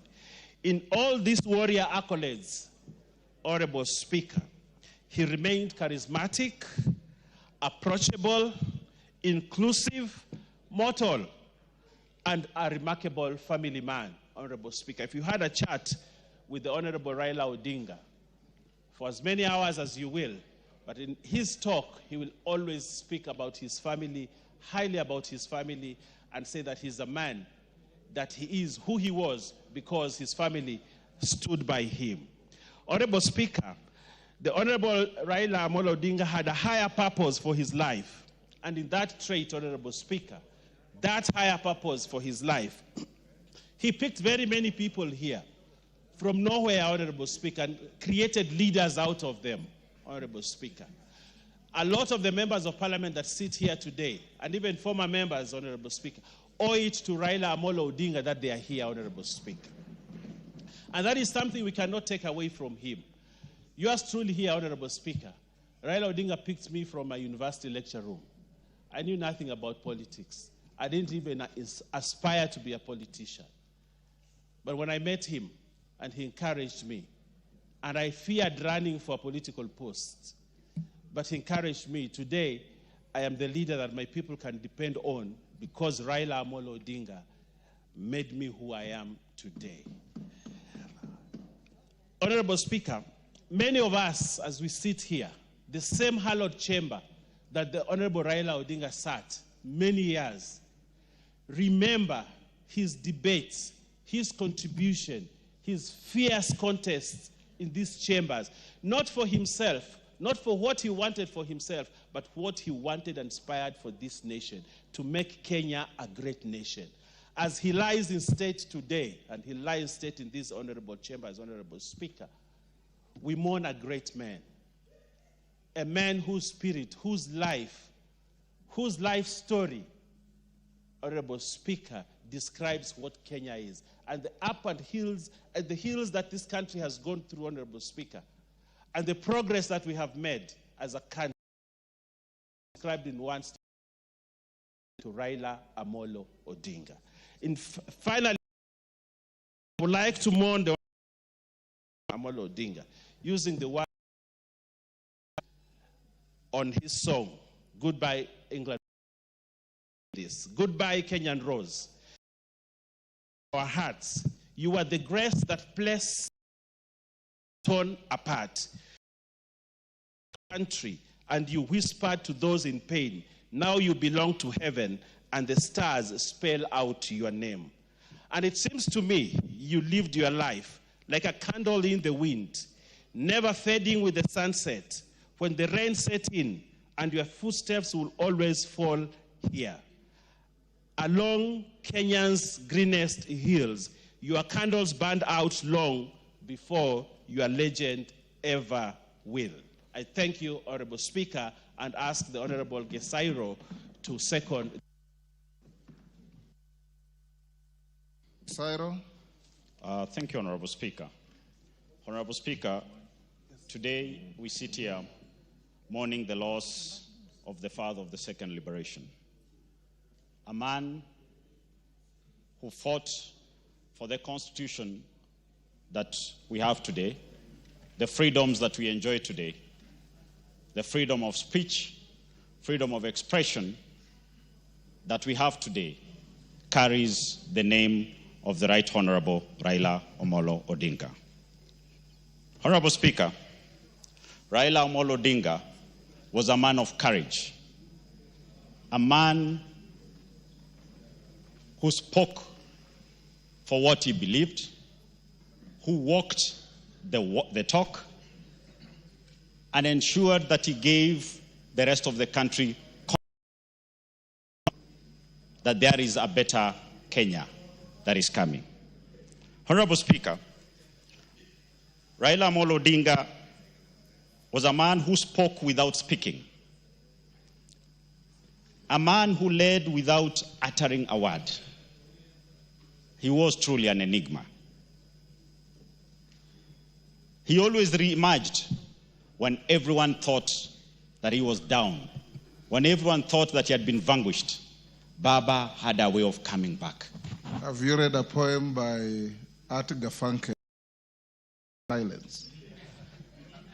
Not yet, Honorable Speaker.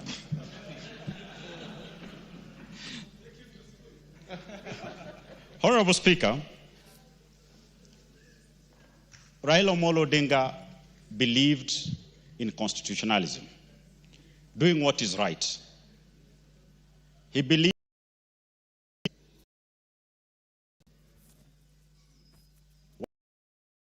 Parliament, Honorable Speaker, and I managed to construct my private office in my constituency to commission it. Honorable Speaker, the Right Honorable did agree and honored me. He did come with Mama. That day, I got a Raila. He is a man who had the history of this country at his fingertips. As I sat with him in his car, as we drove from where he landed in Mocheno in Kitutu Masaba to Keroka, down Keumbu to Kisii town, the people who came just to have us look at a man who had not even invited them just told me the story of the man, why everybody was touched by him. People loved him. And this country today has lost a person millions of Kenyans, and Kenya as a whole, believed in. A person who spoke, who was their voice, and who fought for them when they felt like they had lost hope. Honorable Speaker, I wouldn't want to speak much because it was a shock to all of us yesterday when we got this news that Baba was no more. It left most of us wondering, what next? Where next? But we're sure that the many sons and daughters he raised politically will carry on the great deeds, the fighting spirit, the vision he had for this country. On behalf of my family, the people of Kitutu Masaba, and myself, I convey our message of condolences to the Odinga family, to the ODM family, and Kenyans as a whole for losing a man who believed in us, who believed in this country. As Baba rests, those of us who remain should carry forth his spirit of fighting for equality, transparency, and a dream of a better Kenya for us, our children, and the generations to come. Honourable Speaker, I thank you and I second. Honourable members, I now propose the question at order number 8, which is that information on 15th October regarding the passing on of the Right Honourable Raila Odinga AGH, the former Prime Minister of the Republic of Kenya, and pursuant to the provisions of Standing Order 259D1, the tributes of this House be recorded in honor of the late former Prime Minister's contribution in this House, his selfless service to the Republic of Kenya and the continent of Africa, and for his role in promoting democracy, peace, and stability in Kenya and the region. Before I give the next speaker, allow me, there's some urgent business, to go back to orders number for the. Is Chepkonga here, or is it Owen Bayer who is Chepkonga?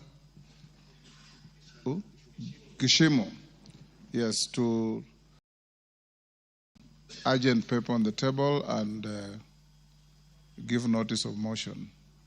So call out order number 5. Order number 5, papers. Kishimo. Thank you, Honourable Speaker, and then on behalf of the Chairman, Committee on Delegated Registration. Honourable Speaker, I beg to lay the following paper on the table of the House today, Thursday, 16th October 2025. Report of the Committee on Delegated Registration on its consideration of 1. The Petroleum Business Licensing and Petroleum Logistics Facilities Construction Permit Regulations 2025, legal notice number 95 of 2025. 2. The Petroleum Licensing or Petroleum Road Transportation Business Regulations 2025, legal notice number 96 of 2025. 3. The Petroleum Operating of Common Petroleum Facilities Regulations 2025, legal notice number 97 of 2025. 4.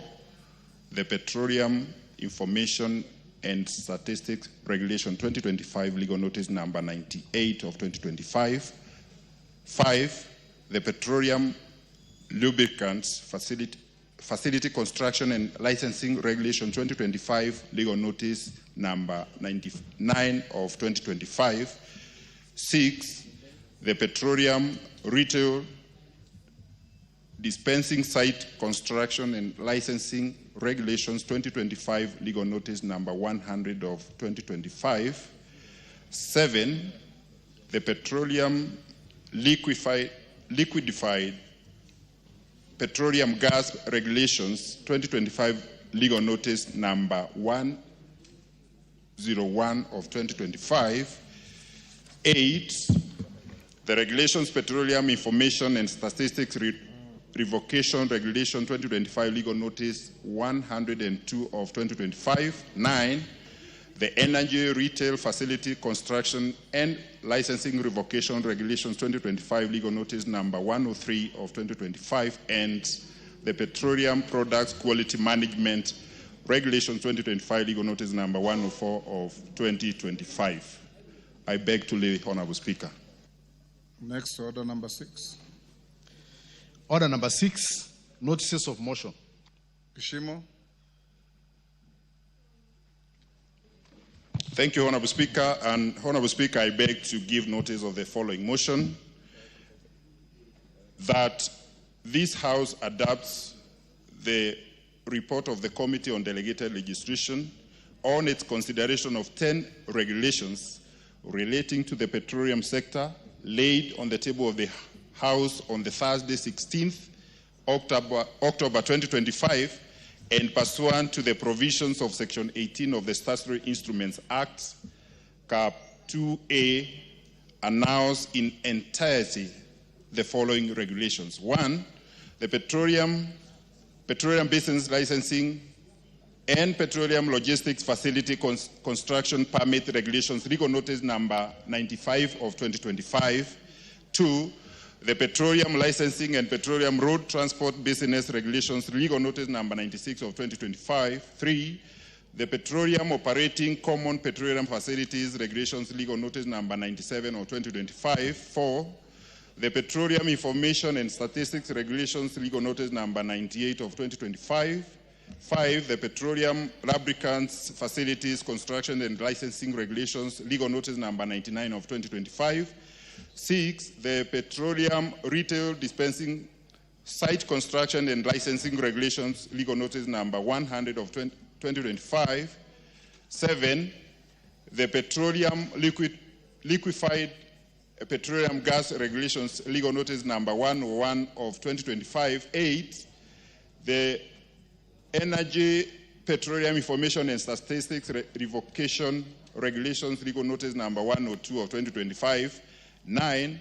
The energy retail facility construction and licensing revocation regulations, legal notice number 103 of 2025. And 10. The petroleum products quality management regulations, legal notice number 104 of 2025. Thank you, Honorable Speaker. Thank you. We now go back to the motion. Harold Kipchumba. Yes, Kahangara. Kipchumba, hold. Yes, Kahangara. Give the... Yes. Thank you, Mr. Speaker. Mr. Speaker, I'm just raising a proposal at the beginning of the debate. Yes. That considering what you are seeing at JKIA and the expected number of people who come to view the remains, I am proposing that we limit the number of minutes given to members probably to 2 minutes, so that as many members as possible. It's a proposal, yes, so that we have as many members, conversing in the morning session, because the afternoon may not be able to go on. Thank you, Mr. Speaker.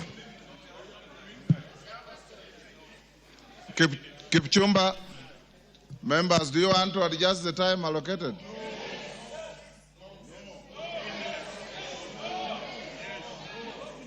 Order. Order. You passed a motion to sit up to midnight. I know that there is an anxious but peaceful crowd out there wanting to see the body of the Prime Minister. The body is not here yet. The body will be here by noon. Those of you who want to speak for 1 minute, do so. Those of you who want to speak for 2 minutes, do so. Kipchumba. Thank you, Honorable Speaker. I want to pay tribute to my friend. I first met Odinga. Yes, member for Kapchai.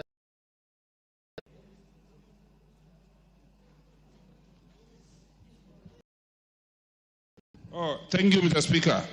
Mr. Speaker, I rise on point of order 83 to know if it is in order for a ranking member to divide the Speaker's direction yesterday, Honorable Bosin, and come dressed like that, Mr. Speaker. Now that Honorable Wario has just left to go and change and become well-dressed, Mr. Speaker. Thank you, Honorable Singh. The point of order is legitimate. Go on, Kipchumba. Search your mind and do the right thing. You don't have to answer. Thank you. Go on. Thank you, Honorable Speaker. I stand to pay tribute to a friend. What is it, Posing? Honorable Speaker, I heard your directive very clearly, Honorable Speaker.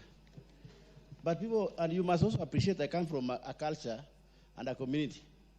Honorable Raila Odinga, I supported him in the last election. And where I come from, Honorable Speaker, when a king dies, you don't dress black, you dress light because you appreciate that person, Honorable Speaker. Honorable Speaker, you know Order. Honorable Speaker. Order, Posin. Let me say this. Take your seat. Take your seat.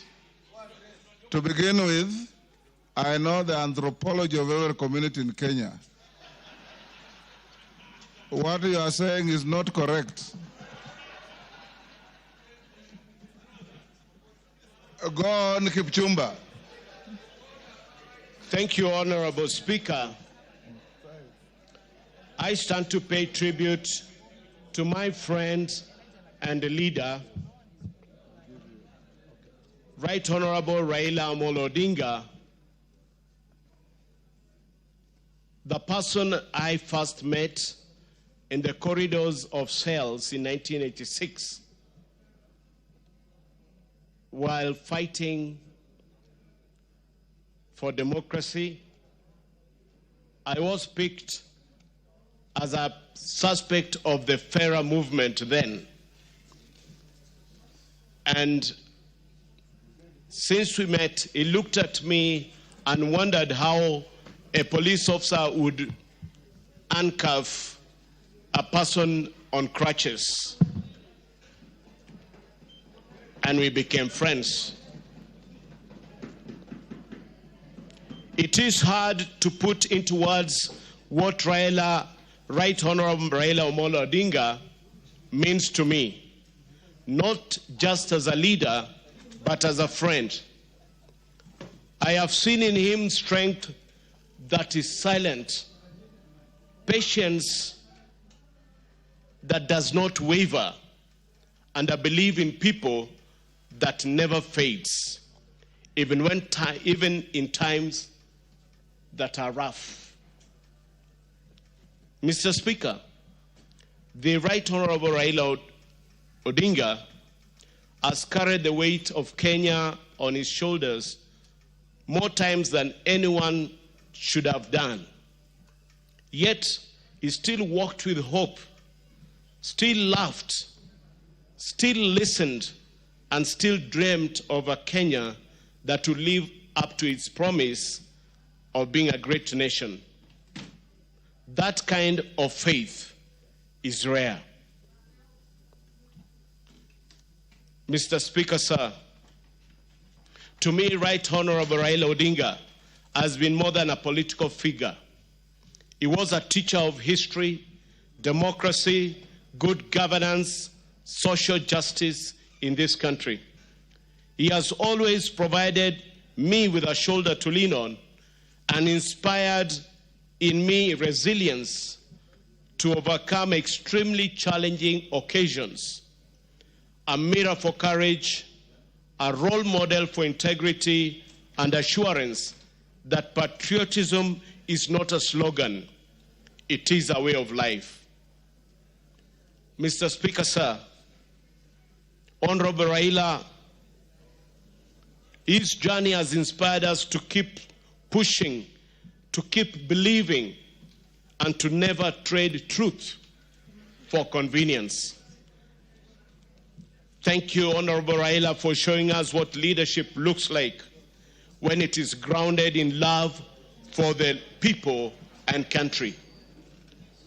Mr. Speaker, sir, the Right Honorable Raila, I call him Baba, showed great love to persons with disabilities whom he constantly nurtured politically and helped them climb to their highest political heights both in Orange Democratic Movement Party and the Houses of Parliament. At a personal level, my family and I wish to record our most sincere appreciation for his assistance to me and my son at very difficult moments in our lives when we needed medical attention both inside and outside Kenya. After a fatal road accident involving me and my son in 2013, he mobilized and paid for the top neurosurgeons in the country to manage my son. Even when my nomination to the Senate was nullified, he stood by both morally and financially to date. This lasted for the period 2013 to the time of my current nomination to the National Assembly, which he wholeheartedly supported and facilitated, notwithstanding the fact that I came from a community that did not significantly support our party, ODM. Lastly, Mr. Speaker, sir, let me end by... Give him 30 seconds to wind. Let me end by quoting the last message by Honorable Raila Odinga to me last Sunday, 12th October 2025 at 9:13 a.m., where he wrote, "Thank you, my brother, for standing with the party in Baringo. I will always cherish this personal affection and recognition. Fare thee well, my friend, Right Honorable Baba." Thank you, Mr. Speaker, sir. Thank you. Member for Bumula. Wamboka. Thank you, Honorable Speaker. It is indeed difficult to mourn a friend, a father, to all of us and to the nation. When my friend Wafula Buke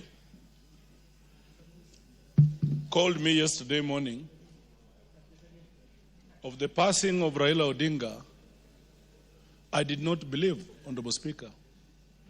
It looked like a normal joke, April Fool's Day. It looked like something will happen and Raila Odinga will be back. It is very difficult. We mourn a very courageous man. I admired the courage of Raila Odinga from when I was a young boy.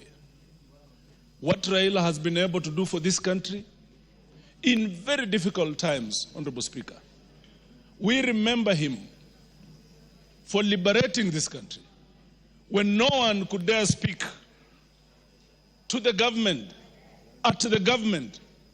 Raila Odinga did, and that is why we enjoy this peace that we have today democratically. I remember Raila's courage, Honorable Speaker. After election, we had maandamano.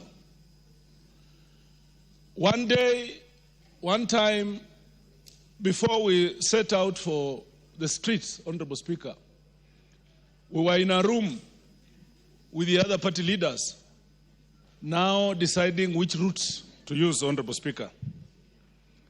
I remember one party leader said, "No, outside is bad. They are going to kill us." And it looked like all the other leaders were not ready to go that route. Raila Odinga told them, "You will find me there. Let me die if I have to die for this country." He was a courageous man. Honorable Speaker, Raila Odinga, during campaigns, came to campaign for me in Bumula constituency. And at that time, I was standing on DAP, my party, DAP Kenya. There was an ODM candidate in my constituency. Raila Odinga instructed the Honorable Junet Mohammed to pull down the ODM candidate in my favor, Honorable Speaker. I know it has not been easy for many people to get any money from Raila Odinga. Raila Odinga supported my campaign with 3.5 million, Honorable Speaker. I am the chairman of PIC, Honorable Speaker, in this house because of Raila Odinga. I know I'm a first-time MP. I'm not a ranking member. I could not be the best. I may not be the best. But Raila Odinga saw it important and fit that I sit and chair PIC, Honorable Speaker. It is very difficult to mourn such a man. During the impeachment motion I sponsored against the Honorable Mithika Linturi, Honorable Speaker, it was not very easy. Being the first impeachment motion,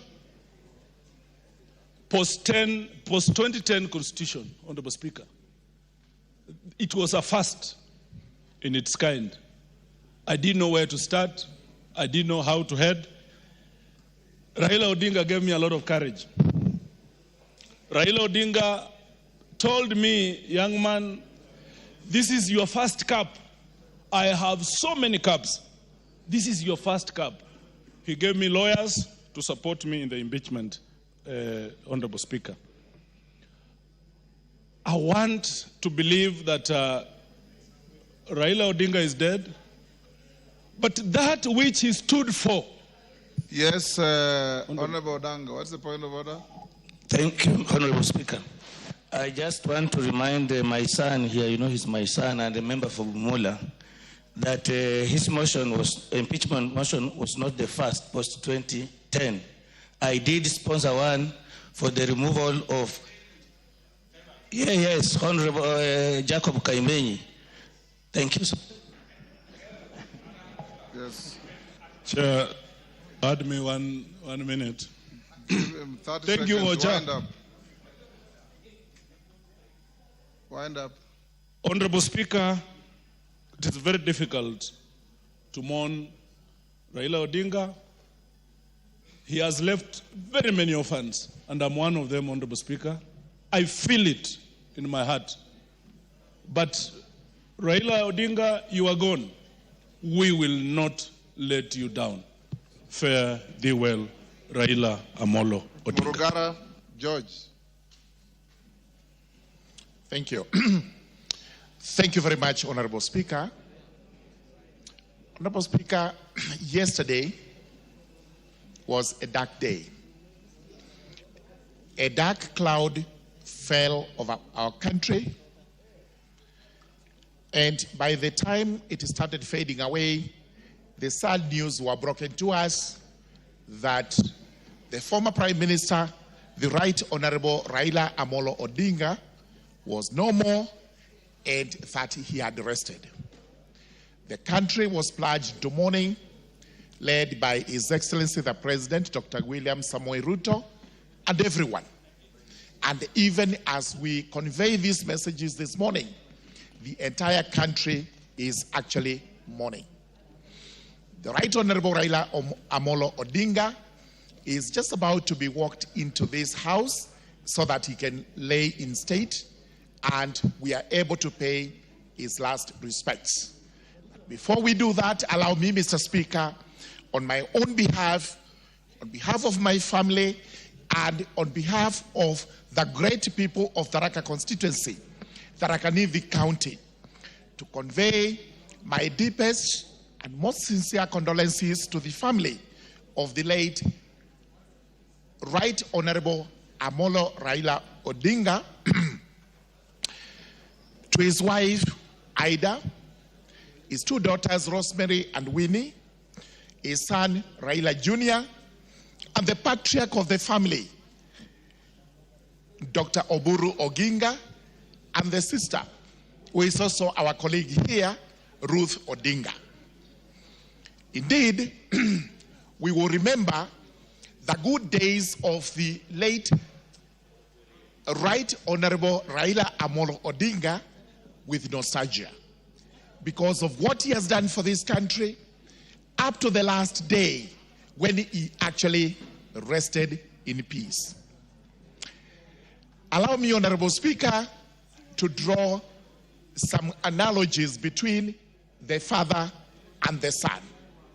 We all know that Raila Amolo Odinga was the son of the doyen of opposition politics in the country, the late Adonijah Oginga Odinga, whom we reverently referred to as the Jaramogi. Indeed, it's extremely proud for one to be like his father. both were selfless persons, persons who would sacrifice everything for the sake of the country, Kenya. For example, the senior Jaramogi declared publicly, without blinking an eyelid, to the white man that there would actually be no independence to this country without Jomo Kenyatta. Purely selfless, when he knew for sure that he would have actually taken the reins of power to rule the country in the absence of Kenyatta.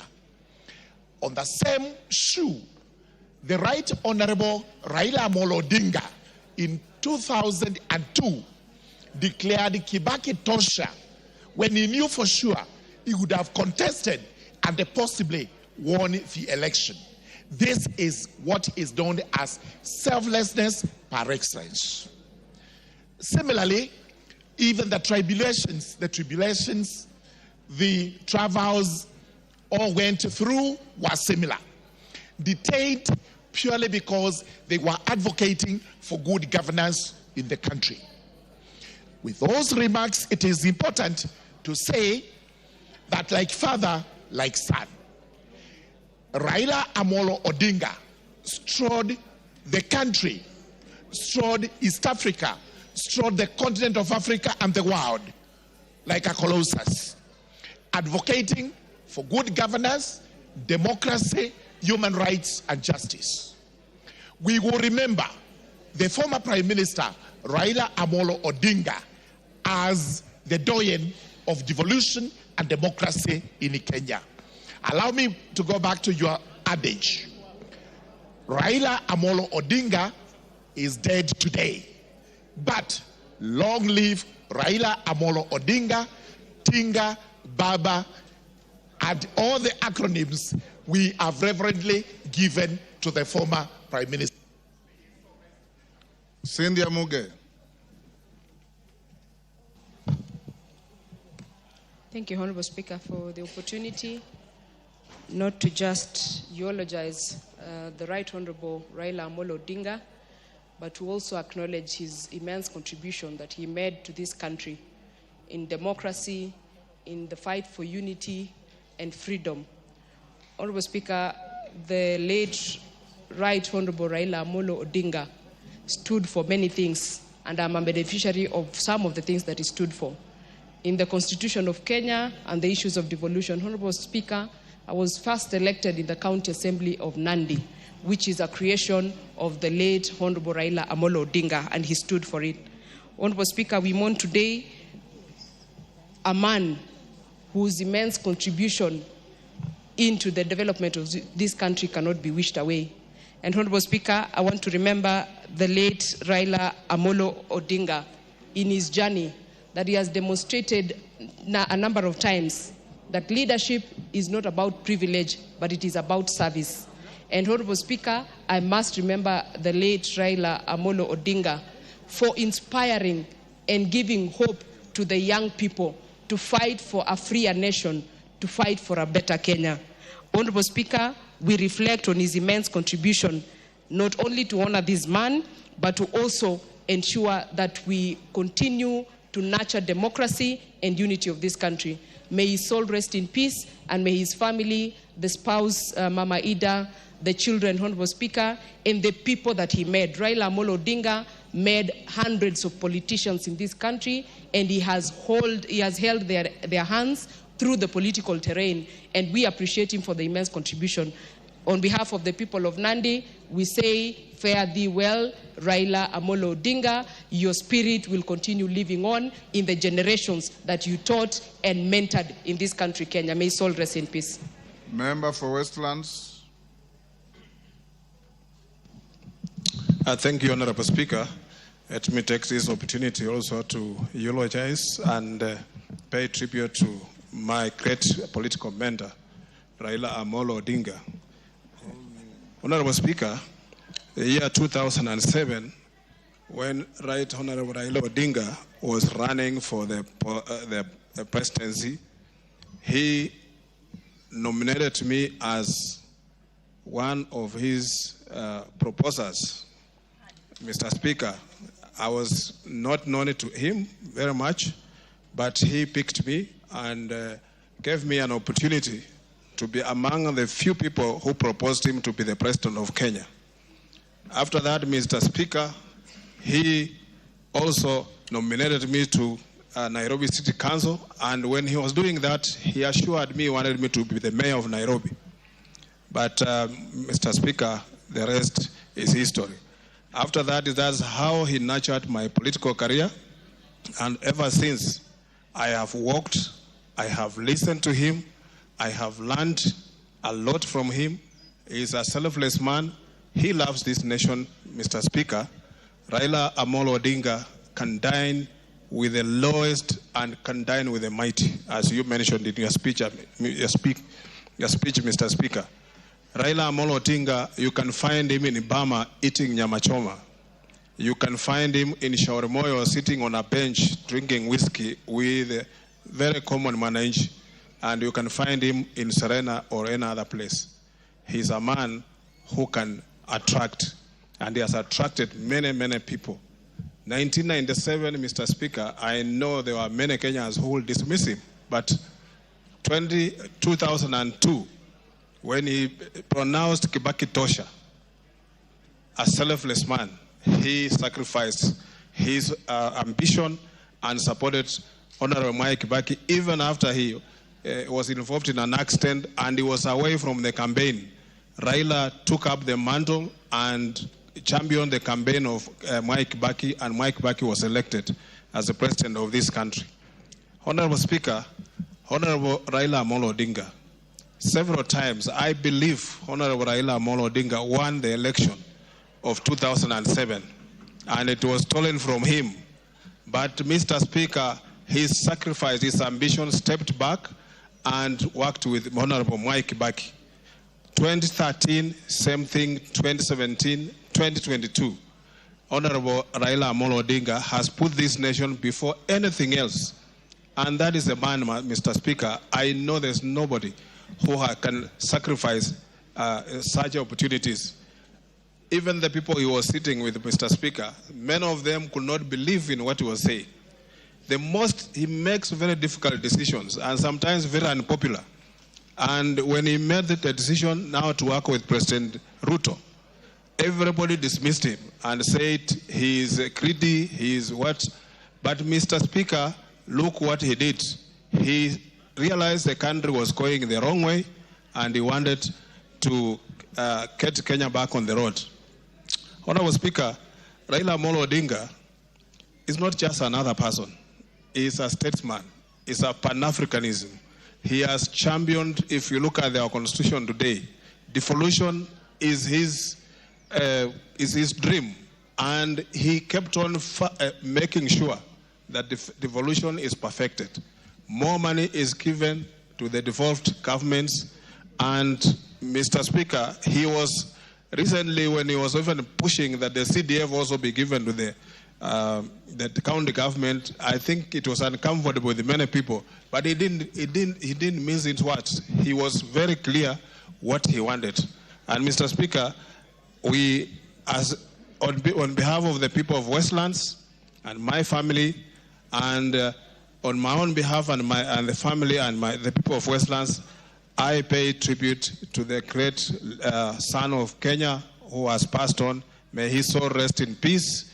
May he join the great men, Masinde Muliro, Raila, Okinga Odinga, Kenyatta, Kibaki, those who have gone before us, Michael Malwa, and Mr. Speaker, we know Kenya will stand among the big nations on the sacrifice that Raila Odinga has made. Thank you, Mr. Speaker. Badi Twalib.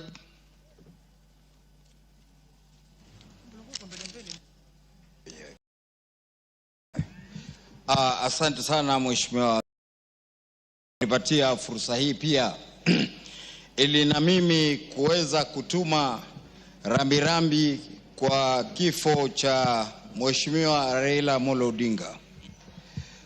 Mheshimiwa Spika, kwa niaba yangu, kwa niaba ya familia yangu na kwa niaba ya watu wangu wa Jomvu, twatoa rambirambi sote kwa familia ya mheshimiwa Raila Amolo Odinga. Mheshimiwa Spika, Mimi nilifahamu Mheshimiwa Raila Odinga mwaka 2007 nilipochaguliwa kuwa diwani wa Jomvu Kuu Ward katika chama cha ODM, na niliweza kuintroduce kwa Mheshimiwa Raila Odinga na mbunge wangu Mheshimiwa Ramadhan Seif Kajembe. Leo Mheshimiwa Spika, nachukua fursa hii kusema kuwa tumeondokewa na mgogo wa kisiasa, tumeondokewa na baba, tumeondokewa na mtu ambaye alijitolea katika kuhudumikia serikali hii ya Kenya. Mheshimiwa Spika, nachukua fursa hii ya kumwomboleza Mheshimiwa Raila, pia vile kuomboleza vijana wangu watatu waliokufa maji kwa bahari juzi, Caleb Otieno miaka 21, Stephen Karembo 23 na Thomas Wanyongi ambaye ni miaka 24. Hawa walikufa maji juzi. Kwa hivyo Mheshimiwa Spika, naweza kusema mwezi huu wa 10 ni mwezi mgumu sana kwangu, kwa maana baada ya kupoteza hawa watu watatu, jana ghafla tupata Mheshimiwa Raila Odinga ameweza kutuacha. Mheshimiwa Spika, ni miezi miwili iliyopita ama mitatu, Mheshimiwa Raila Odinga alikuwa kwangu sehemu ya Miritini akianzisha ECD Center ambayo alialikwa na Mheshimiwa gavana wetu. Mheshimiwa Spika, tutamkumbuka Mheshimiwa Raila kwa mengi. Leo ugatuzi umeweza kufanya kazi thamana na Mheshimiwa Raila Odinga. Leo uhuru wa kuongea, watu wanaweza kuongea thamana na Mheshimiwa Raila Odinga. Leo Mheshimiwa Raila Odinga ameweka ndoto za watu wengi katika kuonekana kuwa na mwelekeo wa kuweza kwenda mbele. Mimi Mheshimiwa Spika, naweza kusema nilichaguliwa kama diwani 2007. Nimeanza kuwa mbunge 2013, 17 na 22. Vipindi vitatu vyote naweza kusema kwa kizungu role model wangu alikuwa ni Raila Odinga. Leo katika maisha ambao tunajaribu kuongoza, tunajaribu kumuiga Raila Odinga. Kwa maana hiyo Mheshimiwa Spika, Raila Odinga ni mpenzi wa wengi. Hata leo nikija hapa, kuna kijana anaitwa Joseph Oluoch na vile Kibonge kutoka Bangladesh wakinambia la utapata nafasi, toa pia rambirambi zetu uweze kututaja. Kwa hivyo Mheshimiwa Spika, leo mimi ni kusema kwa ni siku ya huzuni, na mimi maadamu nimepata fursa hii nasema tena kwa niaba yangu, familia yangu na eneo langu bunge la Jomvu, tutoa rambirambi kwa familia ya Raila Odinga na chama chetu cha ODM, na kuiambia familia kuwa Mungu atawapa subra na Mungu akifanya kazi yake haina makosa. Asante Mheshimiwa Spika, na Mungu ambariki Raila Amolo. Rahim. Thank you, Mr. Speaker. Mr. Speaker, I would like to pay tribute to Honorable Raila. Honorable Raila, I met him 20 years back in Meru when he came for the Orange and Bananas campaign. I don't know if, Mr. Speaker, you were with the delegation that day. And I remember them going into Pig and Whistle. There was a hotel called Pig and Whistle. After they came out, there were rain of stones on them. And my petrol station was just opposite where they were going to hold a rally. And I remember Honorable Raila, when his speech on that day was, because the rain of stones was so much that he said, "Nyinyi wa Meru mutalia nikiingia nikiwa rais." And then from there, that was the first time I encountered tear gas in my whole life, and that's when my political career started. After that, he went to Makutano and then Maua, and that was then. After that, we came on the same side. I was on the other side. I was for the banana, and he was for the orange at that time.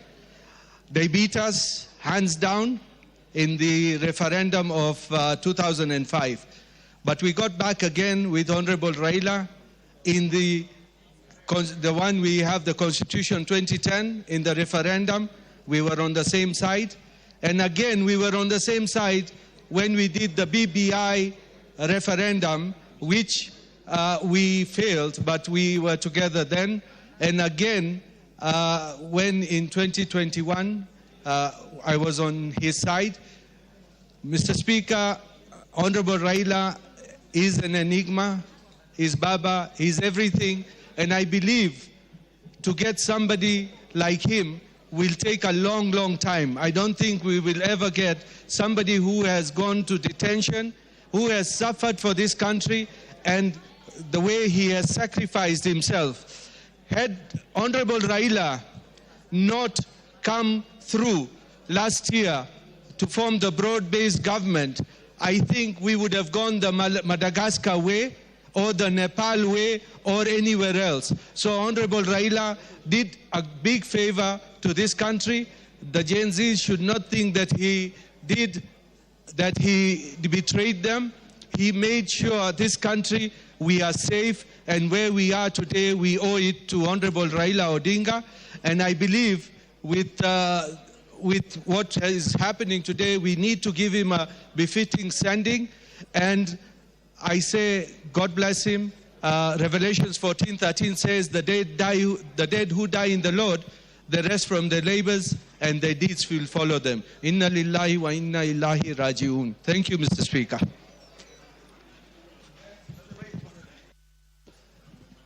Members, and I request members avoid coming to me, stacking pressure. I don't want pressure from members. I'll follow the list that is here. The way the speaker was doing is what I'll do, please. I request members to avoid approaching the speaker's chair, please. I always do that, you know that, and it's what I'm going to do now. So if you come here, probably you'll even make your chances to go further. So let's just follow the way it is. The next in the list here now is the Honorable Ndikiri Mugambi. Very good, that's the correct. Thank you, Mr. Speaker, for that observation. I arise on behalf of the great people of Bori to eulogize the great man of this republic, late Honorable Raila Odinga. Mr. Speaker, I met Honorable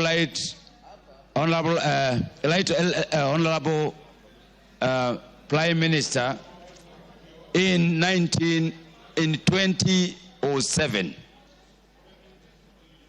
Mr. Speaker, through his brother, Dr. Bulu, who is a very close friend to me, when I was a chief guest at DB Primary School in Bondo. Mr. Speaker, my first sight of this great man gave me an impression of a man who is caring. Mr. Speaker, I made an observation that the outside of Raila is not the inside of him. And I want to state that the inside of Raila is a very soft man, very caring person, very considerate, person who does not entertain conflict, somebody who is always on the path of looking for solutions, particularly for this country. Mr. Speaker, I arise to console with the family headed by my great friend, Dr. Oburu, Mama Inda and the children, and the entire fraternity of Odinga family. It is through Dr. Oburu and Amolo Odinga that I met our colleague, Ruth Odinga, who is a member of this parliament. Mr. Speaker, in as much as we say anything, this man has died without being given an opportunity by Kenyans to serve this nation at the greatest level as a president.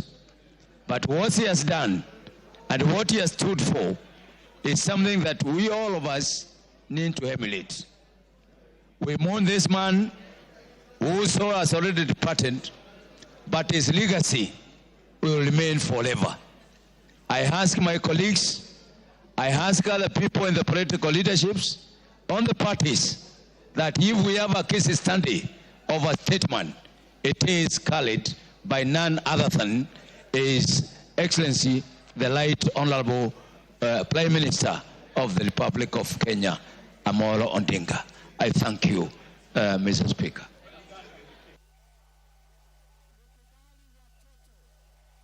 Member for Bondo.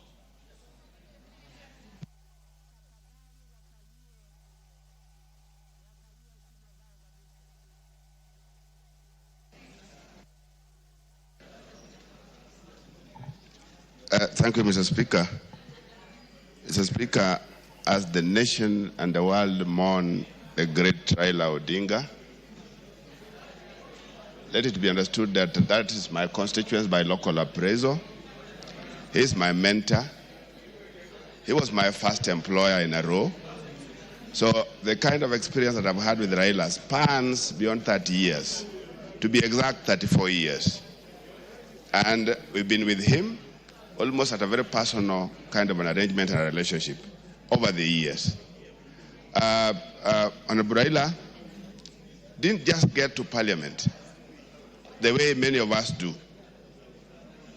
It was a great effort by a group of us, a small group of us, because that time Raila himself was in exile. Raila didn't campaign, he was not in the country, and if at all there's any other person who has ever gotten into this parliament, minus campaigning, is Raila Amolo Odinga. He did that by virtue of the work that we were doing. I'm the one who went out meeting the small groups with Ida, with Joe Aguirre, a small group headed by Okiri Pacho as the chair, Shem Akuba, William Okelo, and we're not more than 10. We did that, and Raila got into parliament in 1992 without stepping in the constituency in the name of doing a rally. Fortunately, he didn't know many of the people. He didn't know even where the polling stations were. So that was our effort. Come 1995, when there were issues in Fort Kenya, Raila crossed and actually crossed the floor because he left his party and took another party called NDP. NDP, because of that, had to go for a by-election. So what I did, or what the small group of us did in 1992, we remember it because now Raila could not move to the constituency the way he had wanted, because me at that time had left back to the university for my master's. And he had to come to literally look for us. And that's when Raila got back to parliament in the by-election of 1995. One or two things that I'm too sure that maybe members may not be knowing of Raila. A lot of the things that Raila did, a lot of actions and decisions that Raila implemented, many of them he was not the planner. Many of them he was not initiating. But he had an exceptional courage once convinced. The honorable members, anytime. Order. This is a very solemn moment. And I think it's fair to allow the Member of Parliament for Bondo, who is also the Raila Odinga as Member of Parliament, to be listened to. It's a solemn moment. It's not a moment where someone will be contributing and we are all not giving him a chance to, or we are all, doing whatever we are doing. Go ahead. Thank you, Mr. Speaker. What I was trying to say is that a lot of things that we might have seen Raila do, many times was not the planner, many times was not the initiator. But the courage and the manner in which, when he was convinced he was taking these things, by the end of the day, they were his things. By the end of the day, they were his activities. And he did them with a lot of courage. The other thing that maybe other members may not know is that Raila was a person who did a lot of multitasking. In fact, if you booked for an appointment and you are talking to him, one person on a phone, your appointment will collapse. He's one person that when he was talking to 3, 4, 5 people, definitely that's a thing that will pass. He used to multitask a lot. He was a man of crisis. In fact, many times Raila managed crisis as though he was planning to manage them. It was very unique in terms of crisis management. Finally, Mr. Speaker, when it got to the issue of how it looked at the principle in sporting, of the issue of the winner and the loser. Many times as a sportsman, a great sportsman, he placed in front of him the principle that once you are in a game, you'll either lose or you'll win. And that's exactly what he had all along. When he went into the games, in the political game, when there was a loss, he will recognize that. And that is exactly why he didn't believe so much in this idea of winner takes it all. He didn't believe in it because after elections, he had wanted that the nation gets back to its feet and that winning government serves everybody. Thank you, Mr. Speaker. Well said. Next is the member for Aldai. Thank you, Honorable Speaker. I stand to eulogize a great man, Baba Raila Odinga. My sympathies go to the family, Mama Aida, the family, the people of ODM, the people, the broad-based government, and the people of Kenya. We have lost a great man. We have lost a hero, a person who today we celebrate and we are happy about democracy because he is the father of democracy. I think we all remember right from the 82 coup all the way to 1992 to 2010 to the birth of the 2010 Constitution.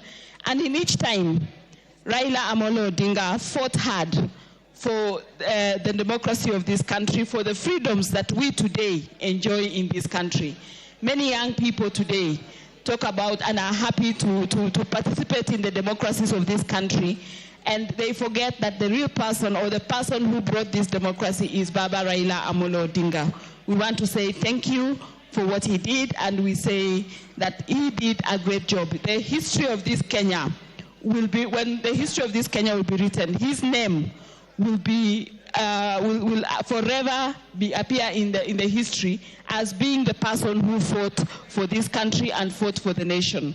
I want to say that the people of Aldai constituency say pole to the family, and we as we mourn the death of Baba Raila Odinga, and we want to say may his soul rest in eternal peace.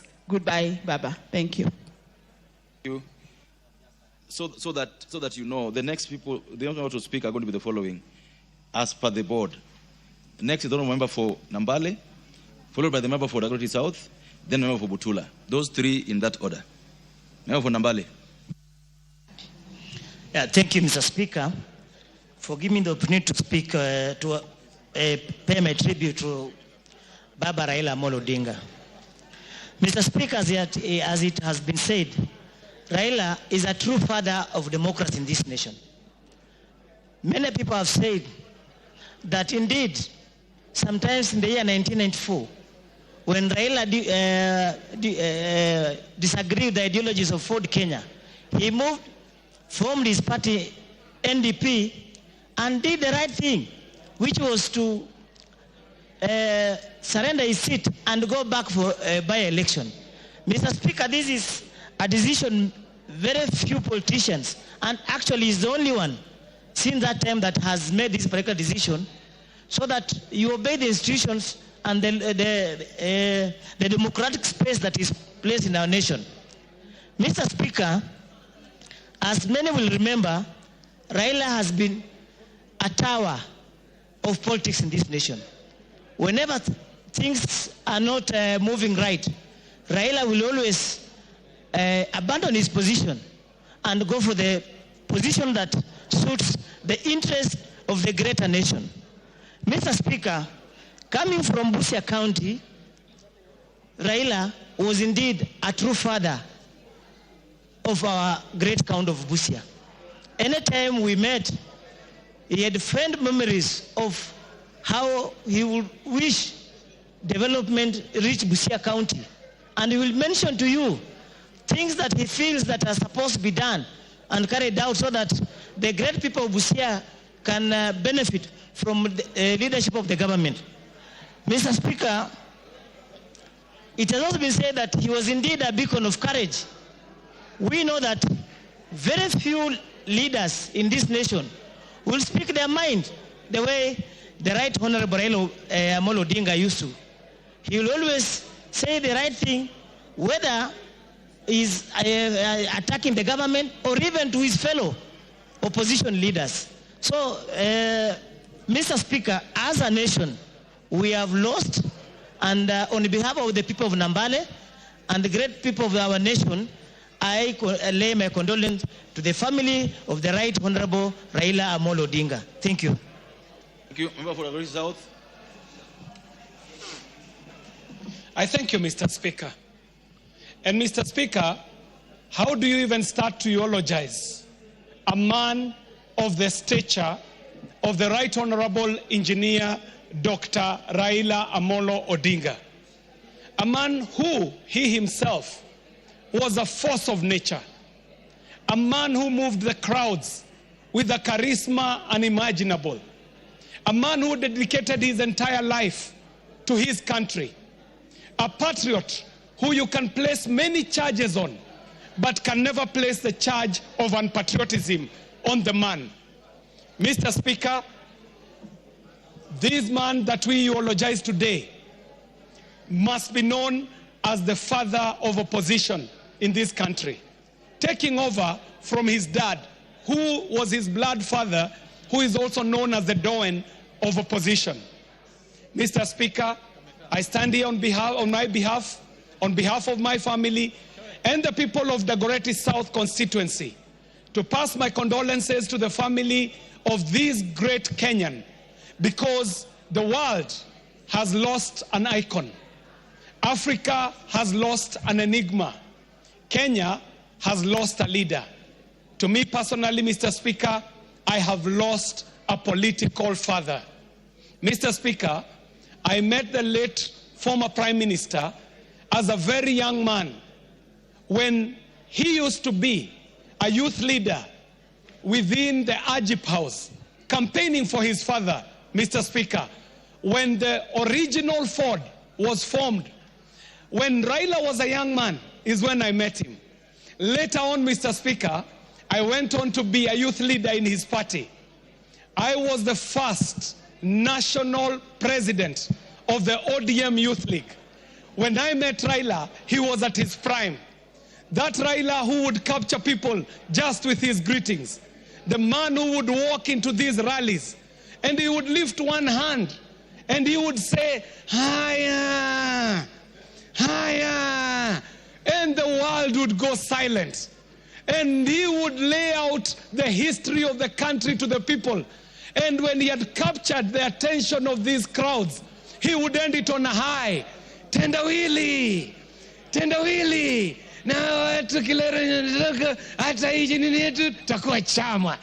Mr. Speaker, this is the gentleman that I eulogize. A man who picked me up when I was trying my skills in politics as a young man, took me to Dagoretti, introduced me to the people of Dagoretti, delivered an election for me in an election that he himself also won. Mr. Speaker, Raila Odinga won the election of 2007. But try as we did to swear him in, this gentleman told us that even as we are approaching the election of 2007, we will have to be cautious to ensure that we leave a country for the future. Mr. Speaker, I want to my colleague, the Honorable Ruth Odinga, our colleague in Senate, the youth leader, the Gen Z himself, Dr. Oburu Odinga, to the children, Rosemary, Winnie, Junior, and friend Fidel Odinga. Here, we want to thank this family for sharing such a consummate patriot with Kenyans. When Kenya called him Baba, we meant it. But we know that he was the blood father of these children who had given up their father, committed him to the service of nation.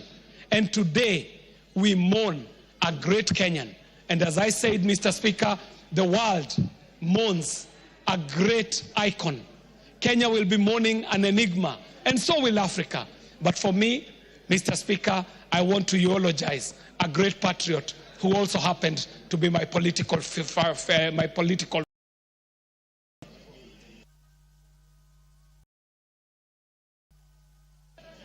Raila Odinga is dead. Baba. Haya. Haya. Tendawili.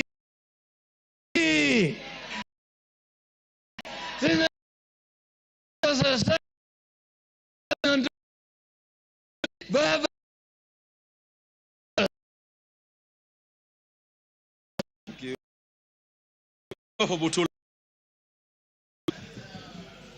Thank you, Honorable Speaker.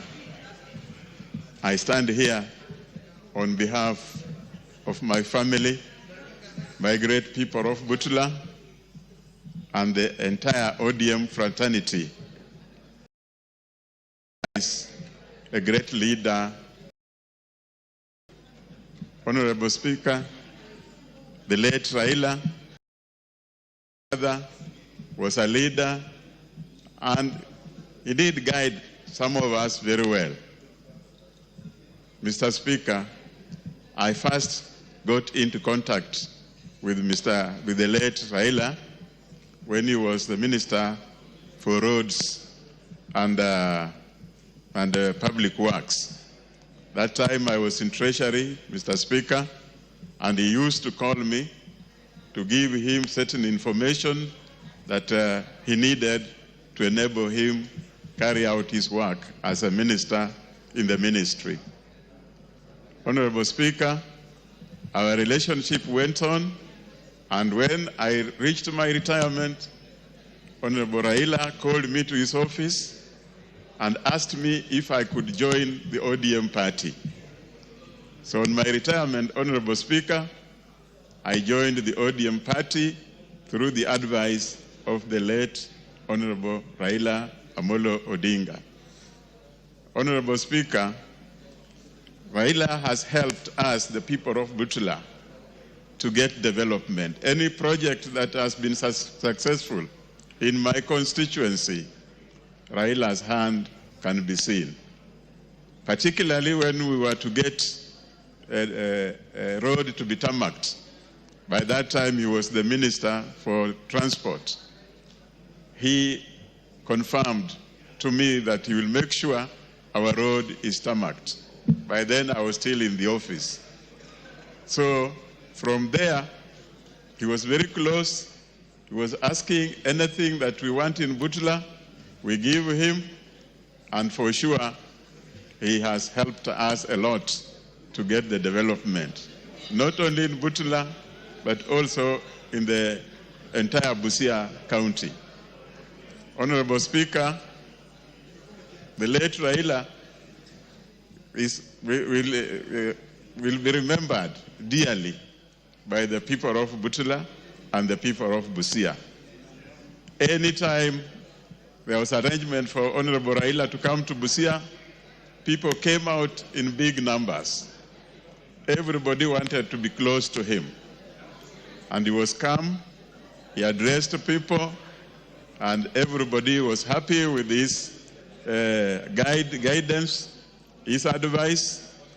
And he always told people, be peaceful and work hard. So he made us work hard for the benefit of our people of Butula.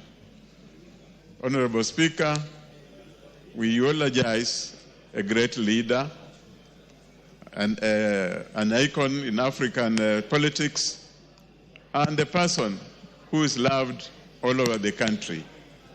He did much for this country, and his name will not be erased in any records of this country.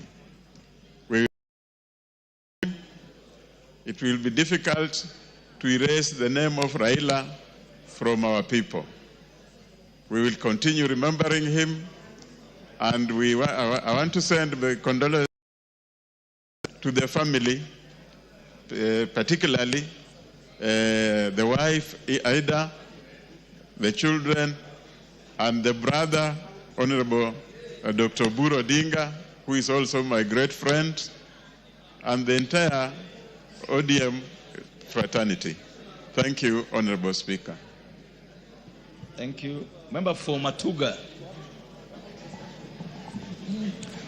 Asante Mheshimiwa Spika kwa kunipatia fursa hii.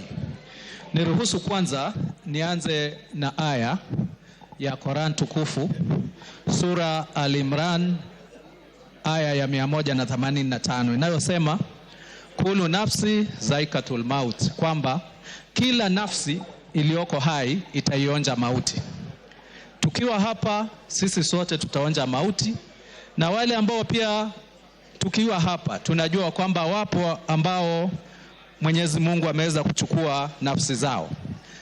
Lakini kwa nini leo tumechukua fursa hii kuzungumzia nafsi moja ya Raila Amolo Odinga? Hii ni nafsi moja, ni mtu mmoja ambaye katika halaiki ya watu, yeye peke yake ndio watu waliamua kumuita baba. Sikumbuki hata sehemu moja ama siku moja ambayo yeye alisema kwamba niiteni baba. Lakini watu wenyewe kwa yale ambayo wameyafanya, yale ambayo ameyazungumza, wakaona huyu ndiye baba yetu. Kila mtu alizaliwa na baba, lakini watu wenyewe wakaamua hivyo. Sisi Pwani baba tunajua kwanza kura hupigwa, watu wote wa Pwani humpigia baba. Na kwa nini inakuwa hivyo? Inakuwa hivyo kwa sababu baba Raila Amolo Odinga amekuwa akizungumza sauti ya wanyonge. Alikuwa akizungumzia maonevu ambayo watu wa Pwani kwa ujumla wamepitia kabla ya uhuru. Alikuwa akizungumzia masuala ya ajira kwa wale watu ambao huwa hawapati nafasi za kupanda ngazi za juu. Kwa hivyo kwa watu wa Pwani kwa ujumla na kwa Wakenya wengi, walikuwa ndio sauti ya wanyonge, kwamba baba akisema amewazungumzia watu wengi. Na ndio maana kumbukumbu zinasema hata wakati tukitaka kubadilisha katiba kwa mara ya kwanza na yeye akakataa, watu wengi walisema vile baba amesoma, sisi hatuna haja ya kusoma, moja kwa moja pia sisi tunakataa. Mheshimiwa Spika, miezi miwili iliyopita tukiwa tunapeana mradi pale wa umeme na Mheshimiwa Waziri Wandai, tukiendelea na hizo sherehe, Waziri Wandai aliweza kunong'onezea kwamba nimepigiwa simu na baba akiniambia kwamba katika eneo lako bunge kuna shule ambayo imetajwa Jaramogi Oginga, na ameniamrisha kwamba kabla nitoke Matuga niende kuiona hii shule. Baada ya hiyo sherehe tuliambatana na waziri mpaka kule sehemu ya Mazumalume ambayo hii shule ipo, ambayo nimeweza kuijenga kupitia mfuko wa NGCDF. Lakini kuna historia kwa nini hii shule imejengwa pale. Mzee marehemu bila shaka, ambaye babake alikuwa katika wale watu ambao alipigania uhuru, aliwahi kukaa na baba yake baba Raila Amolo Odinga mwenda zake Jaramogi, mpaka kukaa nyumbani kwake Simba. Na hapo basi akasema mimi kabla nife nitapeana eka 10 ili kujengwe shule na itajwe Jaramogi Oginga Odinga. Na tulipofika pale, baada ya kuiona, Waziri Wandai akazungumza na baba na akamwambia baba alikuwa amemwamrisha kati ya yale madarasa mawili ambayo nitaongezea hii shule, yeye pia atapeana pesa kutoka kwa mfuko wake ili ile shule iweze kuimarika. Baba ameenda, lakini nina imani kwa sababu Waziri Wandai yupo, bado hiyo ahadi itatekelezwa. Na huo ndio upendo wa baba ambao alikuwa nao kwa wananchi wa Kenya, wananchi wanyonge, kuwapenda bila kuwabagua. Na ndio maana watu wa Pwani wakawa wakati wowote wanasimama na yeye bila ya vishawishi, ila tu kwa sababu ya sauti wake na moyo wake mkunjufu. Kwa niaba yangu na watu wa Matuga na familia yangu natoa rambirambi. Mwenyezi Mungu aweze kuangalia roho yake kwa huruma kulingana na matendo yake mema aliyoyafanya. Asante Mheshimiwa Spika. Asante. Honorable Dorothy Ikiara.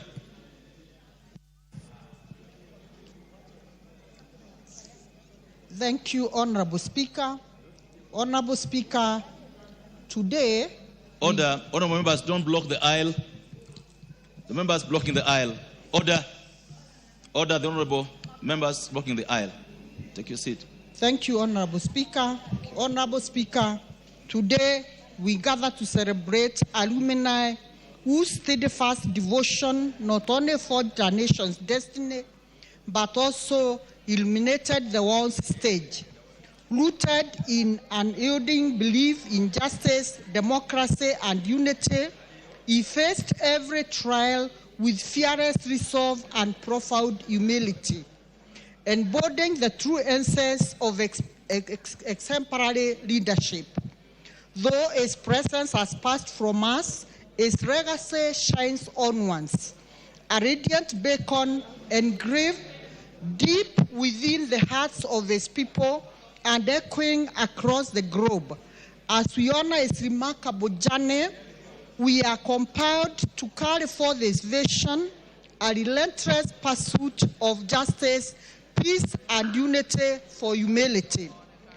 Together, we celebrate Baba, champion of devolution, champion of democracy. Baba, you have fought a good fight, you have finished the race. Fare thee well, Baba, till we meet again. My condolences to Mama Ida Odinga and the entire Odinga's family, not forgetting our colleague Ruth Odinga and all the citizens of this country who believed in Baba. Fare thee well till we meet again. Thank you.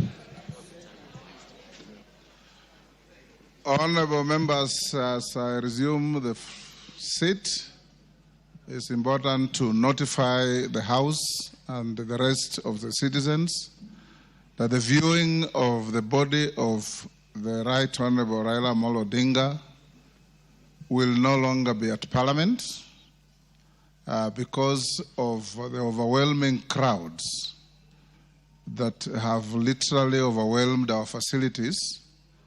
The committee of the funeral, chaired by the Deputy President and Senator Dr. Oburu Odinga, have announced that the body will now be taken to Kasarani for the public to view,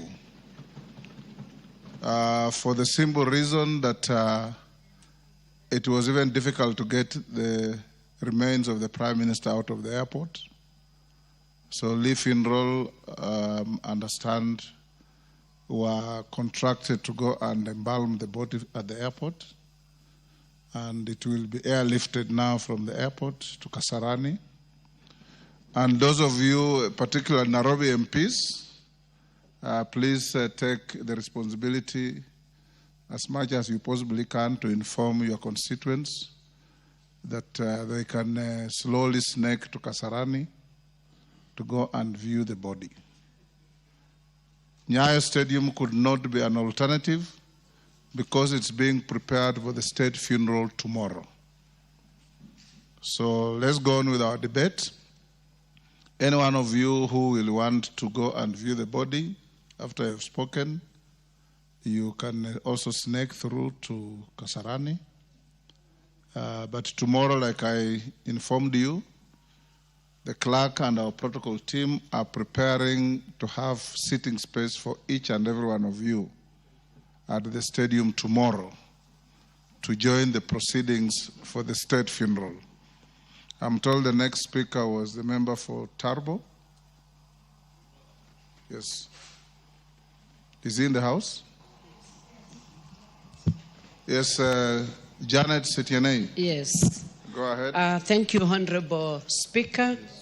I wish on behalf of my family and the people of Tarbo to pass my condolences to Mama Ida, the children, our colleagues, Honorable Ruth and Senator Oburu, and the entire Raila family. I wish to give my tribute to Honorable Right Honorable Raila Amolo Odinga, alias Baba. He was the icon of democracy, peace, and stability. He was a charismatic leader and a statesman. The first time I met Right Honorable Raila Amolo Odinga was at Wilson Airport, and I stood to introduce myself to him, and I was surprised when he shoved me down and said, "I know you are the member of parliament of Turbo."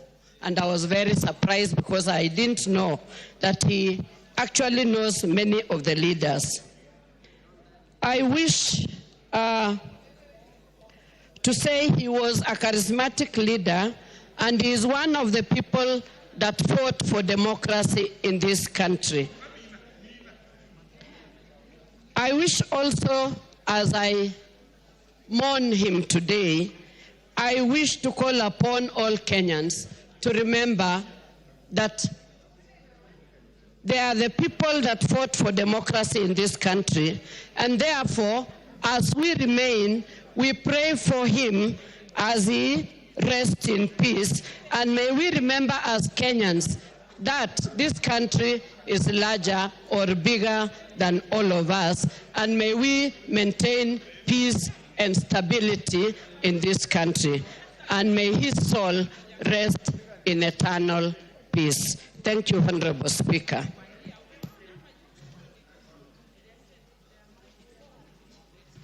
Thank you, Honorable Speaker, for this chance.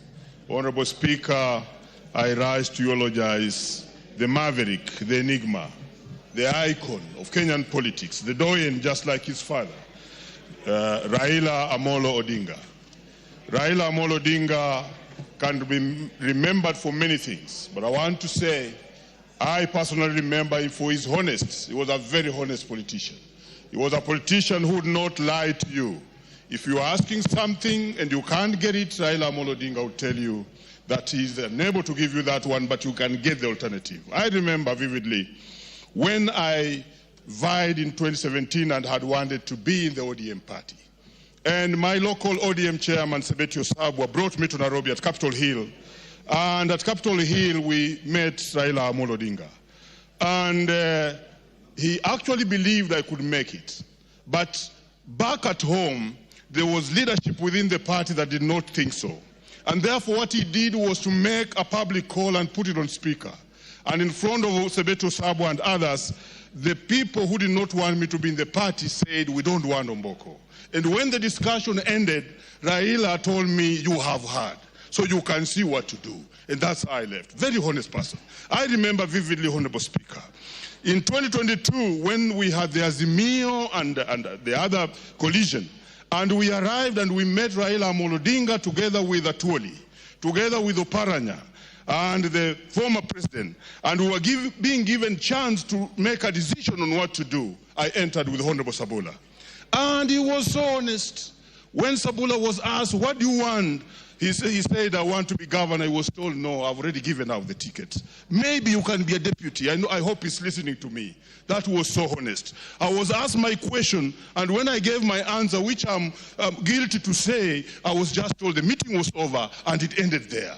We went away. This was a very honest leader in politics. I want to remember Raila Amolo Odinga for peace and tranquility. That this is a man who would look at the holistic picture instead of looking at the personal benefits. We cannot ignore the KANU merger as we saw it when everybody thought that Raila could not work with Moi. We cannot forget the Kibaki stalemate when it looked like, yes, we want Moi out, but Moi has brought another candidate. So what do? He surrendered his place and said, "Kibaki tosha." And that is how Kibaki became the president.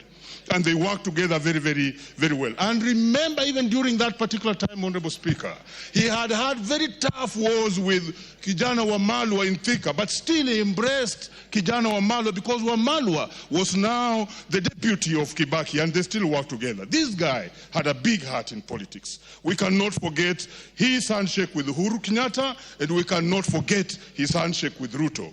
Honestly speaking, Raila Amolo Odinga and the family, if we refer back to the father, they seem to have the same spirit. Because in 1963, somebody spoke of this, when the father decides not to take independence simply because Kenyatta is in jail, it's the same thing that we saw him do in 2022 when we had the Gen Z uprising.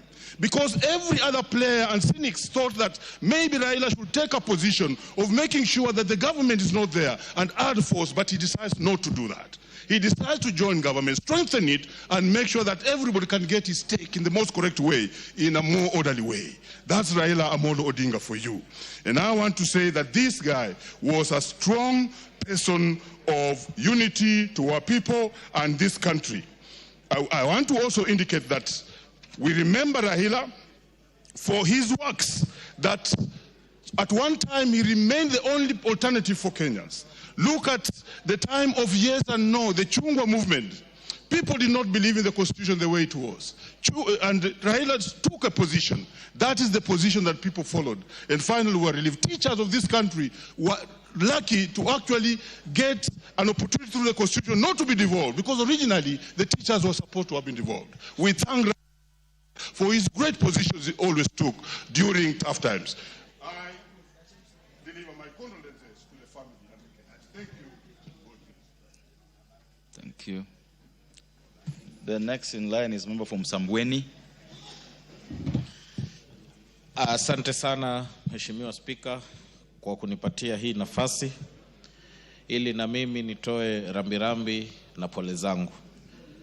Basi kwa niaba yangu mimi mwenyewe na familia na kwa niaba ya watu wa Msambweni nataka kutoa rambirambi na pole zetu kwa familia ya Mheshimiwa Raila Amolo Odinga.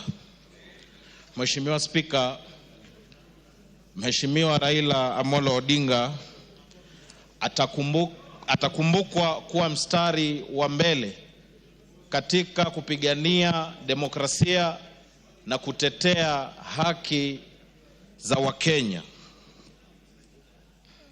kwa muda wote ambao amekuwa uongozini.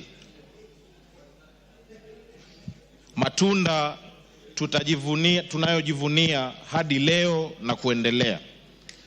Mheshimiwa Spika, mimi nilimjua baba Raila Amolo Odinga kwa mara ya kwanza wakati alitembelea katika kijiji chetu cha Gasi na tukapata kula naye chakula cha mchana. Mara ya pili, Mheshimiwa Spika, nilipata fursa ya kukaa ana kwa ana na Mheshimiwa Raila Amolo Odinga wakati ninaanza safari yangu ya siasa. Nilikaa naye zaidi ya jisaji moja na dakika 20 hivi, na alinipatia ushauri wa kutosha, akanipatia motisha na kuniambia inawezekana. Alinijenga nguvu na kunitia imani. Kwa hiyo katika safari yangu ya kisiasa hata yeye ako na mchango ambaye amechangia. Mheshimiwa Spika, sisi kama jamii ya Waislamu tutaendelea kumwombea Mheshimiwa Raila kwa sababu aliheshimu sana dini ya Kiislamu, na alipokuwa waziri mkuu yeye mwenyewe binafsi alikomboa ardhi ya msikiti wa Kongo ambayo ilikuwa imechukuliwa na mabwenyenyi, ardhi ambayo iko katikati ya fuo za Diani Beach.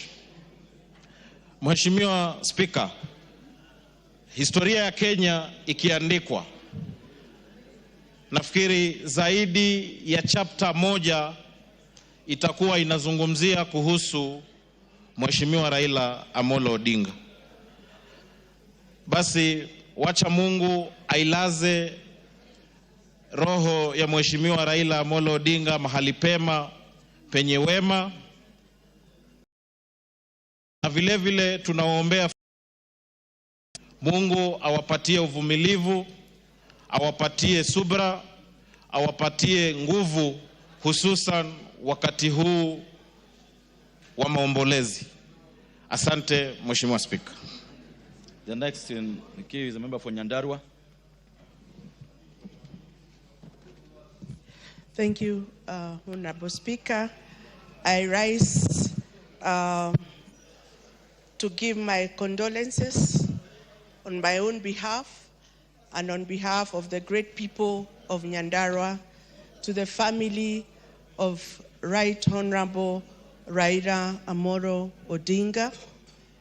I pray that God will give the family peace that passes all human understanding at this difficult time. Raila Odinga was a fighter. He fought all through his life and all through his political life. He fought for multi-party democracy with his own blood.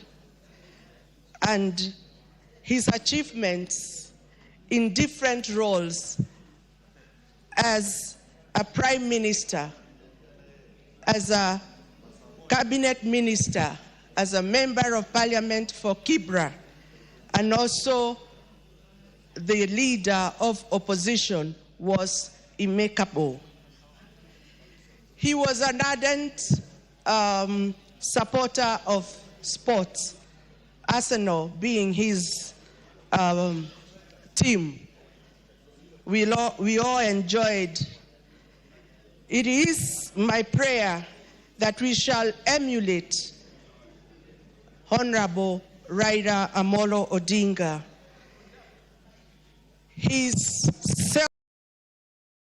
The act of reconciliation, forgiveness, and more importantly, love for motherland. I pray that his soul rest in eternal peace. Thank you. I wish all of us was brief as honorable member for Nyandarua. Then we'll get some more of us, The next in line is a member for Nyaribari Church Masaba. Honorable Manduku. Thank you, Mr. Speaker. Cowards die many times before their death. But for my party leader, Raila Odinga, to die in a far-away land just confirms the timeless creed that this is not our home, we're just passing through. Many words have been used to describe Raila Odinga, but the best adjectives were those that were read out by His Excellency the President in describing the enigma. How I wish those of us seated here will one day be described in a similar manner when we die, because of the contribution that we will have made to this nation. I was very privileged to meet Honorable Raila Odinga way back in 1994 when I was a student at the university, and I served as a delegate of the Ford Kenya party. Later on, I became his personal architect, and we built many houses with him. But the most important thing that we built was a friendship that lived to this day. I served, and I continue serving, in his party as member representing Nyaribari Masaba. And all these days, I've sat at his feet and learned many a great deal.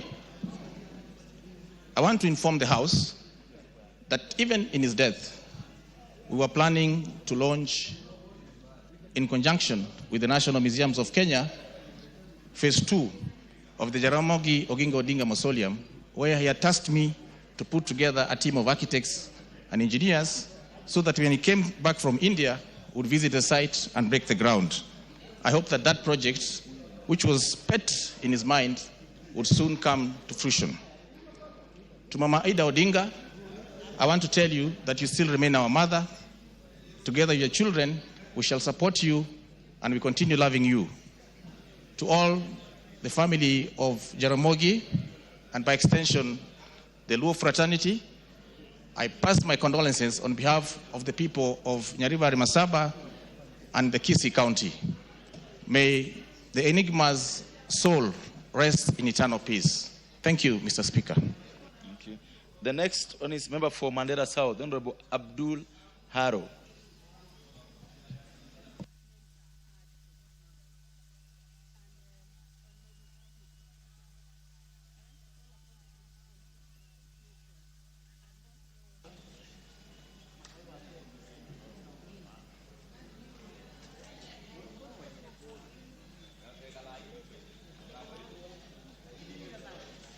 Thank you, Honorable Speaker.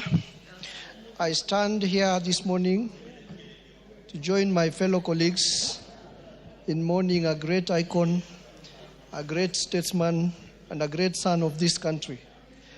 In my religion, Quran chapter 2, verse 156, when we are told that from the Creator we came, and to the Creator we return. That means every soul must taste death. Honorable Speaker, that verse reminds us of the fact that we are all mortal, and at one point in our life, we will have to leave this world. It's only that some will go before the others, and all of us ultimately, on the appointed date when we are supposed to leave this world, will all follow. And therefore, I take this opportunity on my behalf and on behalf of my family and on behalf of the people from my constituency, Mandera South constituency, to pass my condolences to the family and friends and Kenyans following the death of the great son of this country, Raila Amolo Odinga. Honorable Speaker, a lot of words have been said here to describe the greatness of Honorable Raila Amolo Odinga. One of our members said he's our Mandela. And I'll only add that he's not just our Mandela, but Honorable Raila Odinga is our Mandela, our Mahatma Gandhi, and our Martin Luther King and Malcolm X combined. Honorable Speaker, Honorable Raila Odinga is our great hero. He's a great Pan-Africanist, and he's a global icon, a champion of reforms, a champion of human rights, a champion of the rights of the common man. Honorable Speaker, we all know the biggest base Honorable Raila has today before his death was Kibera, which is one of the largest slums in East and Central Africa, which means he has always fought for the rights and for the welfare of the people who are at the lowest bottom of the pyramid. Honorable Speaker, one of the lessons we learned from Honorable Raila Odinga is that Raila taught us that protests do not necessarily need to be destructive. Protest can be used constructively as a tool of social change. Honorable Speaker, it is as a result of those protests which are positively used as a force of social change that Honorable Raila participated in protests that enabled this country to get rid of Section 2A in our Constitution to usher in multi-party democracy. Honorable Speaker was crucial in the IPPG package of reforms, which were reforms for legal, administrative, and constitutional reforms at a time when this country was going through very difficult times. Honorable Raila was also instrumental in the Constitution of Kenya 2010, which ushered in devolution.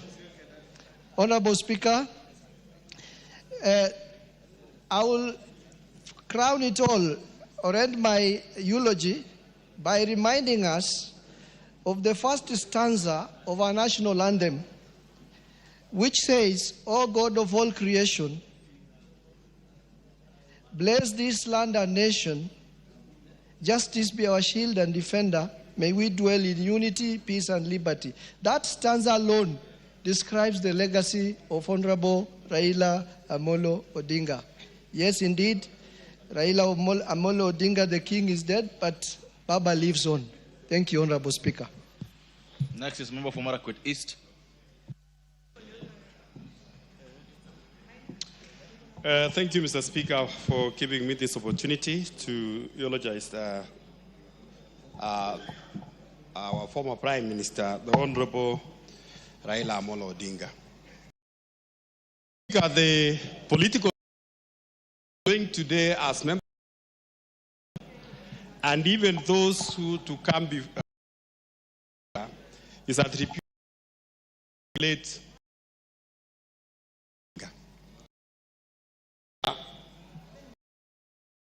Mr. Speaker, Democrat,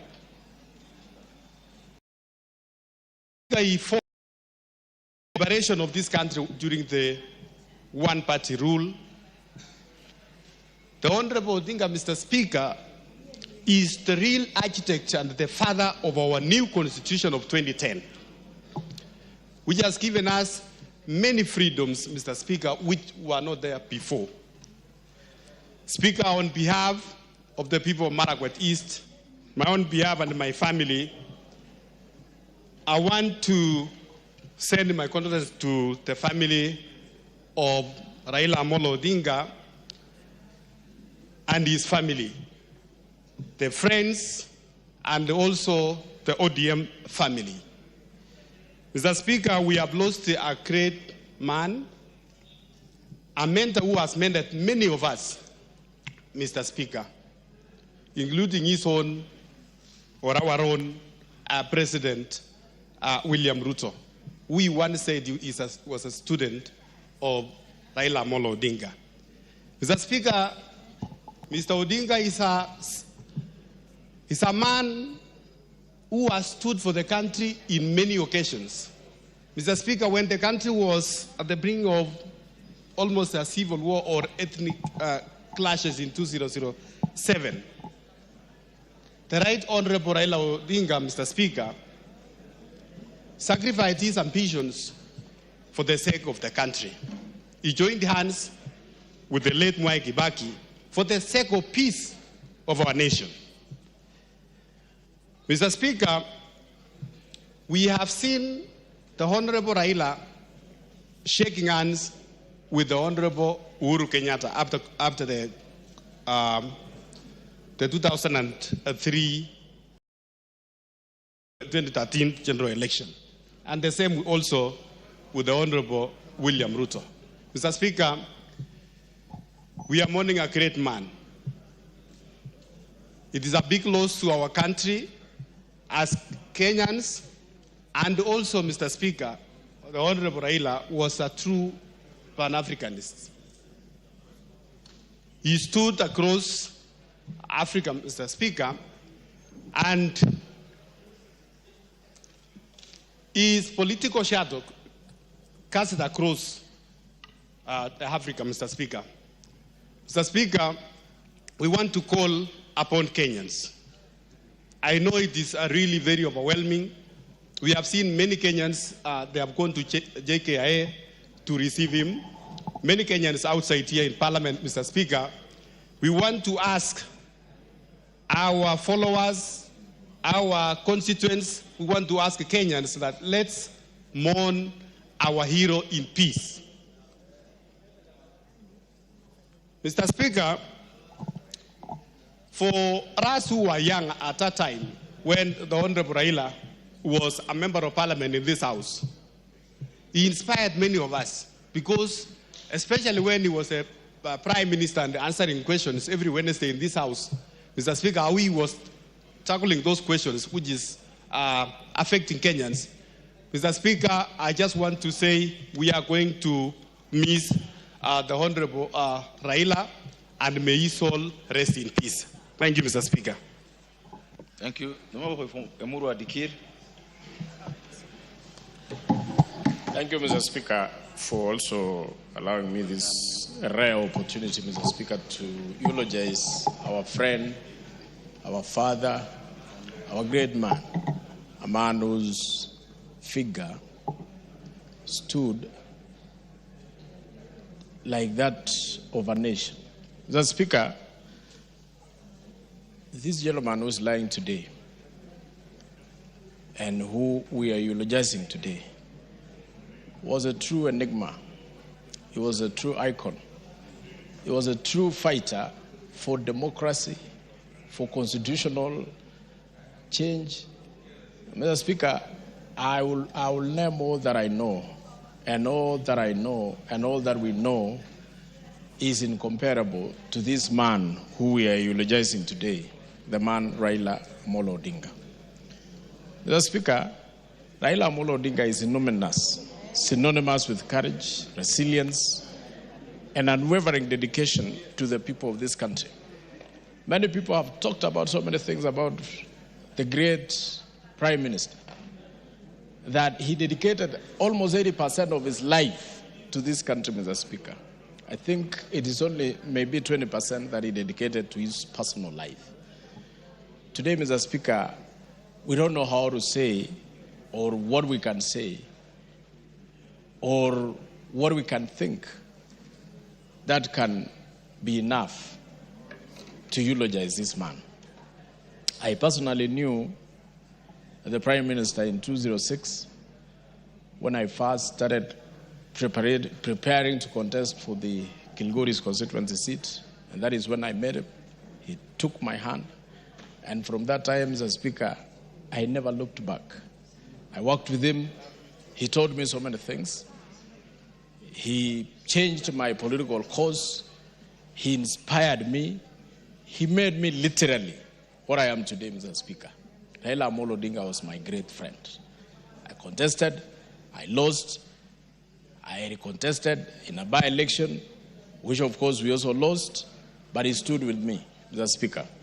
I remember he had even persuaded to nominate me to this House, Mr. Speaker, a position I declined because of the political temperatures in our constituency at that time. Mr. Speaker, later on, Mr. Speaker, he also appointed me or nominated me to the position of Chair, Poverty Eradication Commission, Mr. Speaker, because of the true friendship and the true patriotism that he had. A position I never served, Mr. Speaker, because of also political issues at that particular time. Mr. Speaker, I stood with this gentleman.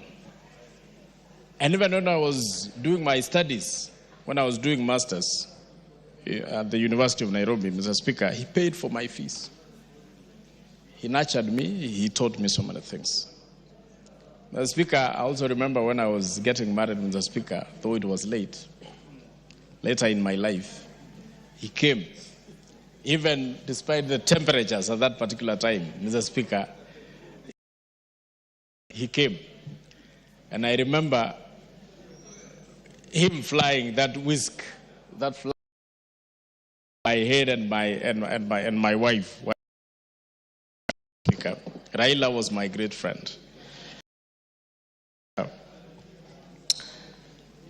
That even as we are remembering this great man, we must remember this country, what this country has gone through, the stages of democracy, elections which have taken place in this country, the names we had even given this gentleman when he was still alive.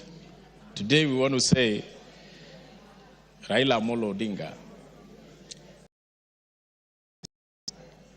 may your family also get peace even at this time. Because I know many times when Raila was alive, when he was contesting, when he lost, and all that, even the family went through so many tribulations. And I believe, even as we rest this gentleman today, the family will also find peace. And our country will also find that happiness, which Raila, grateful product of this great Raila Odinga. We will. Thank you. I keep your.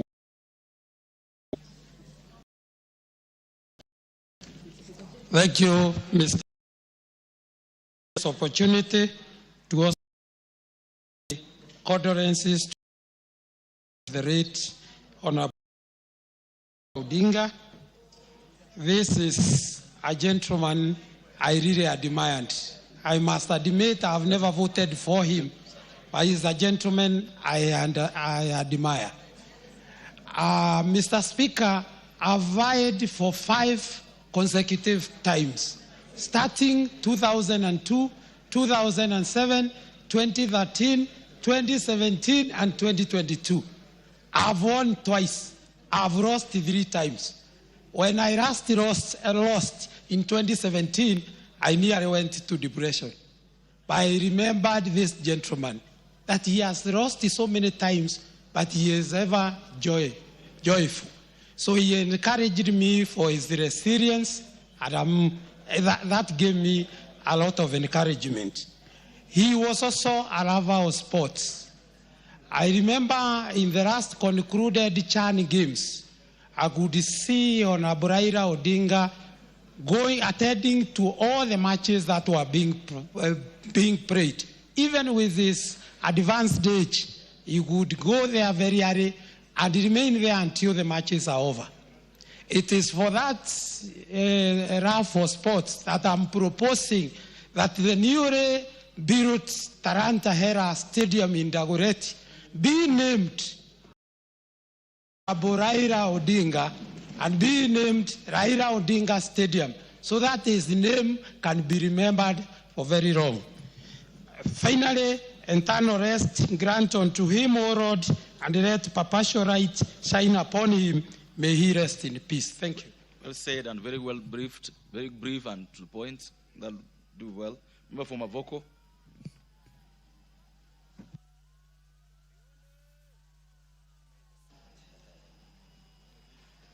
Thank you so much, Mr. Speaker. Mr. Speaker, let me rise to eulogize, pay tribute to an enigma, to a nationalist, a person who was selfless, a person who was full of people's interests, a person who bled for this country, a person who suffered for this nation. The freedoms that we are enjoying today were all found and fought for by the late Right Honorable Dr. Raila Amolo Odinga. Mr. Speaker, allow me this morning to thank all members of this House who have seen it fit and understood reasons why we could not continue laying the late in state in this House. The love that his people have shown. Mr. Speaker, starting from the airport, you saw how the mourners went even to the aeroplane that was carrying the remains of the late Raila Amolo Odinga. Coming here to Parliament, we had to make a quick decision, which all of you've understood. You saw the way the crowds were building up outside there, and of course, it was going to pose a big threat to this House. So I want to thank you for understanding. But however, allow me, Mr. Speaker, to say Raila Amolo Odinga is one of the people that myself and the people of Mavoko loved. In fact, I want to tell this House, all the final campaigns of 2013, 2017, 2022, the final rallies were done in Athi River and Mlolongo, and they were mammoth. In fact, even himself used to tell me, Mheshimiwa Mavoko, mimi napenda Mavoko. So, on behalf of the people of Mavoko, I want to bring our heartfelt condolences to the family of the late Raila Amolo Odinga, Mama Ida and children. I know the burden is not yours alone, it's for all of us. Right now, it is known my party leader, Dr. Stephen Kalonzo Musyoka, has stood with Raila Amolo Odinga from 2013, 2017, and 2022. We were there, even despite him not being the running mate. We have supported him. We have always seen Raila as our father. We have seen him as our party leader.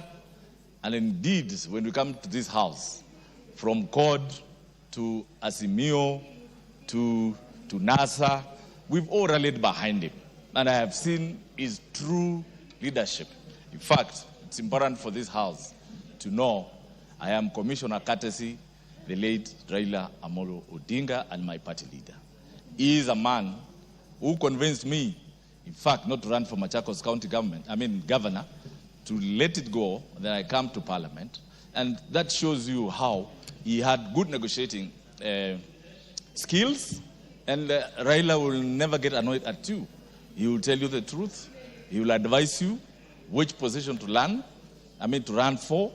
And I think it all ended up very well. We have seen him in such negotiations through the handshakes he has done with all the presidents that he's done, including Moi, who was seen as one of the most rigid leaders in Africa. But Raila Amolo Odinga cracked him and he joined KANU at a time when KANU was the only party. We also remember Raila for fighting for multi-party democracy in this country. We will remember him forever for even being the first minister of housing, roads and housing, having designed the southern and northern bypasses in this country. Mr. Speaker, this country, Africa, and the world has lost a hero, a hero, a hero. May his soul rest in eternal peace. Go well, go well. We'll meet again. Thank you, Mr. Speaker. The honorable member for Uriri, followed by the member for Mara. Member for Uriri, the member for Mara. In that order, then the next one on the board is the member for Endabes. It is going to be like that. That's what the way it's going to be, the way it is. When you get your chance, when your chance comes, you're going to get a chance. Mm-hmm. Thank you, Mr. Speaker. Indeed, today is like from yesterday. The country is in mourning. I have a written tribute, and Mr. Speaker, you'll allow me to quickly run through it. Today, Kenya bows its head in sorrow and pride. Raila Odinga has rested. A mighty chapter of our national story has closed. Yet in grief, we rise to salute a man whose life gave meaning to courage, resilience, and faith in our republic. Mr. Speaker, growing up in high school, we knew of his father, Jaramogi Oginga Odinga, the lion who once visited my alma mater, Rapogi High School. The people lined by the roadside to catch a glimpse of that great man, as they would during that time for President Moi. When Jaramogi died, our parents, our community were anxious of what would become of the community. Then emerged his son, Raila. His name became a byword, a household name, the only name everyone spoke. At the university, he emboldened a generation. He gave us the courage to question power. Among our students, there was a common word whenever injustice or whatever we thought was injustice, you'd hear the word onge to mean no, was whispered during campus protests. It was enough to stiffen the administration. They knew we would not back down because Raila had our back. He symbolized defiance in service of justice. He was detained without trial, tortured in the dark cells, yet he walked out preaching peace. He carried no bitterness, only conviction that Kenya must be better. He used his suffering to build bridges where others have built walls or would have built walls even then. I first met him around 2013 during his presidential campaign launch. I caught the political bug then. He urged us, the young people, to throw our hearts in the ring. I did. I ran for Migori County Governor during that time. I was unsuccessful. But it lit a fire that still burns. Unlike modern day politicians, Mr. Speaker, who mobilize their followers with tokens and money, Raila gave no handouts. People followed him naturally. They followed the force of his ideas, his sacrifice, and his belief that freedom was a sacred duty. When I later ran for Member of Parliament of Uriri, people told me that for you to get the ODM ticket, you had to pay money. But when I won the nominations, my opponent then took me to the tribunal. He called me a relatively unknown candidate and simply said, if you have won, you get the ticket. I didn't pay a coin. That was Raila. Fair, principled, and allergic to injustice, even in small things. We had our moments after the 2022 elections. I was among the members of the Orange Democratic Party who chose to work with President Ruto. At one point, he invited me for a one-on-one, and he told me, Mheshimiwa Nyamita, the difference between us is that I've been your age, but you've not been my age. He smiled and added, But there are things happening now that did not happen when I was your age. So we must consult both ways. That humility coming from a man who had faced prison, betrayal, and stolen victories taught me that leadership is not about winning arguments, but keeping bridges open. He believed peace was patriotic. He separated the office he sought from the well-being of the country. That is why, even when he believed his victory was stolen, he always made peace. He did it with Moi, he did it with Kibaki, with Uhuru, and even lately with Ruto. He understood that Kenya was always bigger than Raila Odinga. Mr. Speaker, we'll add you 30 seconds to, wind up. Mr. Speaker, Raila told us nobody can stop reggae. Today, that is not a slogan, it is a sermon. The music must go on. We will make it play through unity, fairness, and courage to speak the truth without malice. Baba is gone. Long live Baba. Thank you. The member from Mara was next. Thank you, Mr. Speaker. Sir, Mr. Speaker, sir, thank you for giving me this opportunity. And on my own behalf, on behalf of the Mbuki's family, the entire Mara constituent and Tharaka County at large, Mr. Speaker, as we mourn,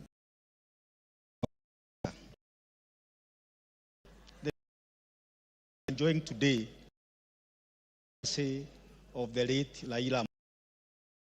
Mr. Speaker, we are Section 2A, and Raila Odinga was the most instrumental who really pushed to ensure that Section 2, Mr. Speaker. And today we are multi-party, and as we sit here, we will always continue appreciating the law which our former Prime Minister played. Mr. Speaker, I had an opportunity of serving with Raila Odinga when he was the Prime Minister after the 2007 general election. By then, Mr. for agriculture. And Mr. Speaker, during that time, it is through his effort and that of our late President Moi Kibaki that we started the farm input subsidy, be it fertilizer, Mr. Speaker, and also in distribution of Mr. Speaker, I remember during the 10th Parliament, at a particular time I was representing the Lanja Nidi constituency, we had a very bad accident near Nidi Branch, whereby almost 10 people from Medero community, we lost 10 people from one community. And it is Raila Odinga who came to our aid. He gave the community the support, and actually he attended the mass burial which we had at Medero that particular time. Mr. Speaker, that's the man whom we are celebrating today. Mr. Speaker, Raila Odinga was a peacemaker.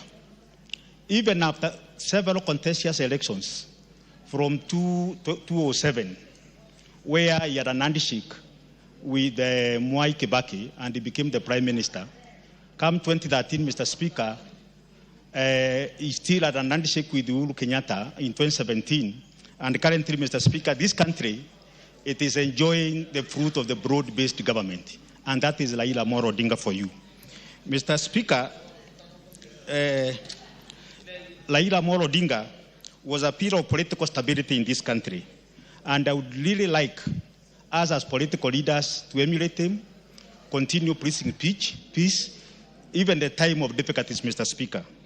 His ability to build bridges among bridges in political divide, Mr. Speaker, is what actually, Mr. Speaker, should be able to guide us. Even under extremely very difficult circumstances, Mr. Speaker, we have seen the late Raila Odinga coming up in a very powerful way. Mr. Speaker, Raila Odinga has been standing for the peace of this country, even under the extreme circumstances, especially after the Gen Z revolution, Mr. Speaker. Gen Z came, Raila Odinga could have taken advantage of that situation and continue being on the other side of the divide. But he decided to have an handshake with His Excellency the President William Ruto, and the country has been able to stabilize. And up to and including today, Mr. Speaker, we have seen other leaders, other political party leaders also joining hands with His Excellency the President so that this country can be able to go far, Mr. Speaker. Mr. Speaker, I wish on my own behalf once again to continue praying for Raila Odinga and his family. And more so, we put Mama Aida Odinga in prayers together with the children because it is not easy. We know they are going through a lot, and through the prayer, through our own support, the family will continue well. With those few remarks, Mr. Speaker, sir, once again, poleni kwa familia, and let's emulate all the attributes of our late Raila Odinga. I thank you, Mr. Speaker. Thank you. Member for Endebess.